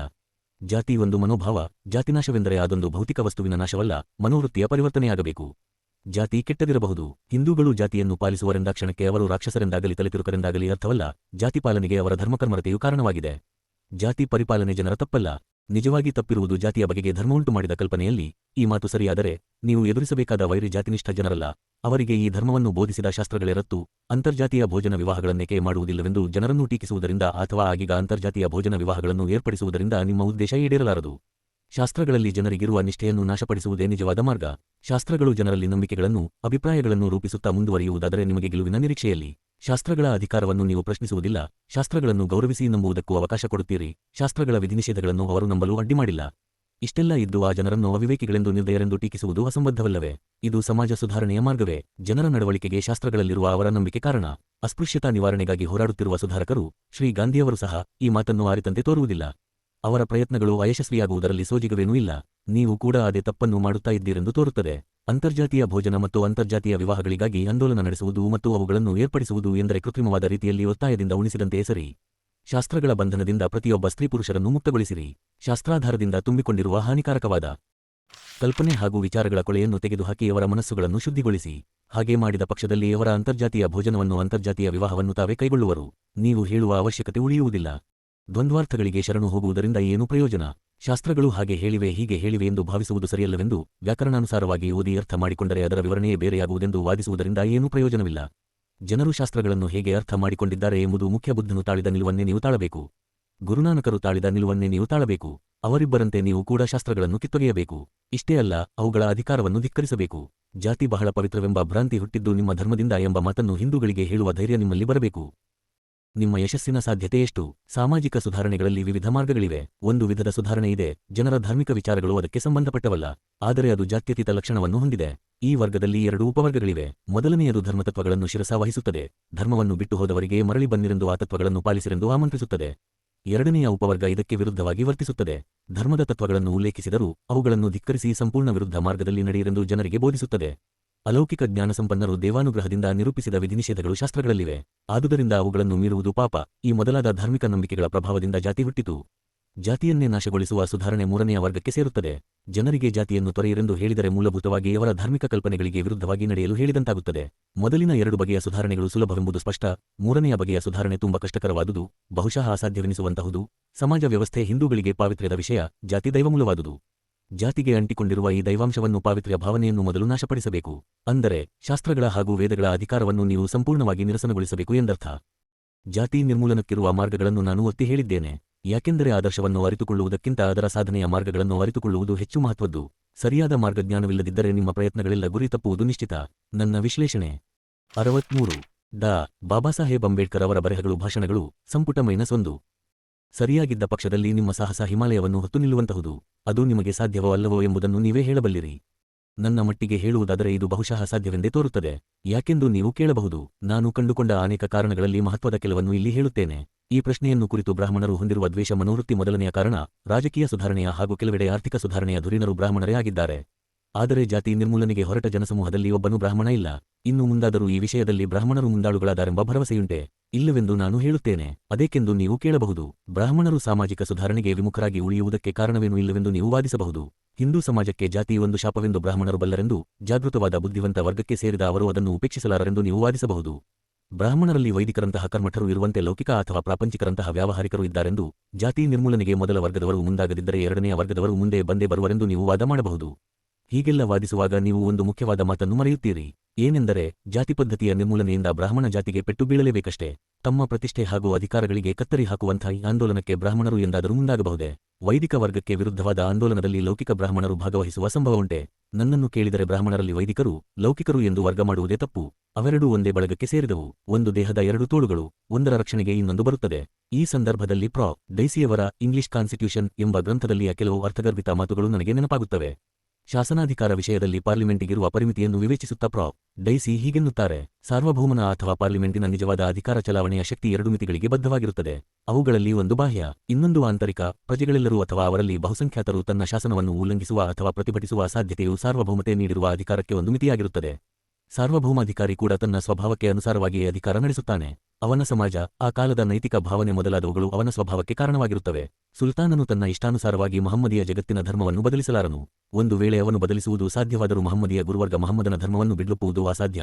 ಸುಲ್ತಾನನ ಅಧಿಕಾರಕ್ಕೆ ಬಾಹ್ಯಮಿತಿ ಎಷ್ಟು ಪ್ರಬಲವೋ ಆಂತರಿಕ ಮಿತಿಯೂ ಅಷ್ಟೇ ಪ್ರಬಲವಾಗಿರುತ್ತದೆ. ಈ ಸುಧಾರಣೆಯನ್ನು ಪೋಪ್ ಯಾಕೆ ಆರಂಭಿಸಿಲ್ಲ ಎಂದು ಜನ ಸುಮ್ಮನೆ ಕೇಳುತ್ತಾರೆ. ಇದಕ್ಕೆ ನಿಜವಾದ ಉತ್ತರ ಏನೆಂದರೆ ಧರ್ಮಗುರುವಾಗುವಾತ ಕ್ರಾಂತಿಕಾರನಲ್ಲ. ಧರ್ಮಗುರುವಾಗಿರುವ ಮನುಷ್ಯ ಕ್ರಾಂತಿಕಾರನಾಗಲು ಬಯಸುವುದಿಲ್ಲ. ಈ ಮಾತುಗಳು ಭಾರತೀಯ ಬ್ರಾಹ್ಮಣರಿಗೂ ಅನ್ವಯಿಸುವುದೆಂದು ನನಗನಿಸುತ್ತದೆ. ಬ್ರಾಹ್ಮಣನಾಗಿ ಹುಟ್ಟಿದವನಿಗೆ ಕ್ರಾಂತಿಕಾರಿಯಾಗುವ ಬಯಕೆಯಿರಲಾರದು. ನೀಲಿ ಕಣ್ಣುಗಳುಳ್ಳ ಕೂಸುಗಳನ್ನೆಲ್ಲ ಕೊಂದು ಬಿಡಬೇಕೆಂದು ಬ್ರಿಟಿಷ್ ಪಾರ್ಲಿಮೆಂಟು ಶಾಸನ ಮಾಡಿದೆ ಎಂದು ಕೇಳಿದ್ದರು ಲೆಸ್ಲಿ ಸ್ಟೀಫೆನ್. ಹಾಗೆ ನಿರೀಕ್ಷಿಸುವುದು ನಿರಾಧಾರ. ಸಾಮಾಜಿಕ ಸುಧಾರಣೆಯ ವಿಷಯದಲ್ಲಿ ಬ್ರಾಹ್ಮಣನು ಕ್ರಾಂತಿಕಾರಿಯಾದನೆಂದು ನಿರೀಕ್ಷಿಸುವುದು ಅಷ್ಟೇ ನಿರಾಧಾರವಾದುದು. ಜಾತಿ ವಿರೋಧದ ಚಳುವಳಿಯಲ್ಲಿ ಬ್ರಾಹ್ಮಣರು ಮುಂದಾಳಾಗುವುದು ಅಥವಾ ಬಿಡುವುದು ಮಹತ್ವದ ವಿಷಯವಲ್ಲ ಎಂದು ನಿಮ್ಮಲ್ಲಿ ಕೆಲವರು ಹೇಳಬಹುದು. ಈ ಅಭಿಪ್ರಾಯ ತಪ್ಪು. ಸಮಾಜದಲ್ಲಿ ಬುದ್ಧಿವಂತ ವರ್ಗದ ಪಾತ್ರವನ್ನು ಉಪೇಕ್ಷಿಸಲಾಗುವುದಿಲ್ಲ. ಒಬ್ಬ ಯುಗಪುರುಷನಿಂದ ದೇಶದ ಚರಿತ್ರೆ ನಿರ್ಮಾಣವಾಗುತ್ತದೆ ಎಂಬ ವಾದವನ್ನು ನೀವು ಒಪ್ಪಿ ಅಥವಾ ಬಿಡಿ, ಆದರೆ ಪ್ರತಿಯೊಂದು ದೇಶದಲ್ಲಿ ಬುದ್ಧಿವಂತರ ವರ್ಗ ಆಳುವ ವರ್ಗವಲ್ಲವಾದರೂ ಅತ್ಯಂತ ಪ್ರಭಾವಿ ವರ್ಗವೆಂಬುದನ್ನು ನೀವು ಒಪ್ಪಲೇಬೇಕಾಗುತ್ತದೆ. ಭವಿಷ್ಯತ್ತಿನ ಆಗುಹೋಗುಗಳನ್ನು ಮುಂಗಾಣುವ ವರ್ಗವೆಂದರೆ ಪ್ರಜ್ಞಾವಂತ ವರ್ಗವೇ. ಮುಂದಾಳಾಗಿ ಸಲಹೆ ಕೊಡಬಲ್ಲ ವರ್ಗವೂ ಅದೇ. ಯಾವ ದೇಶದಲ್ಲಿಯೇ ಆದರೂ ಬಹುಸಂಖ್ಯಾತರಾದ ಜನಸಾಮಾನ್ಯರು ಸ್ವಂತ ಬುದ್ಧಿಶಕ್ತಿಯಿಂದ ವಿಚಾರ ಮಾಡುವ ಅಥವಾ ಮುನ್ನಡೆಯುವ ಯೋಗ್ಯತೆಯನ್ನು ಹೊಂದಿರುವುದಿಲ್ಲ. ಜನಸಾಮಾನ್ಯರು ಯಾವಾಗಲೂ ಬುದ್ಧಿವಂತ ವರ್ಗದವರನ್ನು ಅವಲಂಬಿಸಿರುತ್ತಾರೆಂದರೆ ಅತಿಶಯೋಕ್ತಿಯಲ್ಲ. ಈ ಬುದ್ಧಿವಂತ ವರ್ಗ ಪ್ರಾಮಾಣಿಕವೂ ಸ್ವತಂತ್ರವೂ ನಿಸ್ಪೃಹವೂ ಆಗಿದ್ದ ಪಕ್ಷದಲ್ಲಿ ಅದು ತಾನೇ ಮುಂದಾಳತನವನ್ನು ವಹಿಸಿ ದೇಶವನ್ನು ಸಂಕಟದಿಂದ ಪಾರು ಮಾಡಬಲ್ಲದು. ಬುದ್ಧಿಶಕ್ತಿಯೇ ಪರಮಗುಣವೆಂದಲ್ಲ. ಕಾರ್ಯನಿರ್ವಹಣೆಗೆ ಅದೊಂದು ಸಾಧನೆ ಮಾತ್ರ. ಸಾಧಿಸಬೇಕಾದ ಗುರಿಯನ್ನು ನೋಡಿ ಅದಕ್ಕೆ ತಕ್ಕಂತೆ ವಿಧಾನವನ್ನು ಉಪಯೋಗಿಸುವುದು ಬುದ್ಧಿವಂತನ ಲಕ್ಷಣ. ಬುದ್ಧಿಶಕ್ತಿಯುಳ್ಳವನು ಸಜ್ಜನನಾಗಿರಬಲ್ಲನು, ದುರ್ಜನನೂ ಆಗಿರಬಲ್ಲನು. ಅದೇ ಮೇರೆಗೆ ಬುದ್ಧಿವಂತರ ವರ್ಗವು ಉದಾರ ಹೃದಯದ ಒಂದು ಸಂಘವಾಗಿದ್ದು ಹಾದಿ ತಪ್ಪಿದ ಜನತೆಯನ್ನು ಉದ್ಧರಿಸಿ ಸರಿದಾರಿಗೆ ಒಯ್ಯುವುದಕ್ಕೆ ಸಹಾಯ ಮಾಡುವುದಕ್ಕೆ ಸದಾ ಸಿದ್ಧವಾಗಿರಬಹುದು, ಅಥವಾ ತನ್ನ ಸ್ವಾರ್ಥಕ್ಕಾಗಿ ಒಂದು ಸಂಕುಚಿತ ಕೂಟವನ್ನು ಸ್ಥಾಪಿಸಿ ಜನರನ್ನು ಅದರೊಳಗೆ ಸೆಳೆದುಕೊಳ್ಳುವ ವಂಚಕರ ಗುಂಪು ಆಗಿರಬಹುದು. ಬುದ್ಧಿವಂತ ವರ್ಗದ ಇನ್ನೊಂದು ಹೆಸರೇ ಬ್ರಾಹ್ಮಣ ಜಾತಿ ಎಂದರೆ ನಿಮಗೆ ವ್ಯಥೆಯಾಗಬಹುದು. ಸಮಸ್ತ ದೇಶದ ಹಿತರಕ್ಷಣೆಗೆ ನಿಲ್ಲುವ ಬದಲಾಗಿ ತಮ್ಮ ಒಂದು ಜಾತಿಯ ಹಿತಾಸಕ್ತಿಯನ್ನೇ ಈ ಬುದ್ಧಿವಂತ ವರ್ಗ ನೋಡಿಕೊಳ್ಳುತ್ತಾ ಬಂದಿದೆ ಎಂದು ನೊಂದುಕೊಳ್ಳಬಹುದು. ಆದರೆ ಹಿಂದೂಗಳಲ್ಲಿ ಬುದ್ಧಿವಂತ ವರ್ಗವೆಂದರೆ ಬ್ರಾಹ್ಮಣರೇ ಎಂಬುದು ವಸ್ತುಸ್ಥಿತಿಯಾಗಿದೆ. ಅದು ಬುದ್ಧಿವಂತ ವರ್ಗವಾಗಿರುವುದೊಂದೇ ಅದರ ಹಿರಿಮೆಯಲ್ಲ. ಇತರ ಹಿಂದೂಗಳಿಗೆಲ್ಲ ಪರಮಪೂಜ್ಯವೆನಿಸಿದ ವರ್ಗವಾಗಿದೆ. ಅವರನ್ನು ಭೂಸುರರೆಂದು ಪರಿಗಣಿಸಲಾಗಿದೆ. ಬ್ರಾಹ್ಮಣನೇ ಗುರುವೆಂದು ವಿಧಿಸಲಾಗಿದೆ. ವರ್ಣಾನಾಂ ಬ್ರಾಹ್ಮಣೋ ಗುರು ಎಂದಿದೆ. ಮನು ಹೀಗೆನ್ನುತ್ತಾನೆ. ನಿರ್ದಿಷ್ಟವಾಗಿ ವಿಧಿಸದೇ ಇರುವ ಧರ್ಮಾಚರಣೆಯ ಕೆಲವು ವಿಷಯಗಳು ಬಂದಾಗ ನಾವು ಹೇಗೆ ವರ್ತಿಸಬೇಕೆಂಬ ಪ್ರಶ್ನೆ ಏಳಬಹುದು. ಇಂತಹ ಪ್ರಸಂಗಗಳಲ್ಲಿ ಶಿಷ್ಟರಾದ ಬ್ರಾಹ್ಮಣರು ಹೇಳಿದ್ದೇ ಪ್ರಮಾಣವಾಗುತ್ತದೆ. ಡಾ. ಬಾಬಾಸಾಹೇಬ್ ಅಂಬೇಡ್ಕರ್ ಅವರ ಬರೆಹಗಳು ಭಾಷಣಗಳು ಸಂಪುಟ -1 ಅನಾಮೃತೇಷು ಧರ್ಮೇಷು ಕಥಂ ಸ್ಯಾದಿತಿ ಚೇದ್ಭವೇತ್ ಯಂ ಶಿಷ್ಟ ಬ್ರಾಹ್ಮಣ ಭೂಯೋ ಸಧರ್ಮ ಸ್ಯಾದಶಂಕಿತ. ಹೀಗೆ ಸಮಾಜವನ್ನು ತನ್ನ ಅಂಕೆಯಲ್ಲಿಟ್ಟುಕೊಂಡಿರುವ ಬುದ್ಧಿವಂತ ವರ್ಗವು ಜಾತಿ ಸುಧಾರಣೆಗೆ ವಿರೋಧವೊಡ್ಡುತ್ತಿರುವಾಗ ಜಾತಿ ನಿರ್ಮೂಲನೆಯ ಆಂದೋಲನ ಯಶಸ್ವಿಯಾಗುವ ಸಂಭವ ತೀರ ಕಡಿಮೆ ಎಂದು ನನಗೆ ತೋರುತ್ತದೆ. ಈ ಕಾರ್ಯ ಅಸಾಧ್ಯವೆಂಬುದಕ್ಕೆ ನಾನು ಕೊಡುವ ಎರಡನೆಯ ಕಾರಣ ನಿಮಗೆ ಸ್ಪಷ್ಟವಾಗಬೇಕಾದರೆ ಜಾತಿ ಪದ್ಧತಿಗೆ ಎರಡು ಪಾರ್ಶ್ವಗಳಿವೆ ಎಂಬುದನ್ನು ನೀವು ಗಮನದಲ್ಲಿಟ್ಟುಕೊಳ್ಳಬೇಕು. ಜನರನ್ನು ಬೀಡಿ ಗುಂಪುಗಳಾಗಿ ಅದು ಒಡೆದು ಹಾಕುವುದು ಒಂದು ಮುಖ. ಈ ಗುಂಪುಗಳನ್ನು ಸಾಮಾಜಿಕವಾಗಿ ತಾರತಮ್ಯ ಭಾವದಿಂದ ಒಂದು ಶ್ರೇಣಿಗೆ ಜೋಡಿಸುವುದು ಇನ್ನೊಂದು ಮುಖ. ಜಾತಿಗಳ ಶ್ರೇಣಿಯಲ್ಲಿ ತಾನು ಇನ್ನೊಂದು ಜಾತಿಗಿಂತ ಮೇಲೆಯೇ ಇದ್ದೇನೆಂದು ಪ್ರತಿಯೊಂದು ಜಾತಿಯು ಹೆಮ್ಮೆಪಟ್ಟುಕೊಳ್ಳುತ್ತದೆ. ಈ ಶ್ರೇಣಿಯ ಬಾಹ್ಯಲಕ್ಷಣವಾಗಿ ಸಾಮಾಜಿಕ ಹಾಗೂ ಧಾರ್ಮಿಕ ಹಕ್ಕುಗಳ ಶ್ರೇಣಿಯೂ ಇರುತ್ತದೆ. ಈ ಹಕ್ಕುಗಳಿಗೆ ಅಷ್ಟಾಧಿಕಾರಗಳು ಮತ್ತು ಸಂಸ್ಕಾರಗಳು ಎಂದು ಹೆಸರು. ಜಾತಿಯ ಮಟ್ಟ ಹೆಚ್ಚಾದಂತೆ ಈ ಹಕ್ಕುಗಳ ಸಂಖ್ಯೆ ಹೆಚ್ಚಾಗುತ್ತದೆ, ಮಟ್ಟ ಕಡಿಮೆಯಾದಂತೆ ಅವುಗಳ ಸಂಖ್ಯೆಯೂ ಕಡಿಮೆಯಾಗುತ್ತದೆ. ಹೀಗೆ ತಾರತಮ್ಯ ಭಾವದ ಶ್ರೇಣಿಯನ್ನು ಹೊಂದಿರುವುದೇ ಮುಖ್ಯ ತೊಡರು. ಜಾತಿ ಪದ್ಧತಿಯ ಮೇಲೆ ದಾಳಿ ಮಾಡಲು ಸಮಾನರ ಕೂಟ ಸಾಧ್ಯವಾಗುವುದಿಲ್ಲ. ತನಗಿಂತ ಮೇಲು ಜಾತಿಯವರೊಡನೆ ಊಟ ಮಾಡುವ ಮತ್ತು ರಕ್ತ ಸಂಬಂಧ ಏರ್ಪಡಿಸುವ ಹಕ್ಕು ತನಗಿದೆ ಎಂದು ಯಾವುದಾದರೂ ಜಾತಿ ಹೊರಟಿ ತನ್ನಿ, ಆಗ ಕ್ಷುದ್ರ ಕಿಡಿಗೇಡಿಗಳು ಕೂಡಲೇ ಅದನ್ನು ಸ್ತಬ್ಧಗೊಳಿಸಬಲ್ಲರು. ನಮ್ಮೊಡನೆ ನೀವು ರಕ್ತ ಸಂಬಂಧಾದಿಗಳನ್ನು ಮಾಡಬಯಸುವಿರಾದರೆ ನಿಮಗಿಂತ ಕೆಳಜಾತಿಯವರೊಡನೆಯೂ ಸಹಭೋಜನ ಹಾಗೂ ರಕ್ತ ಸಂಬಂಧ ನಿಮಗೆ ಆಗಬೇಕಲ್ಲವೇ ಎಂದು ಹೇಳಿಬಿಡುತ್ತಾರೆ. ಎಲ್ಲರೂ ಜಾತಿ ಪದ್ಧತಿಯ ಗುಲಾಮರೇ. ಆದರೆ ಎಲ್ಲ ಗುಲಾಮರ ಸ್ಥಾನಮಾನ ಒಂದೇ ಆಗಿಲ್ಲ. ಆರ್ಥಿಕ ಕ್ರಾಂತಿಗೆ ಜನರನ್ನು ಹುರಿದುಂಬಿಸುತ್ತಾ ಕಾರ್ಲ್ ಮಾರ್ಕ್ಸ್ ಹೇಳಿದರು, ನಿಮ್ಮ ಸಂಕೋಲೆಗಳನ್ನಲ್ಲದೆ ಬೇರೇನನ್ನೂ ನೀವು ಕಳೆದುಕೊಳ್ಳಬೇಕಾಗಿಲ್ಲ, ಆದರೆ ಸಾಮಾಜಿಕ ಹಾಗೂ ಧಾರ್ಮಿಕ ಹಕ್ಕುಗಳನ್ನು ಹೆಚ್ಚು ಕಡಿಮೆ ಪ್ರಮಾಣದಲ್ಲಿ ಹಂಚಿ ಹಾಕಿರುವ ಕುತಂತ್ರದ ಜಾತಿ ಪದ್ಧತಿಯಲ್ಲಿ ಸಿಕ್ಕಿಕೊಂಡ ಹಿಂದೂಗಳ ಮುಂದೆ ಕಾರ್ಲ್ ಮಾರ್ಕ್ಸ್ನ ಧ್ಯೇಯವಾಕ್ಯ ಅರಣ್ಯರೋಧನವಾಗುತ್ತದೆ. ಜಾತಿ ಪದ್ಧತಿಯೆಲ್ಲ ನಾಶವಾಗುವುದಾದರೆ ಕೆಲವರು ಬಹಳಷ್ಟು ಪ್ರತಿಷ್ಠೆಯನ್ನು ಅಧಿಕಾರವನ್ನು ಕಳೆದುಕೊಳ್ಳಬೇಕಾದೀತು. ಆದುದರಿಂದ ನೀವು ಹಿಂದೂಗಳನ್ನು ಸಂಘಟಿಸಿ ಜಾತಿ ನಿರ್ಮೂಲನಕ್ಕೆ ಅಣಿಗೊಳಿಸಲಾರಿರಿ. 22. ಹಿಂದೂಗಳನ್ನು ತರ್ಕದಿಂದ ಮನವೊಲಿಸಿ ತರ್ಕವಿರುದ್ಧವಾದ ಕಾರಣ ಜಾತಿ ಪದ್ಧತಿಯನ್ನು ತೊರೆಯಲು ಹೇಳಬಲ್ಲಿರಾ? ಇಲ್ಲಿ ಇನ್ನೊಂದು ಪ್ರಶ್ನೆ ಹುಟ್ಟುತ್ತದೆ. ತರ್ಕ ಮಾಡುವ ಸ್ವಾತಂತ್ರ್ಯ ಹಿಂದೂವಿಗೆ ಇದೆಯೇ? ಆಚಾರ ವಿಷಯದಲ್ಲಿ ಪಾಲಿಸಬೇಕಾದರೆ 3 ಶಾಸನಗಳನ್ನು ಮನುಸ್ಮೃತಿ ವಿಧಿಸಿದೆ. ವೇದ, ಸ್ಮೃತಿ, ಸದಾಚಾರ ಸ್ವಸ್ವಚಃ ಪ್ರಿಯಮಾತ್ಮನಃ. ತರ್ಕ ಮಾಡುವ ಬುದ್ಧಿಗೆ ಇಲ್ಲಿ ಆಸ್ಪದವೇ ಇಲ್ಲ. ವೇದ, ಸ್ಮೃತಿ, ಜಾತಿ, ಸದಾಚಾರ ಇವುಗಳನ್ನುಳಿದ ಬೇರೆ ಯಾವುದನ್ನು ಹಿಂದೂವು ಅನುಸರಿಸಕೂಡದು. ಮೊದಲನೆಯದಾಗಿ ವೇದಗಳಲ್ಲಿ ಅಥವಾ ಸ್ಮೃತಿಗಳಲ್ಲಿ ಹೇಳಿರುವ ಮಾತುಗಳನ್ನು ಅರ್ಥ ಮಾಡುವಾಗ ಸಂಶಯ ಹುಟ್ಟಿಕೊಂಡರೆ ಹೇಗೆ? ಈ ವಿಷಯದಲ್ಲಿ ಮನುವಿನ ಅಭಿಪ್ರಾಯ ಸ್ಪಷ್ಟವಾಗಿದೆ. ಮನು ಹೇಳುತ್ತಾನೆ, ಯೋವ ಮತ ತೇ ಮೂಲೆ ಹೇತು ಶಾಸ್ತ್ರಾಶ್ರಯ ದ್ವಿಜ ಸ ಸಾಧುಭಿರ್ಬಹಿಷ್ಕಾರ್ಯೋ ನಾಸ್ತಿಕೋ ವೇದನಿಂದಕ. ಈ ವಿಧಿಯ ಮೇರೆಗೆ ವೇದ, ಸ್ಮೃತಿಗಳ ಅರ್ಥ ವಿವರಣೆಯಲ್ಲಿ ಸ್ವತಂತ್ರ ಬುದ್ಧಿಯಿಂದ ತರ್ಕ ಹೂಡುವುದು ನಿಷಿದ್ಧ. ಹೀಗಿರುವುದರಿಂದ ವೇದಗಳಲ್ಲಿ, ಸ್ಮೃತಿಗಳಲ್ಲಿ ಹೇಳಿರುವ ವಿಷಯಕ್ಕೆ ಸುಮ್ಮನೆ ತಲೆದೂಗಬೇಕು, ತರ್ಕಿಸಕೂಡದು. ವೇದಗಳ ಉಕ್ತಿಗೂ ಸ್ಮೃತಿಗಳ ಉಕ್ತಿಗೂ ಪರಸ್ಪರ ವಿರೋಧ ಕಂಡುಬಂದಿತೆನ್ನಿ ಆ ಪ್ರಸಂಗದಲ್ಲಿ ಕೂಡ ಸ್ವಂತ ಬುದ್ಧಿಯಿಂದ ವಿಚಾರ ಮಾಡುವಂತಿಲ್ಲ. 2 ಸ್ಮೃತಿಗಳ ಪರಸ್ಪರ ವಿರೋಧವಾದ ಮಾತುಗಳನ್ನು ಹೇಳಿದ್ದರೆ ಅವೆರಡು ಸಮಾನವಾದ ಶಾಸನಗಳೇ. ಅವೆರಡರಲ್ಲಿ ಯಾವುದನ್ನು ಅನುಸರಿಸಿದರೂ ದೋಷವಿಲ್ಲ. ಬುದ್ಧಿಶಕ್ತಿಯಿಂದ ತೂಗಿ ನೋಡಿ ಯಾವುದು ಸರಿಯೆಂದು ನಿರ್ಧರಿಸುವ ಪ್ರಯತ್ನ ಮಾಡಕೂಡದು. ಮನು ಸ್ಪಷ್ಟವಾಗಿ ಸಾರುತ್ತಾನೆ, ಶ್ರುತಿದಯಂತು ಯತ್ರ ಸ್ಯಾತತ್ರ ಧರ್ಮವು ಸ್ಮೃತ್. ಶ್ರುತಿ ಹಾಗೂ ಸ್ಮೃತಿ ಇವೆರಡರಲ್ಲಿ ಪರಸ್ಪರ ವಿರೋಧ ಕಂಡರೆ ಶ್ರುತಿಯ ಮಾತೆ ಪ್ರಮಾಣ. ಆದರೆ ಇಲ್ಲಿ ಕೂಡ ಇವೆರಡರಲ್ಲಿ ಯಾವುದು ಬುದ್ಧಿಸಮ್ಮತವೆಂದು ನೋಡಲು ಪ್ರಯತ್ನಿಸಕೂಡದು. ಇದನ್ನು ಮನುವೇ ಹೀಗೆ ಹೇಳಿದ್ದಾರೆ, ಯಾ ವೇದಬಾಹ್ಯ ಸ್ಮೃತಯೋ ಯಾಶ್ಚ ಕಾಶ್ಚ ಕುದೃಷ್ಟ ಸರ್ವಾಸ್ಥ ನಿಷ್ಫಲ ಪ್ರೇತ್ಯತಮೋನಿಷ್ಠಾ ಹಿತಂ ಸ್ಮೃತಃ. ಎರಡು ಸ್ಮೃತಿಗಳಲ್ಲಿ ವಿರೋಧ ಕಂಡರೆ ಮನುಸ್ಮೃತಿಯೇ ಪ್ರಮಾಣ. ಇಲ್ಲಿ ಕೂಡ ಸ್ವತಂತ್ರವಾಗಿ ತರ್ಕಿಸಕೂಡದು. ಬೃಹಸ್ಪತಿ ಈ ಕೆಳಗಿನಂತೆ ಹೇಳಿದ್ದಾನೆ. ವೇದಾಯತ್ರೋಪನಿಬಂಧೃತ್ವಾತ್ ಪ್ರಮಾಣ್ಯಂ ಹಿ ಮನೋಸ್ಕೃತಂ ಮನ್ಮಥ ವಿಪರೀತ ತು ಯಾ ಸ್ಮೃತಿ ಸಾರ ನಶಸ್ಯತೆ. ಶ್ರುತಿ ಮತ್ತು ಸ್ಮೃತಿಗಳು ಹೇಳಿಬಿಟ್ಟ ಮೇಲೆ ಮುಗಿದು ಹೋಯಿತು. ಹಿಂದೂವಾದವನು ತನ್ನ ಬುದ್ಧಿಶಕ್ತಿಯನ್ನು ಅದಕ್ಕೆ ಬಳಸಿಕೊಳ್ಳಬೇಕಾಗಿಲ್ಲ. ಮಹಾಭಾರತದಲ್ಲಿ ಕೂಡ ಇದೇ ಮಾತನ್ನು ಹೇಳಲಾಗಿದೆ. ಡಾ ಬಾಬಾಸಾಹೇಬ್ ಅಂಬೇಡ್ಕರ್ ಅವರ ಬರೆಹಗಳು ಭಾಷಣಗಳು ಸಂಪುಟ -1 ಪುರಾಣಂ ಮಾನವೋ ಧರ್ಮ ಸಾಂಗೋ ವೇದಷ್ಟಿಕಿತಂ ಆಜ್ಞಾಸಿದ್ದಾನಿ ಚತ್ವಾತಿನ ಹಂತವ್ಯಾನಿ ಹೇತುಭಿ. ಜಾತಿ ಮತ್ತು ವರ್ಣ ಇವೆರಡನ್ನೂ ಕುರಿತು ವೇದಗಳಲ್ಲಿಯೂ ಸ್ಮೃತಿಗಳಲ್ಲಿಯೂ ವಿಧಿನಿಷೇಧಗಳನ್ನು ಹೇಳಿರುವುದರಿಂದ ಹಿಂದೂವಾದವನಿಗೆ ಸ್ವತಂತ್ರ ವಿಚಾರಶಕ್ತಿಯ ಅವಕಾಶವೇ ಇಲ್ಲ. ರೈಲ್ವೆ ಪ್ರವಾಸ ಮತ್ತು ವಿದೇಶ ಯಾತ್ರೆಗಳಂತಹ ಪ್ರಸಂಗಗಳಲ್ಲಿ ಜಾತಿ ನಿಯಮಗಳನ್ನು ಮುರಿಯಬೇಕಾಗಿ ಬಂದರೂ ಮತ್ತೆ ಜಾತಿ ನಿಯಮಗಳಿಗೆ ನಿಷ್ಠೆ ತೋರುವ ಹಿಂದೂಗಳನ್ನು ಕಂಡು ಹಿಂದೂಗಳಲ್ಲದವರು ನಗುತ್ತಿರಬಹುದು. ಹಿಂದೂಗಳ ವಿಚಾರಶಕ್ತಿಗೆ ತೊಡಿಸಿದ ಇನ್ನೊಂದು ಸಂಕೋಲೆಯನ್ನು ಈ ಸಂಗತಿ ಪ್ರಕಟಿಸುತ್ತದೆ. ಮನುಷ್ಯನ ಜೀವನ ಕೇವಲ ಅಭ್ಯಾಸಬಲದಿಂದ ವಿಚಾರ ಮಾಡುವ ಅವಶ್ಯಕತೆಯಿಲ್ಲದೆಯೇ ಸಾಮಾನ್ಯವಾಗಿ ಸಾಗುತ್ತದೆ. ಯಾವುದೋ ಒಂದು ನಿರ್ದಿಷ್ಟವಾದ ನಂಬಿಕೆ ಅಥವಾ ತಿಳುವಳಿಕೆ ಸರಿಯೋ ತಪ್ಪೋ ಎಂಬುದನ್ನು ಸಾಧಕ-ಬಾಧಕ ಪ್ರಮಾಣಗಳಿಂದ ಪರಿಶೀಲಿಸಿ ನೋಡಿ ಆಳವಾಗಿ ಚಿಂತಿಸಿ ನಿರ್ಣಯಕ್ಕೆ ಬರುವ ಪ್ರಸಂಗ ತೀರಾ ಅಪರೂಪ. ಒಂದು ಸಂಕಟಕಾಲ ಅಥವಾ ಸಂದಿಗ್ಧ ಪರಿಸ್ಥಿತಿ ಉಂಟಾದಾಗ ಮಾತ್ರ ವಿಚಾರಶಕ್ತಿ ಈ ಕ್ರಿಯೆಯಲ್ಲಿ ತೊಡಗಬಹುದು. ರೈಲ್ವೆ ಪ್ರವಾಸವಾಗಲಿ ವಿದೇಶ ಪ್ರಯಾಣವಾಗಲಿ ಹಿಂದುವಿನ ಜೀವನದಲ್ಲಿ ಒಂದು ದಿವ್ಯ ಪರೀಕ್ಷೆಯ ಸಂದರ್ಭವೇ ಆಗುತ್ತದೆ. ಎಲ್ಲ ಕಾಲದಲ್ಲಿ ಪಾಲಿಸಲಾಗದಿದ್ದರೆ ಜಾತಿ ನಿಯಮಗಳನ್ನು ಪಾಲಿಸುವುದಾದರೂ ಯಾತಕ್ಕೆ ಎಂಬ ಪ್ರಶ್ನೆ ಹಿಂದುವಿಗೆ ಬರಬೇಕಷ್ಟೇ. ಆದರೆ ಆ ಪ್ರಶ್ನೆ ಅವನಿಗೆ ಬರುವುದೇ ಇಲ್ಲ. ಒಂದು ಹೆಜ್ಜೆಯಲ್ಲಿ ಜಾತಿಯನ್ನು ಉಲ್ಲಂಘಿಸುತ್ತಾನೆ, ಮುಂದಿನ ಹೆಜ್ಜೆಯಲ್ಲಿ ಏನೂ ಆಗಿಲ್ಲವೆಂಬಂತೆ ಜಾತಿಯ ನಿಯಮವನ್ನು ಪಾಲಿಸುತ್ತಾನೆ. ಈ ವಿಚಿತ್ರವಾದ ನಡವಳಿಕೆಗೆ ಉತ್ತರ ಶಾಸ್ತ್ರಗಳ ಶಾಸನದಲ್ಲಿದೆ. ಸಾಧ್ಯವಾದಷ್ಟು ಮಟ್ಟಿಗೆ ಜಾತಿ ನಿಯಮಗಳನ್ನು ಪಾಲಿಸು, ಮೀರಬೇಕಾಗಿ ಬಂದರೆ ಪ್ರಾಯಶ್ಚಿತ್ತದಿಂದ ಶುದ್ಧಿ ಮಾಡಿಕೋ ಎಂದು ಶಾಸ್ತ್ರಗಳು ಹೇಳುತ್ತವೆ. ಈ ಪ್ರಾಯಶ್ಚಿತ್ತ ವಿಧಾನದಿಂದ ಜಾತಿ ಪದ್ಧತಿ ನಿರಾತಂಕವಾಗಿ ಮುಂದುವರಿಯಲು ಅನುಕೂಲವಾಗಿದೆ. ವಿಚಾರ ಮಾಡುವ ಅವಕಾಶವನ್ನು ತಪ್ಪಿಸಿ ಜಾತಿ ಸುರಕ್ಷಿತವಾಗಿರುವಂತೆ ನೋಡಿಕೊಳ್ಳಲಾಗಿದೆ. ಜಾತಿ ಹಾಗೂ ಅಸ್ಪೃಶ್ಯತೆಗಳ ನಿರ್ಮೂಲನೆಗಾಗಿ ಹಲವಾರು ಜನರು ಈ ಮೊದಲೇ ಪ್ರಯತ್ನಿಸಿದ್ದುಂಟು. ಇಂಥವರಲ್ಲಿ ರಾಮಾನುಜ, ಕಬೀರ ಮೊದಲಾದವರನ್ನು ಮುಖ್ಯವಾಗಿ ಹೆಸರಿಸಬಹುದು. ಈ ಸುಧಾರಕರ ಪ್ರಯತ್ನಗಳನ್ನು ವಿವರಿಸಿ ಅವರನ್ನು ಅನುಸರಿಸಿರೆಂದು ಹಿಂದೂಗಳಿಗೆ ಹೇಳಬಲ್ಲಿರ. ಶ್ರುತಿ ಸ್ಮೃತಿಗಳ ಜೊತೆಗೆ ಸದಾಚಾರವೆಂಬುದನ್ನು ಶಾಸನಗಳ ಸಾಲಿನಲ್ಲಿ ಮನು ಸೇರಿಸಿದ್ದಾನೆ. ಶಾಸ್ತ್ರಗಳಿಗಿಂತ ಸದಾಚಾರವೇ ಹೆಚ್ಚಿನದೆಂದು ಹೇಳಲಾಗಿದೆ. ಯದ್ಯದಾಚರ್ಯತೆ ಏನ ಧರ್ಮ್ಯಂ ವಾ ಧರ್ಮ್ಯಮಿವ ವಾ ದೇಶಸ್ಯಾಚರಣಂ ನಿತ್ಯಂ ಚರಿತ್ರಂ ತದ್ಧಿಕೀರ್ತಿತಂ. ಈ ಮಾತಿನ ಮೇರೆಗೆ ಧರ್ಮವಾಗಿರಲಿ ಅಧರ್ಮವಾಗಿರಲಿ ರಾಷ್ಟ್ರಾನುಸಾರವಾಗಿರಲಿ ಶಾಸ್ತ್ರ ವಿರುದ್ಧವೇ ಆಗಿರಲಿ ಸದಾಚಾರವನ್ನೇ ಪಾಲಿಸತಕ್ಕದ್ದು. ಆದರೆ ಸದಾಚಾರವೆಂದರೇನು? ಒಳ್ಳೆಯ ನಡತೆ, ಸರಿಯಾದ ನಡತೆಯೆಂದಾಗಲಿ ಸಜ್ಜನರ ನಡತೆಯೆಂದಾಗಲಿ ಭಾವಿಸಿದರೆ ತಪ್ಪು ಸದಾಚಾರದ ಅರ್ಥ. ಜಾತಿ ಹಾಗಲ್ಲ. ಒಳ್ಳೆಯದು ಪುರಾತನ ಕಾಲದಿಂದ ನಡೆದು ಬಂದ ಆಚಾರವೇ ಸದಾಚಾರ. ಕೆಳಗಿನ ಶ್ಲೋಕ ಇದನ್ನು ಸ್ಪಷ್ಟಪಡಿಸುತ್ತದೆ. ಯಸ್ಮನ್ ದೇಶೇಯ ಆಚಾರಃ ಪಾರಂಪರ್ಯ ಕ್ರಮಾಗತ ವರ್ಣಾನಾಂ ಕಿಲ ಸರ್ವೇಷಾಂ ಸ ಸದಾಚಾರ ಉಚ್ಯತೆ. ಸದಾಚಾರವೆಂದರೆ ಒಳ್ಳೆಯ ಆಚಾರವೆಂಬ ಅಥವಾ ಸಜ್ಜನರ ಆಚಾರವೆಂಬ ಗ್ರಹಿಕೆಯಿಂದ ಸಜ್ಜನರನ್ನೇ ಅನುಕರಿಸಿಯಾರೆಂಬ ಭೀತಿಯಿಂದಲೋ ಏನೋ ಸ್ಮೃತಿಗಳು ಸ್ಪಷ್ಟವಾಗಿ ಹೀಗೆ ವಿಧಿಸುತ್ತವೆ. ಶ್ರುತಿ ಸ್ಮೃತಿ ಸದಾಚಾರಗಳಿಗೆ ವ್ಯತಿರಿಕ್ತವಾದ ನಡತೆ ದೇವತೆಗಳಿಂದಾದರೂ ಅದು ಆಚರಣೆಯೋಗ್ಯವಲ್ಲ. ಇದು ಅತಿ ವಿಚಿತ್ರವೆನಿಸಬಹುದು, ಅಬದ್ಧ ಎನಿಸಬಹುದು. ಆದರೆ ವಸ್ತುಸ್ಥಿತಿ ಹಾಗಿದೆ. ನ ದೇವಚರಿತಂ ಚರೇತ್ ಎಂಬುದು ಶಾಸ್ತ್ರಗಳು ವಿಧಿಸಿದ ಶಾಸನ. ಬುದ್ಧಿಶಕ್ತಿ ಮತ್ತು ನೀತಿ ಇವೆರಡು ಸುಧಾರಕನ ಬತ್ತಳಿಕೆಯಲ್ಲಿರುವ ಮಹಾಸ್ತ್ರಗಳು. ಇವೆರಡನ್ನೂ ಕಿತ್ತುಕೊಂಡು ಬಿಟ್ಟರೆ ಅವನೇನು ಮಾಡಬಲ್ಲ? ಬುದ್ಧಿಯ ಉಪಯೋಗ ಮಾಡಲು ಜನರಿಗೆ ಸ್ವಾತಂತ್ರ್ಯವೇ ಇಲ್ಲವೆಂದರೆ ನೀವು ಜಾತಿಯನ್ನು ನಾಶಪಡಿಸುವುದು ಹೇಗೆ? ಜಾತಿಯೆಂಬುದು ನೀತಿ ಸಮ್ಮತವೋ ಅಲ್ಲವೋ ಎನ್ನುವುದನ್ನು ವಿಚಾರಿಸುವ ಸ್ವಾತಂತ್ರ್ಯ ಜನರಿಗೆ ಇಲ್ಲವೆಂದರೆ ನೀವು ಜಾತಿಯನ್ನು ಉಚ್ಚಾಟಿಸುವುದೆಂತು? ಜಾತಿ ಕಟ್ಟಿಕೊಂಡ ಕೋಟೆ ದುರ್ಭೇದ್ಯವಾಗಿದೆ. ಬುದ್ಧಿ ಮತ್ತು ನೀತಿಗಳು ಅದನ್ನು ಭೇದಿಸಲಾರವು. ಇನ್ನೂ ಒಂದು ಮಾತನ್ನು ನೆನಪಿಡಿ, ಈ ದುರ್ಗದ ಒಳಗಡೆ ಬುದ್ಧಿವಂತ ವರ್ಗವಾದ ಬ್ರಾಹ್ಮಣರ ಸೈನ್ಯ ಸನ್ನದ್ಧವಾಗಿ ನಿಂತಿದೆ. ಇದು ಸಂಬಳಕ್ಕಾಗಿ ದುಡಿಯುವ ಸೈನ್ಯವಲ್ಲ, ತನ್ನ ಮಾತೃಭೂಮಿಯನ್ನು ರಕ್ಷಿಸಲು ನಿಂತ ಸೈನ್ಯವಾಗಿದೆ. ಹೀಗಿರುವುದರಿಂದಲೇ ನಾನು ಹೇಳುತ್ತೇನೆ, ಹಿಂದೂಗಳಲ್ಲಿಯ ಜಾತಿಗಳನ್ನು ಹೊಡೆದಟ್ಟುವುದು ಅಸಾಧ್ಯವಾದುದು. ಈ ಕೋಟೆಯಲ್ಲಿ ಒಂದು ತೂತು ಮಾಡುವುದಕ್ಕೆ ಒಂದು ಸುದೀರ್ಘಯುಗವೇ ಬೇಕಾದೀತು. ಈ ಕಾರ್ಯಕ್ಕೆ ದೀರ್ಘಾವಧಿಯೇ ಬೇಕಾಗಲಿ ಅಲ್ಪಾವಧಿಯೇ ಸಾಕಾಗಲಿ ನೀವು ಮರೆಯದಿರಬೇಕಾದ ಒಂದು ಮಾತಿದೆ. ವೈಚಾರಿಕತೆಯನ್ನು ನಿರಾಕರಿಸುವ ವೇದಗಳನ್ನು ಹಾಗೂ ಶಾಸ್ತ್ರಗಳನ್ನು, ನೀತಿಗೂ ಬುದ್ಧಿಗೂ ಅವಕಾಶವಿಯದಿರುವ ವೇದಗಳನ್ನು ಹಾಗೂ ಶಾಸ್ತ್ರಗಳನ್ನು ನೀವು ಸಿಡಿಮದ್ದನ್ನಿಟ್ಟು ಉಡಾಯಿಸಬೇಕು. ಶ್ರುತಿ ಮತ್ತು ಸ್ಮೃತಿಗಳ ಧರ್ಮವನ್ನು ನಾಶ ಮಾಡಬೇಕು. ಬೇರೆ ಉಪಾಯವೇ ಇಲ್ಲ. ಇದು ಈ ವಿಷಯದಲ್ಲಿ ನನ್ನ ಖಚಿತವಾದ ಅಭಿಪ್ರಾಯ. 23. ಧರ್ಮನಾಶವೆಂದರೆ ಅದಕ್ಕೆ ನನ್ನ ಅರ್ಥವೇನೆಂದು ಕೆಲವರಿಗೆ ತಿಳಿಯಲಿಕ್ಕಿಲ್ಲ. ನನ್ನ ಈ ವಿಚಾರವೇ ಕೆಲವರಿಗೆ ಜಿಗುಪ್ಪೆ ಉಂಟುಮಾಡಿರಬಹುದು. ಕೆಲವರಿಗೆ ಅದು ಕ್ರಾಂತಿಕಾರಿ ಎಂದು ಅನ್ನಿಸಿತು. ಆದುದರಿಂದ ನನ್ನ ಅಭಿಪ್ರಾಯವನ್ನು ಇಲ್ಲಿ ತಿಳಿಸಿ ಸ್ಪಷ್ಟಪಡಿಸುತ್ತೇನೆ. ತತ್ವಗಳು ಬೇರೆ, ನಿಯಮಗಳು ಬೇರೆ. ಇದನ್ನು ನೀವು ಒಪ್ಪುತ್ತೀರೋ ಇಲ್ಲವೋ ನಾನಂತೂ ಒಪ್ಪುತ್ತೇನೆ. ನಿಯಮಗಳು ವ್ಯಾವಹಾರಿಕ ವಿಧಿಸಿದ ರೀತಿಯಲ್ಲಿ ನಡೆದುಕೊಳ್ಳುವ ರೂಢಿಯ ಕ್ರಮಗಳು. ಆದರೆ ತತ್ವಗಳು ಬೌದ್ಧಿಕವಾಗಿರುತ್ತವೆ, ಸಾರಾಸಾರ ವಿವೇಚನೆಯಿಂದ. ಡಾ ಬಾಬಾಸಾಹೇಬ್ ಅಂಬೇಡ್ಕರ್ ಅವರ ಬರೆಹಗಳು ಭಾಷಣಗಳು ಸಂಪುಟ -1 ನಿರ್ಣಯಿಸುವ ಸಾಧನಗಳವು. ಈ ಕ್ರಮದಲ್ಲಿ ಹೋಗೆಂದು ತಿಳಿಸುವುದು ನಿಯಮಗಳ ರೀತಿ. ತತ್ವಗಳು ನಿರ್ದಿಷ್ಟ ಕ್ರಮವನ್ನು ಹೇಳುವುದಿಲ್ಲ. ನಿಯಮಗಳು ಪಾಕಶಾಸ್ತ್ರದ ಕ್ರಮಸೂಚನೆಯಂತೆ ಏನನ್ನು ಮಾಡಬೇಕು ಹೇಗೆ ಮಾಡಬೇಕು ಎಂದು ಹೇಳುತ್ತವೆ. ನ್ಯಾಯದಂತಹ ಒಂದು ತತ್ವ ಬೌದ್ಧಿಕ ಹಾಗೂ ಭಾವನಾತ್ಮಕ ಗುಣವನ್ನು ಒದಗಿಸುತ್ತದೆ. ಅದರಿಂದ ವ್ಯಕ್ತಿ ತನ್ನ ಬಯಕೆಗಳನ್ನು ಉದ್ದೇಶಗಳನ್ನು ವಿವೇಚಿಸುತ್ತಾನೆ. ಯಾವುದನ್ನು ಮುಖ್ಯವಾಗಿ ಗಮನಿಸಬೇಕೆಂಬುದಕ್ಕೆ ಅವನಿಗೆ ಅದು ಮಾರ್ಗದರ್ಶಿಯಾಗುತ್ತದೆ. ನಿಯಮಗಳು ಹಾಗೂ ತತ್ವಗಳಿಗೆ ಇರುವ ಈ ಭೇದದ ಮೂಲಕ ಅವುಗಳನ್ನು ಅನುಸರಿಸಿ ಮಾಡುವ ಕಾರ್ಯಗಳು ಭಿನ್ನವಾಗುತ್ತವೆ. ನಿಯಮಗಳು ಒಳ್ಳೆಯದೆಂದು ಹೇಳಿದ್ದನ್ನು ಮಾಡುವುದು ಬೇರೆ, ತತ್ವದೃಷ್ಟಿಯಿಂದ ಒಳ್ಳೆಯದೆಂದು ತಿಳಿದಿದ್ದನ್ನು ಮಾಡುವುದು ಬೇರೆ. ತತ್ವ ತಪ್ಪಿರಬಹುದು, ಆದರೆ ಕೃತಿ ಪ್ರಜ್ಞಾಪೂರ್ವಕವಾಗಿದ್ದು ಹೊಣೆಗಾರಿಕೆಯನ್ನು ಹೊಂದಿರುತ್ತದೆ. ನಿಯಮ ಸರಿಯಾಗಿರಬಹುದು, ಅದನ್ನನುಸರಿಸಿ ಕೃತಿ ಯಾಂತ್ರಿಕವಾಗಿರುತ್ತದೆ.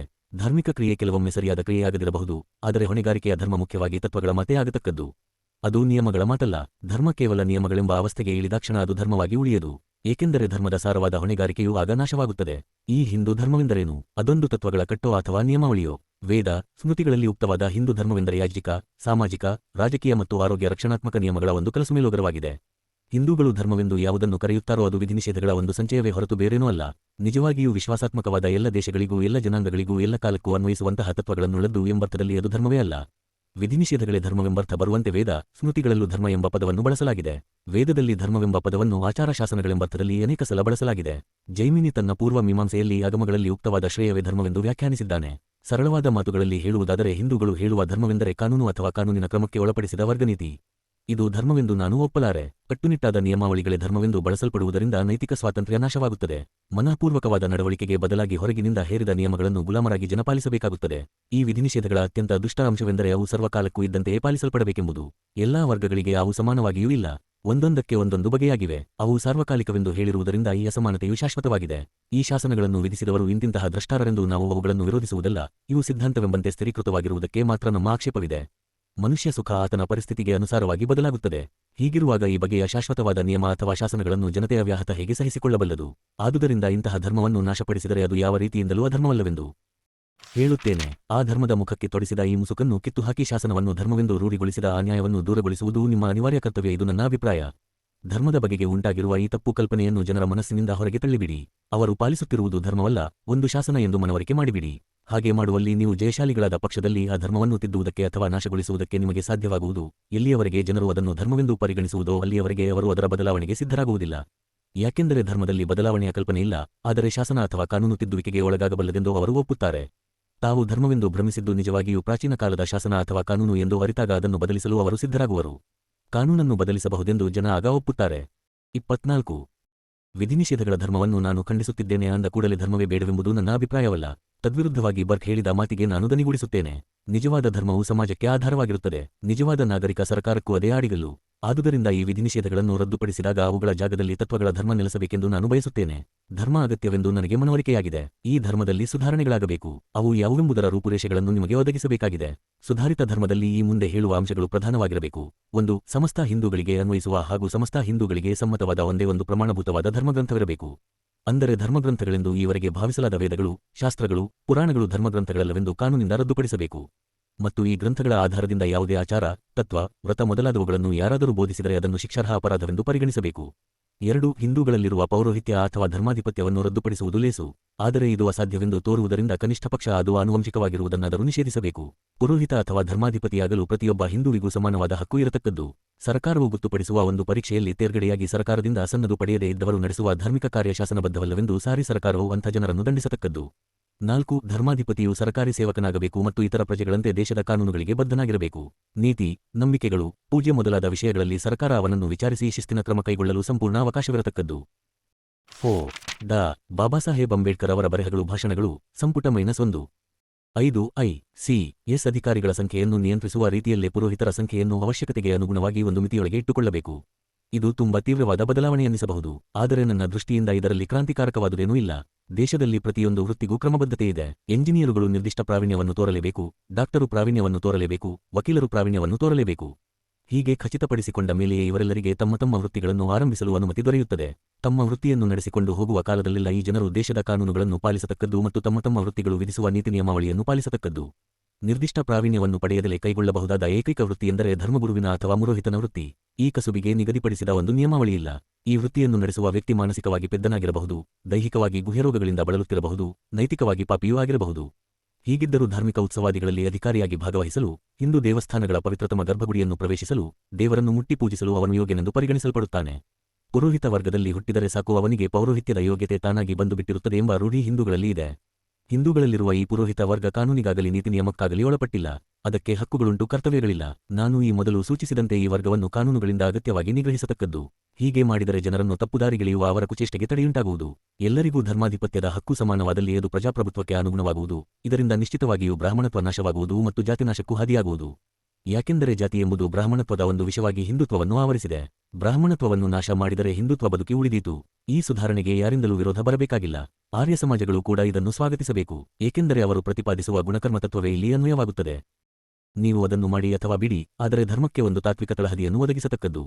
ಸಮಾನತೆ, ಸ್ವಾತಂತ್ರ್ಯ ಮತ್ತು ಭಾತೃತ್ವಗಳಿಗೆ ಸಮ್ಮತವಾದ ಅಂದರೆ ಪ್ರಜಾಪ್ರಭುತ್ವಕ್ಕನುಗುಣವಾದ ಅಡಿಪಾಯ ಅವಶ್ಯವಾಗಿದೆ.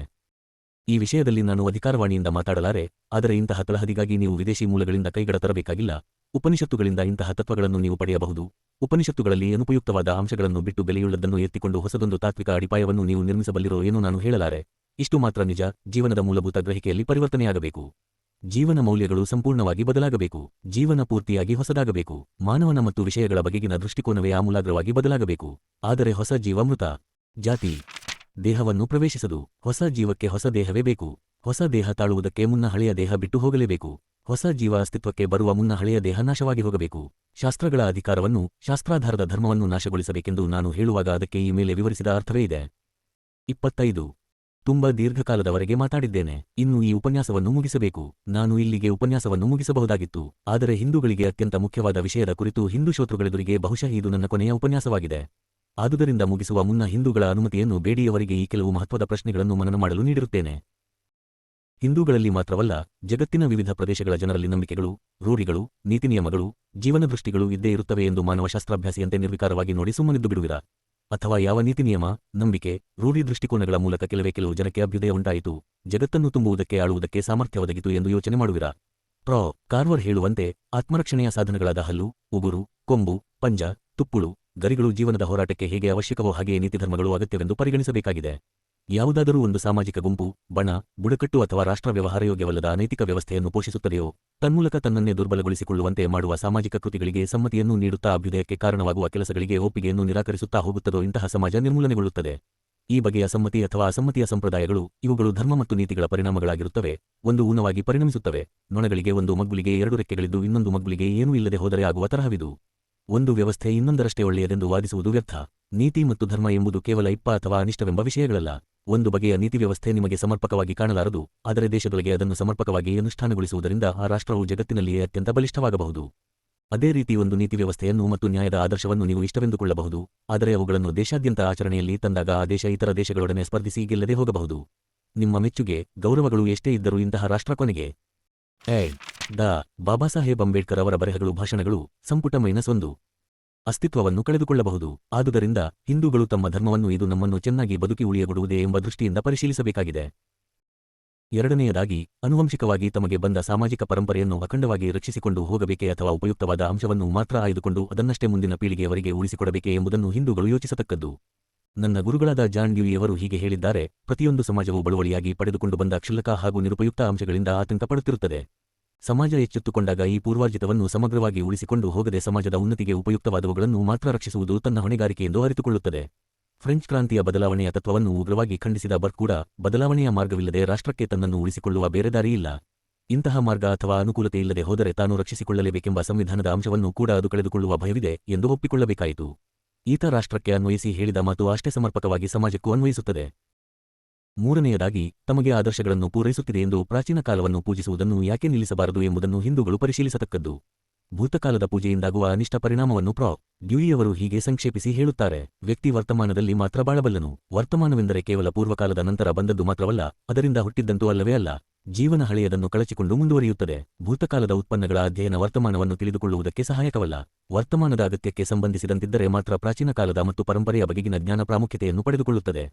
ಪ್ರಾಚೀನ ಕಾಲದ ದಾಖಲೆಗಳು, ಅವಶೇಷಗಳು ಶಿಕ್ಷಣದ ವಿಷಯವಾಗಿರುವುದರಿಂದ ಏನು ತಪ್ಪಾಗಿದೆ ಗೊತ್ತೇ? ಪೂರ್ವಕಾಲವು ವರ್ತಮಾನಕ್ಕೆ ಒಂದು ಪ್ರತಿಸ್ಪರ್ಧಿಯೆಂದು, ವರ್ತಮಾನವು ಭೂತಕಾಲದ ಅಸಮರ್ಥ ಅನುಕರಣೆಯೆಂದು ತೋರುವ ಸಂಭವವಿದೆ. ವರ್ತಮಾನವು ಜೀವನ ಹಾಗೂ ಅಭಿವೃದ್ಧಿಯನ್ನು ಕಡೆಗಣಿಸುವುದಾದರೆ ಈಗಿನ ಜೀವನ ಶೂನ್ಯ ಹಾಗೂ ಭವಿಷ್ಯ ಎಲ್ಲೋ ದೂರದ ಮಾತು ಎಂಬಂತಾಗುತ್ತದೆ. ಇಂತಹ ತತ್ವ ಪ್ರಗತಿಗೆ ವೈರಿಯಾಗುತ್ತದೆ. ಪ್ರಬಲವಾದ ಹಾಗೂ ಸ್ಥಿರವಾದ ಜೀವನ ಪ್ರವಾಹಕ್ಕೆ ತೊಡಕಾಗುತ್ತದೆ. ನಾಲ್ಕನೆಯದಾಗಿ, ಶಾಶ್ವತವಾದ, ಸ್ಥಾಯಿಯಾದ, ಸನಾತನವಾದ ಯಾವುದೂ ಇಲ್ಲ. ಎಲ್ಲವೂ ಬದಲಾಗುತ್ತಿರುತ್ತವೆ. ಬದಲಾವಣೆ ವ್ಯಕ್ತಿಯ ಹಾಗೂ ಸಮಾಜದ ನಿಯಮ ಎಂದು ಅರಿತುಕೊಳ್ಳುವ ಕಾಲ ಈಗ ಸನ್ನಿಹಿತವಾಗಿಲ್ಲವೇ ಎಂದು ಹಿಂದೂಗಳು ಯೋಚಿಸಬೇಕು. ಬದಲಾಗುತ್ತಿರುವ ಸಮಾಜದಲ್ಲಿ ಹಳೆಯ ಮೌಲ್ಯಗಳು ಸತತವಾದ ಮಾರ್ಪಾಡಿಗೆ ಒಡ್ಡಿಕೊಳ್ಳುತ್ತವೆ. ಮನುಷ್ಯರ ಕೃತಿಗಳನ್ನು ಬೆಲೆಗಟ್ಟುವುದಕ್ಕೆ ಮಾನದಂಡಗಳಿರಬೇಕು. ಅಗತ್ಯವಿದ್ದಾಗ ಆ ಮಾನದಂಡಗಳನ್ನು ಪುನರ್ವಿಮರ್ಶೆಗೆ ಒಳಪಡಿಸಬೇಕು, ತಿದ್ದಲು ಸನ್ನದ್ಧರಾಗಿರಬೇಕು ಎಂಬುದನ್ನು ಹಿಂದೂಗಳು ಅರಿತುಕೊಳ್ಳಬೇಕು. ಜಾತಿ 93. 26. ಈ ಉಪನ್ಯಾಸ ಅತಿ ದೀರ್ಘವಾಯಿತೆಂದು ನಾನು ಒಪ್ಪಿಕೊಳ್ಳಲೇಬೇಕು. ಇಷ್ಟುದ್ದ ಆಗಿದ್ದು ಅದರಲ್ಲೇನಾದರೂ ಹುರುಳಿದೆಯೇ ಇಲ್ಲವೇ ಎಂಬುದನ್ನು ನೀವು ನಿರ್ಧರಿಸಬೇಕು. ನನ್ನ ಅನಿಸಿಕೆಗಳನ್ನು ಸ್ಪಷ್ಟವಾಗಿ ತಿಳಿಸಿದ್ದೇನೆಂದು ಮಾತ್ರ ಹೇಳಬಲ್ಲೆ. ಈ ಅಭಿಪ್ರಾಯಗಳನ್ನು ವ್ಯಕ್ತಪಡಿಸಿದ ವ್ಯಕ್ತಿ ಯಾವ ಅಧಿಕಾರದ ಹಸ್ತಕನೂ ಅಲ್ಲ, ಯಾವ ದೊಡ್ಡಸ್ತಿಕೆಯ ಸ್ತುತಿಕಾರನೂ ಅಲ್ಲವೆಂದು ಹೇಳಬಯಸುತ್ತೇನೆ. ಬಡವರ ಹಾಗೂ ದಬ್ಬಾಳಿಕೆಗೆ ಈಡಾದವರ ವಿಮೋಚನೆಗಾಗಿ ನನ್ನ ಸಾರ್ವಜನಿಕ ಜೀವನವೆಲ್ಲ ಮೀಸಲಾಗಿದೆ. ಇದಕ್ಕಾಗಿ ನನಗೆ ದೊರೆತ ಪ್ರತಿಫಲವೇನು? ರಾಷ್ಟ್ರೀಯ ಧುರೀಣರು, ರಾಷ್ಟ್ರೀಯ ಪತ್ರಿಕೆಗಳು ನನ್ನನ್ನು ಹಳಿದು ಅಪಮಾನಗೊಳಿಸಿವೆ. ಇದಕ್ಕೆ ಇರುವ ಕಾರಣವನ್ನು ಹೇಳುತ್ತೇನೆ: ಶ್ರೀಮಂತರ ಧನದಿಂದ ಬಡವರ ಉದ್ಧಾರವನ್ನು, ಪ್ರಜಾಹಿಂಸಕರ ಚಿನ್ನದಿಂದ ದಲಿತರ ವಿಮೋಚನೆಯನ್ನು ಸಾಧಿಸುವ ಪವಾಡಕ್ಕೆ ತಂತ್ರವೆಂದು ಹೇಳಲಾರೆ ನಾನು ಸಮ್ಮತಿಸಲಿಲ್ಲ ಎಂಬುದೊಂದೇ ಕಾರಣ. ನನ್ನ ಅಭಿಪ್ರಾಯಗಳಿಗೆ ಇವು ಸಮರ್ಥ ಶ್ಲಾಘನೆಯಾಗಲಾರದು. ಅದರಿಂದ ನಿಮ್ಮ ಅಭಿಪ್ರಾಯಗಳು ಬದಲಾಗಲಾರವು. ಆಗಲಿ ಬಿಡಲಿ, ಅದರ ಪೂರ್ಣ ಜವಾಬ್ದಾರಿ ನಿಮಗೆ ಮಾತ್ರ ಸೇರಿದ್ದು, ನನ್ನ ರೀತಿಯಲ್ಲಿ ಬೇಡವಾದರೆ ನಿಮ್ಮ ರೀತಿಯಲ್ಲಾದರೂ ಜಾತಿ ನಿರ್ಮೂಲನೆಗೆ ನೀವು ಪ್ರಯತ್ನಿಸಲೇಬೇಕು. ಕ್ಷಮಿಸಿ, ನಾನು ಇನ್ನು ಮುಂದೆ ನಿಮ್ಮೊಂದಿಗೆ ಇರಲಾರೆ. ನಾನು ಬದಲಾಗಲು ನಿರ್ಧರಿಸಿದ್ದೇನೆ. ಕಾರಣಗಳನ್ನು ಕೊಡುವುದಕ್ಕೆ ಇದು ಜಾಗವಲ್ಲ. ನಿಮ್ಮನ್ನು ಬಿಟ್ಟು ಹೊರಗೆ ಹೋದ ಮೇಲೆ ಕೂಡ ಸಕ್ರಿಯ ಸಹಾನುಭೂತಿಯಿಂದ ನಿಮ್ಮ ಆಂದೋಲನವನ್ನು ಗಮನಿಸುತ್ತಿರುತ್ತೇನೆ. ಅಗತ್ಯವಿರುವ ಸಹಾಯ ಮಾಡಲು ಸಿದ್ಧನಾಗಿರುತ್ತೇನೆ. ನಿಮ್ಮದು ರಾಷ್ಟ್ರೀಯ ಉದ್ದೇಶದ ಕಾರ್ಯ. ಜಾತಿ ಪದ್ಧತಿ ಹಿಂದೂಗಳಿಗೆ ಜೀವನಬಿಸಿಲಾಗಿದೆ. ಆದರೆ ಹಿಂದೂಗಳು ಎಲ್ಲೆಡೆ ವಾತಾವರಣವನ್ನು ಕೆಡಿಸಿದ್ದಾರೆ. ಸಿಖ್ಸ್, ಮುಸ್ಲಿಂ, ಕ್ರೈಸ್ತ ಹೀಗೆ ಎಲ್ಲರನ್ನೂ ಅಸ್ವಸ್ಥಗೊಳಿಸಿದ್ದಾರೆ. ಇನ್ನೊಂದು ರಾಷ್ಟ್ರೀಯ ಧ್ಯೇಯವಾದ ಸ್ವರಾಜ್ಯಕ್ಕಿಂತಲೂ ನಿಮ್ಮದು ಹೆಚ್ಚು ಕಷ್ಟಸಾಧ್ಯವಾದ ಆಶಯ. ಸ್ವರಾಜ್ಯದ ಹೋರಾಟದಲ್ಲಿ ಸಮಗ್ರ ದೇಶ ನಿಮ್ಮ ಜೊತೆಗಿರುತ್ತದೆ. ಆದರೆ ಇಲ್ಲಿ ನೀವು ಇಡೀ ದೇಶದ ವಿರುದ್ಧ ಹೋರಾಟ ಮಾಡಬೇಕಾಗುತ್ತದೆ. ಅದೂ ನಿಮ್ಮದೇ ದೇಶದ ವಿರುದ್ಧ. ಆದರೆ ಇದು ಸ್ವರಾಜ್ಯಕ್ಕಿಂತ ಹೆಚ್ಚು ಮಹತ್ವದ್ದು. ರಕ್ಷಿಸಿಕೊಳ್ಳುವ ಸಾಮರ್ಥ್ಯವಿಲ್ಲದೆ ಸ್ವರಾಜ್ಯವನ್ನು ಗಳಿಸಿಕೊಂಡೇನು ಪ್ರಯೋಜನ? ಸ್ವರಾಜ್ಯವನ್ನು ರಕ್ಷಿಸುವುದಕ್ಕಿಂತ ಸ್ವರಾಜ್ಯದಲ್ಲಿ ಹಿಂದೂಗಳನ್ನು ರಕ್ಷಿಸುವುದು ಹೆಚ್ಚು ಮಹತ್ವದ್ದಾಗುತ್ತದೆ. ನನ್ನ ಅನಿಸಿಕೆಯಂತೆ ಜಾತಿ ಪದ್ಧತಿ ನಾಶವಾದರೆ ಮಾತ್ರ ಹಿಂದೂ ಸಮಾಜ ಆತ್ಮರಕ್ಷಣೆಗೆ ಸಮರ್ಥವಾಗಬಲ್ಲದು. ಇಂಥ ಆಂತರಿಕ ಶಕ್ತಿ ಇಲ್ಲದೆ ಹೋದರೆ ಸ್ವರಾಜ್ಯವೆಂಬುದು ಹಿಂದೂಗಳ ಪಾಲಿಗೆ ಗುಲಾಮಗಿರಿಯತ್ತ ಇಡುವ ಇನ್ನೊಂದು ಹೆಜ್ಜೆಯೇ ಆದೀತು. ಶುಭವಾಗಲಿ, ನಿಮಗೆ ಯಶಸ್ಸು ದೊರೆಯಲೆಂದು ಹಾರೈಸುತ್ತೇನೆ. ಬಂದ